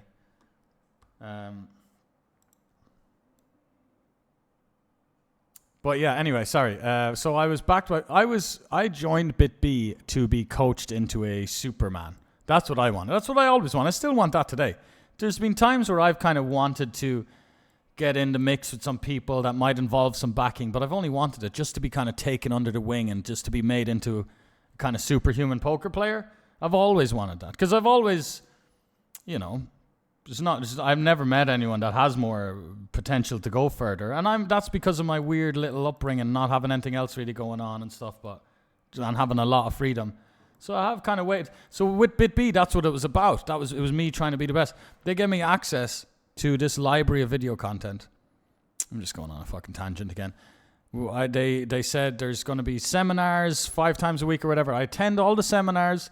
I start absolutely hoarding the video content. Like, I was watching the video content while I was playing. I had a lot of bad habits. I would play and I would watch video content and I would watch video content while I played.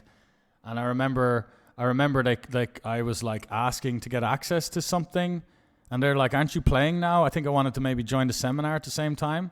So I was so fascinated. So I was like, but the problem was at BitB, they wanted me to be active in the Discord, and I tried, but I was in the BitB Academy with 60 other young grinders at a similar ABI to me. We could barely talk with any of them. There's one guy I talked to, Nanad. He turned out to be one of the big dogs, one of the best. He was the only fucking guy in the academy with an open mind. $1 million profit later, he's just a fucking big dog poker player. No surprise. Got to meet him in Cyprus.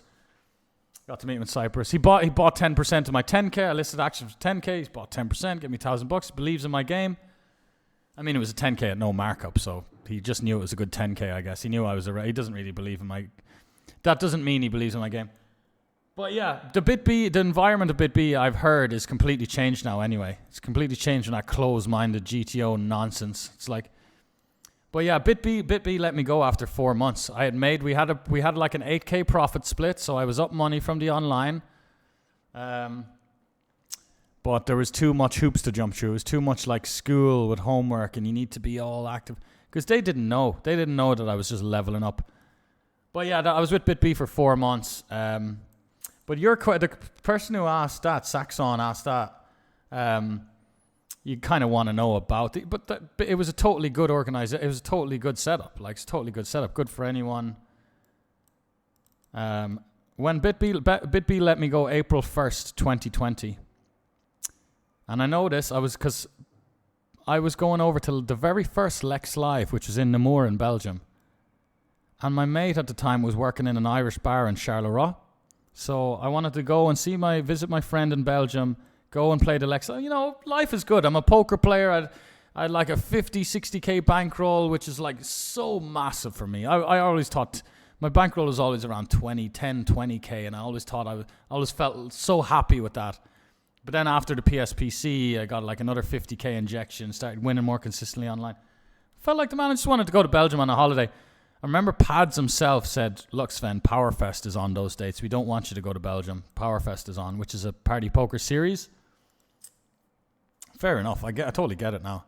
But anyway, I went to Belgium. I didn't listen to them. I went to Belgium. When I landed in Belgium, they said, here, Sven, we're going to let you go. And I did try and stay and told them... I also told them that because I had an epiphany. Like 2 weeks before that, I had one of the biggest epiphanies of my life. And it was that. So this was April 2020. January 2020, I had the PSPC, the 25K. The 25K went really well. I got a lot of praise and a lot of attention. I was already a kid with a lot of belief, a bit of an ego. After all of the attention and praise from the 25K, something started to happen. My results started to go a little bit stale online. And I was living with my fucking beloved flatmate, the guy who, when I was telling the stories earlier, he was the guy on my first table of the Winamax Poker Open that I sat into for my first ever big score. The guy I ended up living with, we and him were very close. I got to tell him everything. He was really interested in each other's approach to the game. But I told him, man, what I realized right at the March, right a couple of weeks before BitB let me go, I was playing poker. I wasn't playing poker to play the game very well anymore. I always got into poker and I always tried. And when I realized, right, if I really try and play this game well, money will come. Money will just come. And it did. But then I got the success from the 25K. It started to be more about glory. So I was entering tournaments, and really all I wanted was a big score to share to my Twitter or whatever, you know? And you just want the glory. You just want the end result. And I said, hang on a second here. I was sitting playing one day in my room, and I was like, I've lost that thing of... I used to be always so try hard with every street. I'm just trying to find the best play. I had stopped trying to truly find the best play because it was just things drifted. Your motivation needs to be to play well. Sure, money and all this other stuff comes with it, but if your motivation isn't to play well, you don't get any of the other stuff. It's like this barrier. When you start to try and play well, if you want the money too much, you won't get the money. There's loads of different ways to say it. The more you want the money, the harder it is to just come.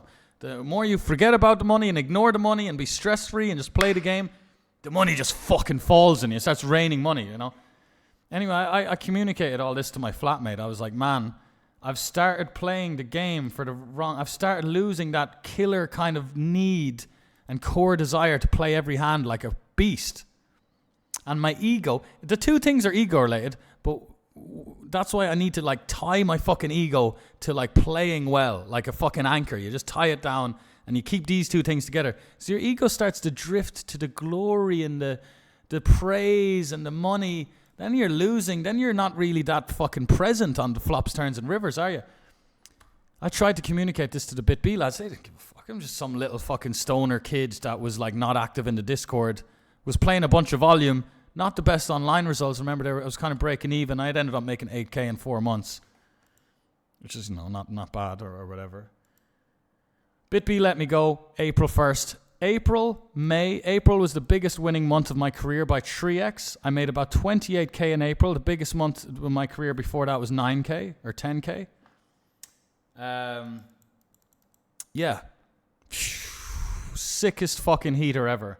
Because they were holding me back a little bit. Because I wasn't allowed to play, like they had made me play lower stakes than I was used to playing.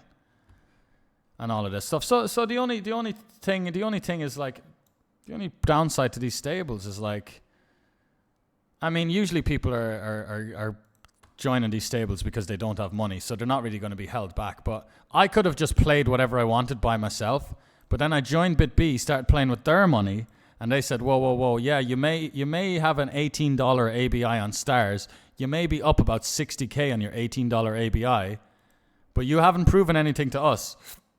So you're going to have to start. So they lowered my ABI to like 12 or something. So yeah, that was kind of annoying. There was a lot of conflict there. And also every time I played a live tournament, I had to hit them up and say, hey guys, I'm playing. They had first option. I had to tell them when I was playing a live tournament, they had to choose whether they wanted some or not. But sometimes they didn't want some. And then they'd be like, then they'd be also giving me some criticism for like playing the tournament in the first place. It's like, well, I'm here now. I've traveled across fucking Europe. I'm here now.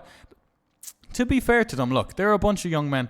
They probably were a little bit off with like, if I'm about to play a live tournament and my requirement is that I have to tell them first, boys, if you want to buy the piece at a live tournament, that's the agreement. You get to choose. If you don't want to buy a piece, say no, we're good. Good luck. You're criticizing me, like giving me all this fucking negative energy right before a live tournament. So when they let me go, and I was there in Namur, and I was like, well, now I'm free. Now I can just go and play the 500 Lex live main without all this fucking negativity and having to go. Now I can play the big 109 again on stars. Like, they wouldn't even let me play the big 55 on stars, I don't think. A game I was already just fucking kind of battling in. Right, is the lag sorted out a little bit? We're 4-tabling some 200 NL.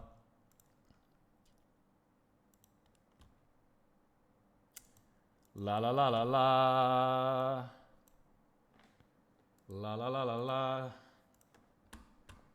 How we doing out there, lads? Yeah, ACR just doesn't have that blockbuster tournament schedule I was looking for. So we'll play a little bit of cash, and then we'll probably be off playing some FC. Try and get to Division 2 once and for all. I mean, start to talk about it, I'm going to be over there quicker.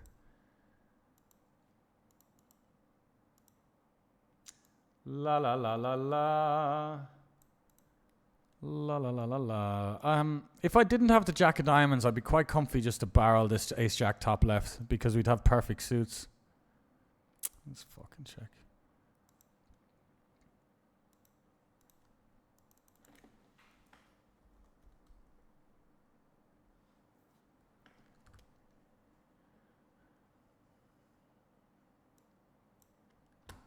All right. Honestly, this Jack, this guy pairing the Jack, I'm just going to give it to him. BitB is pad school. Yes, it is pad school. Now BitB is a little bit different. A lot different, actually. It's a lot different. Yeah, you have to know as well, like, and I was talking with BitB guys about this today. When I was with BitB, they weren't, I'm a very open-minded guy. Obviously, my hand histories have always been very kind of, different. And it just wasn't going well. I'd have a hand history and there would be such a close-minded approach to it. I feel like most kids in that BitB Academy at the time, they just thought that poker was we just got to study GTO. And I'm sure a lot of the kids did just study GTO and they've had an all right career. But I think the ones that really went on to do very, very well are the ones that opened up their mind a little bit.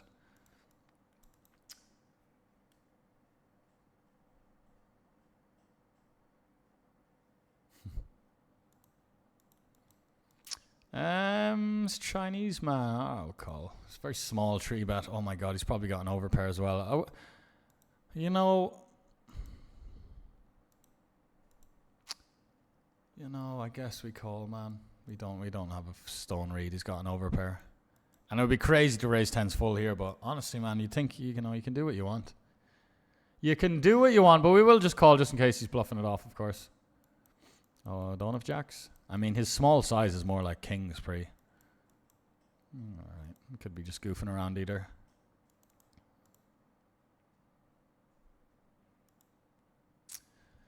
Goofing all over the world.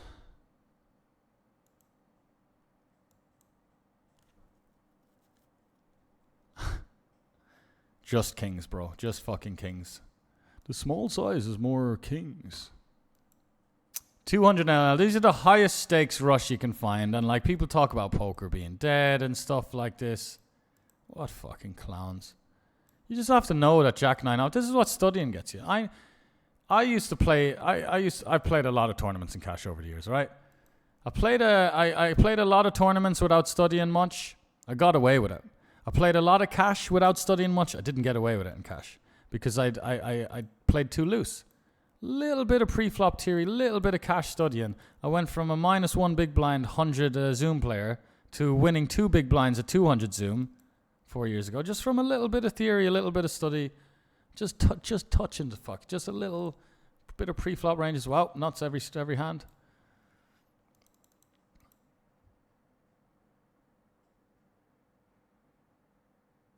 Sickest ever bink I ever saw was for 100 and something K.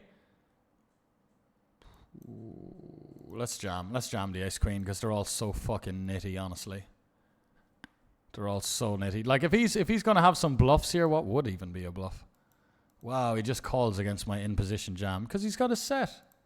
So that's all his range is. That's all it is. Gonna do it once, mate. Good luck. Ah, there's quads from.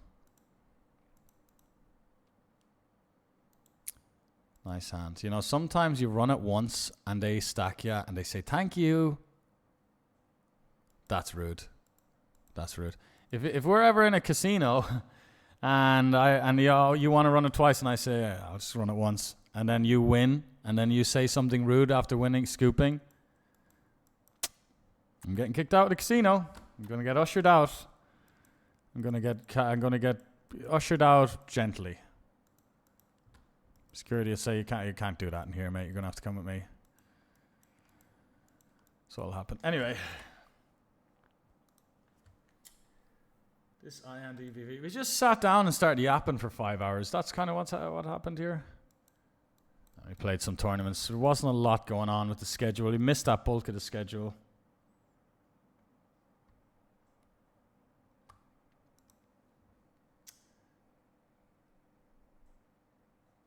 Sounds like an awful stable. No, it wasn't, man. It wasn't. It was just, they just had a lot of people. They probably knew what they did wrong. If they look back, they probably know what they did wrong. Probably too many people in there was one of the issues. So then they couldn't manage me. They couldn't see my value. They couldn't see that, you know. I mean, to be fair, I probably just was drastically overrating myself anyway back then. Drastically. Nice. This is a spot where Hong Kong could definitely just, well, you know, it could be just another nit. It probably is, you know, grinding away.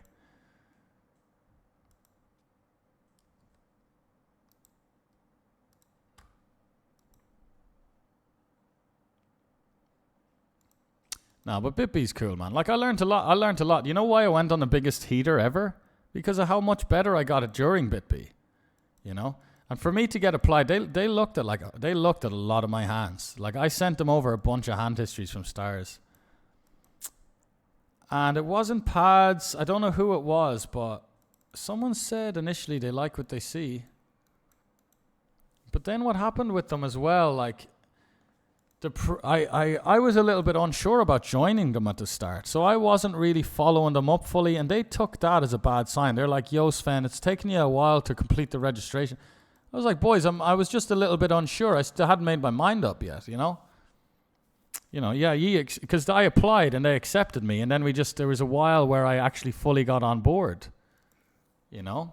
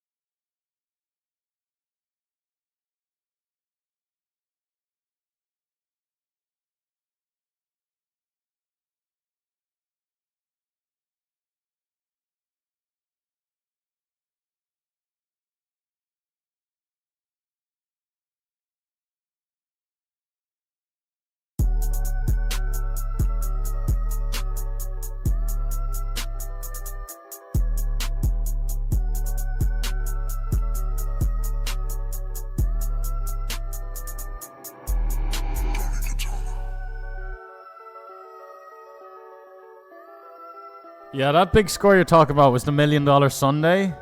We binked the $1 Million Sunday for like 154K. Hey, I still give a fuck your OG sleeping. I can bang them music real out of your residence. I'm trying to fill my pocket full of these presidents. I'm finna bring. But yeah, lads, BitB environment's completely different nowadays. And I've talked with the Exploit guys. Team Exploit, exclamation Exploit in the chat. I mean, it's the name of the stable is Team Exploit. It's not Team GTO. It's Team Make the Most Money versus how people are playing. So that's why I like Exploit.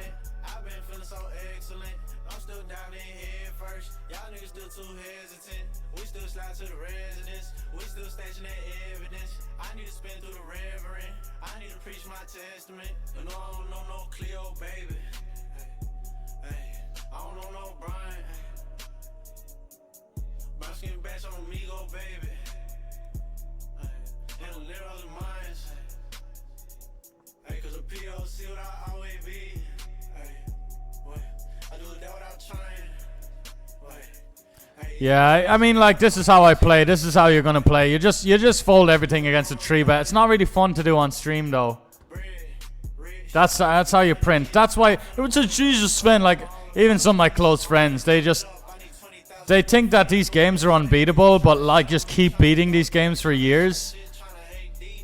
You 3-bet the King Queen off against the 60 VPIP Japanese. You fold the 9s against the 20 VPIP Chinese. It's simple, man. Know the pre-flop ranges. I get a bit of rake back, which compromises for the super high fucking rake. Really move too fake.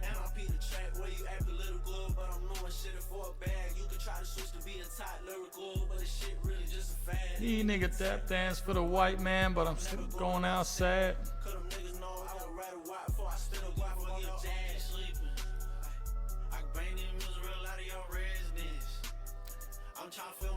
Fill up these presidents. I'm finna bring my name up, bring my relevance. None of these niggas can't match, so there ain't nothing better than.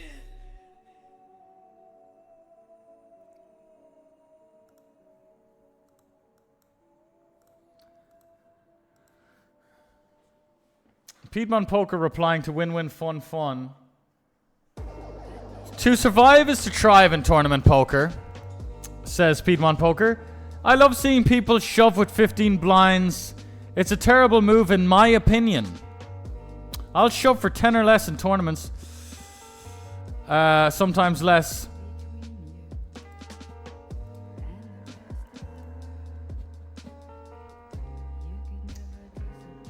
I have had a $13 on the table before and spun it up to 1,300 playing 1-3 live cash.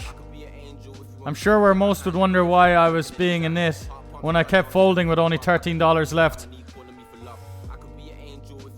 Yeah, mate, come on. But for just like shoving 15 bigs being a terrible move, in your opinion?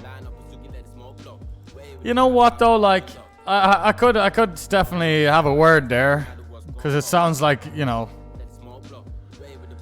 But that is something I hate people doing a lot. They open jam 15 bigs, but there's loads of spots where it's just best to open jam 15 bigs, best to open jam 20 bigs. It's climate of the game for you. These are the nits. Yeah, not sure about that, man. Like, So let's say I'm on the button. Let's say it folds around to me and I've got 20 bigs on the button. I'll tell you, we got some hands that really want to open jam 20 bigs on the button. And I still struggle with feeling like it's the way to go, but it's just the solver really prefers it. And let me tell you about the hands that do it. Ace-4 suited. It's quite simple. We don't want to raise fold Ace-4 suited for 20 bigs on the button. It's a fine piece of hand for 20 bigs. When you consider that the hands that jam on us from the blinds, we open Ace-4 suited off 20 bigs on the blinds. You're going to get this guy jamming Ace-Deuce. You're going to get this guy jamming Ace-3. You're going to get this guy jamming pocket trees. You're going to get this guy jamming Jack-10. You're going to get this guy jamming King-Queen. So now we're going to raise fold our Ace-4 suited when we're just doing really well against all these hands. Right? So then raise call Ace-4 suited. Well, we're not going to raise call Ace-4 suited because now the Queen 10s and the Jack 10s and the pocket deuces, they've too close to 50% equity. Our hand isn't strong enough to raise call for 20 bigs. It's too strong to raise fold for 20 bigs. So solver says, hey, you get Ace-4 suited on the button for 20 bigs. You open rip it. Queen 10 suited is another hand, 20 bigs on the button. You can just open rip Queen 10 suited. Because you don't want to raise fold Queen 10 suited. It's got too much equity. You don't want to raise call. It doesn't have enough equity. So you get a 20 big blind opening range there on the button, which absolutely I think is a better strategy than not having the open rip for 20 bigs. And you're doing it with deuces, trees, fours, Ace-5 suited, Ace-4 suited, Ace-9 offsuit, Queen 10 suited. You got a little bit of everything for a nice balanced strategy. You know. But anyway, to your point, a lot of people jam too much with like Ace-King and 50 bigs. Like random in the hijack and stuff. I think if you're someone who doesn't like open jamming as much as other people, you're going to be playing more flops. You're going to be playing post-flop more. You're going to be getting sharper at post-flop because you're playing post-flop more. You're going to create situations where you can get away from your hand because you raise to 2 bigs. It goes raise, raise, raise, you fold, where the other guy's open ripping his ace-jack for 15. So yeah, there's loads of places where people are dusting at open jamming, but saying that, like, in your opinion, ripping 15, what is your opinion though, man? Like, be careful with having your opinion when it's something like a pre-flop jam. Pre-flop jams it's about how many players are in the hand behind you, how many chips you have, how many chips are in the pot to the ante, how big is the ante, how many players have posted an ante, the equity of your hand when you raise call, the equity of your hand when the equity of your hand versus the range when you... All of this goes into the computer, and the computer then gives you... There's a lot of maths behind these kind of plays. But this is why a lot of my studying over the years, a lot of it was very pre-flop focused. I want to learn pre-flop, because pre-flop is where you can trust the solvers a bit more. It's when it gets to post-flop where it gets a bit noisy, where... Okay, now the solver is telling you to barrel this, but only because your opponent is showing up with this and this. It gets a bit messy post-flop. Unless... But not if it's like... If you're playing high-stakes cash, you can study post-flop, because your opponents will be playing a little bit more similar to what the solver's actually saying. But yeah, also like spinning... You can't think of one memory of spinning up a bunch of money thinking that you deserve credit for that. Like, come on, brother. Could fold queens here, but we beat bluffs. We don't really beat value. So if we think he's not bluffing enough, we can just fold queens. We should have folded queens. He had a range of... he had aces and ace-king, and he had a range of queens plus ace-king. We had queens, so he's got kings and aces and ace-king there. He just calls jacks against our 3-bet. It's easy to know now when he bombs. It was probably ace-king or aces. And he's trying to jam turn because the board's a bit wet.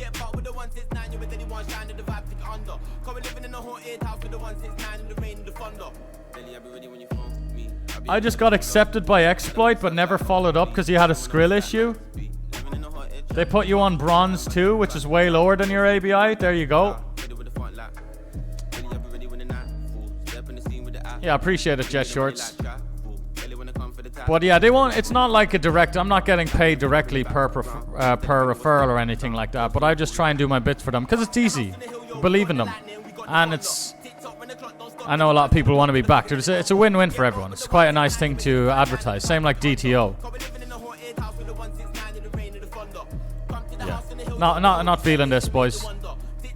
Need to be really up for it and really ready. And right now, I need to be ready to just fold everything against everyone.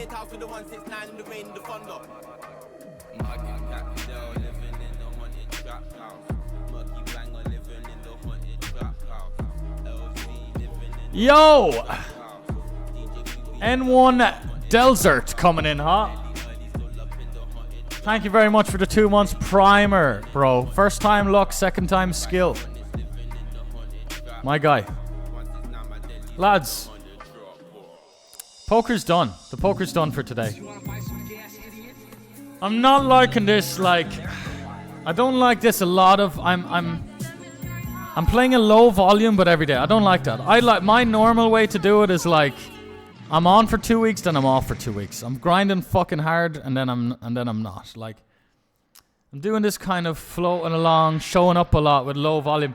Now that's what being signed is. That's what being signed is. There definitely is things that don't sit well with me being like signed, you know. But now there's not. Now I'm just yapping a bit here. I could still do my thing, but like I want to. Just to get on, kind of hit requirements. Like I can't just chill for 2 weeks now when I'm unsigned. I can't just go off for 2 weeks and do nothing because of a certain amount of streams to do every week. That's not even why I'm streaming. I'm not streaming for that. I'm just.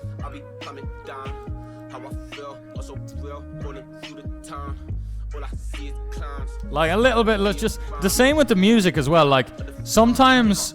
And now I've been able to listen to my own music today or whatever, but when I'm recording footage, another part of my requirements is just to be transparent. I have to get out reels every week. Reels and streams, get them out every week. So I do this, the stream's easy, I love streaming, easy. Then I have to record some footage, but then I can't listen to the music I want to listen to when I'm recording the footage. Which honestly, I just want to sit down, not really track anything, just spam a bunch of tournaments, vibe to some music, and play a bunch of spots. That's how I like to do it. It's getting a little bit broken up here, as we got one hand on a corporate shaft. But no, look, the WP team is super vibey right now. A lot of Irish guys in there, really good spirits. Everyone seems to be just trying to make WPT a better site. Everyone feels quite confident that it will become quite a big fucking site. And that's cool. I like the intent. You know, we want to do things proper if we're going to do something. Thanks again for the primer, N1. Lads, I'm going to raid my other channel and play some fucking FIFA and chill the fuck out, alright? Very deep. Lots of deep combos, a lot of yapping.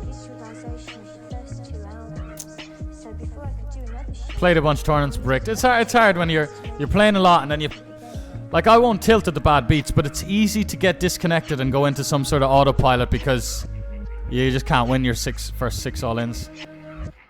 Gonna bounce, gonna raid my other channel, lads. I'll see you over there with no delay. I mean, I wish we had no delay the fucking 5 hours we've been yapping, but see you over there, lads. See some of you the next poker stream. See some of you immediately for some FIFA over there. Bye bye.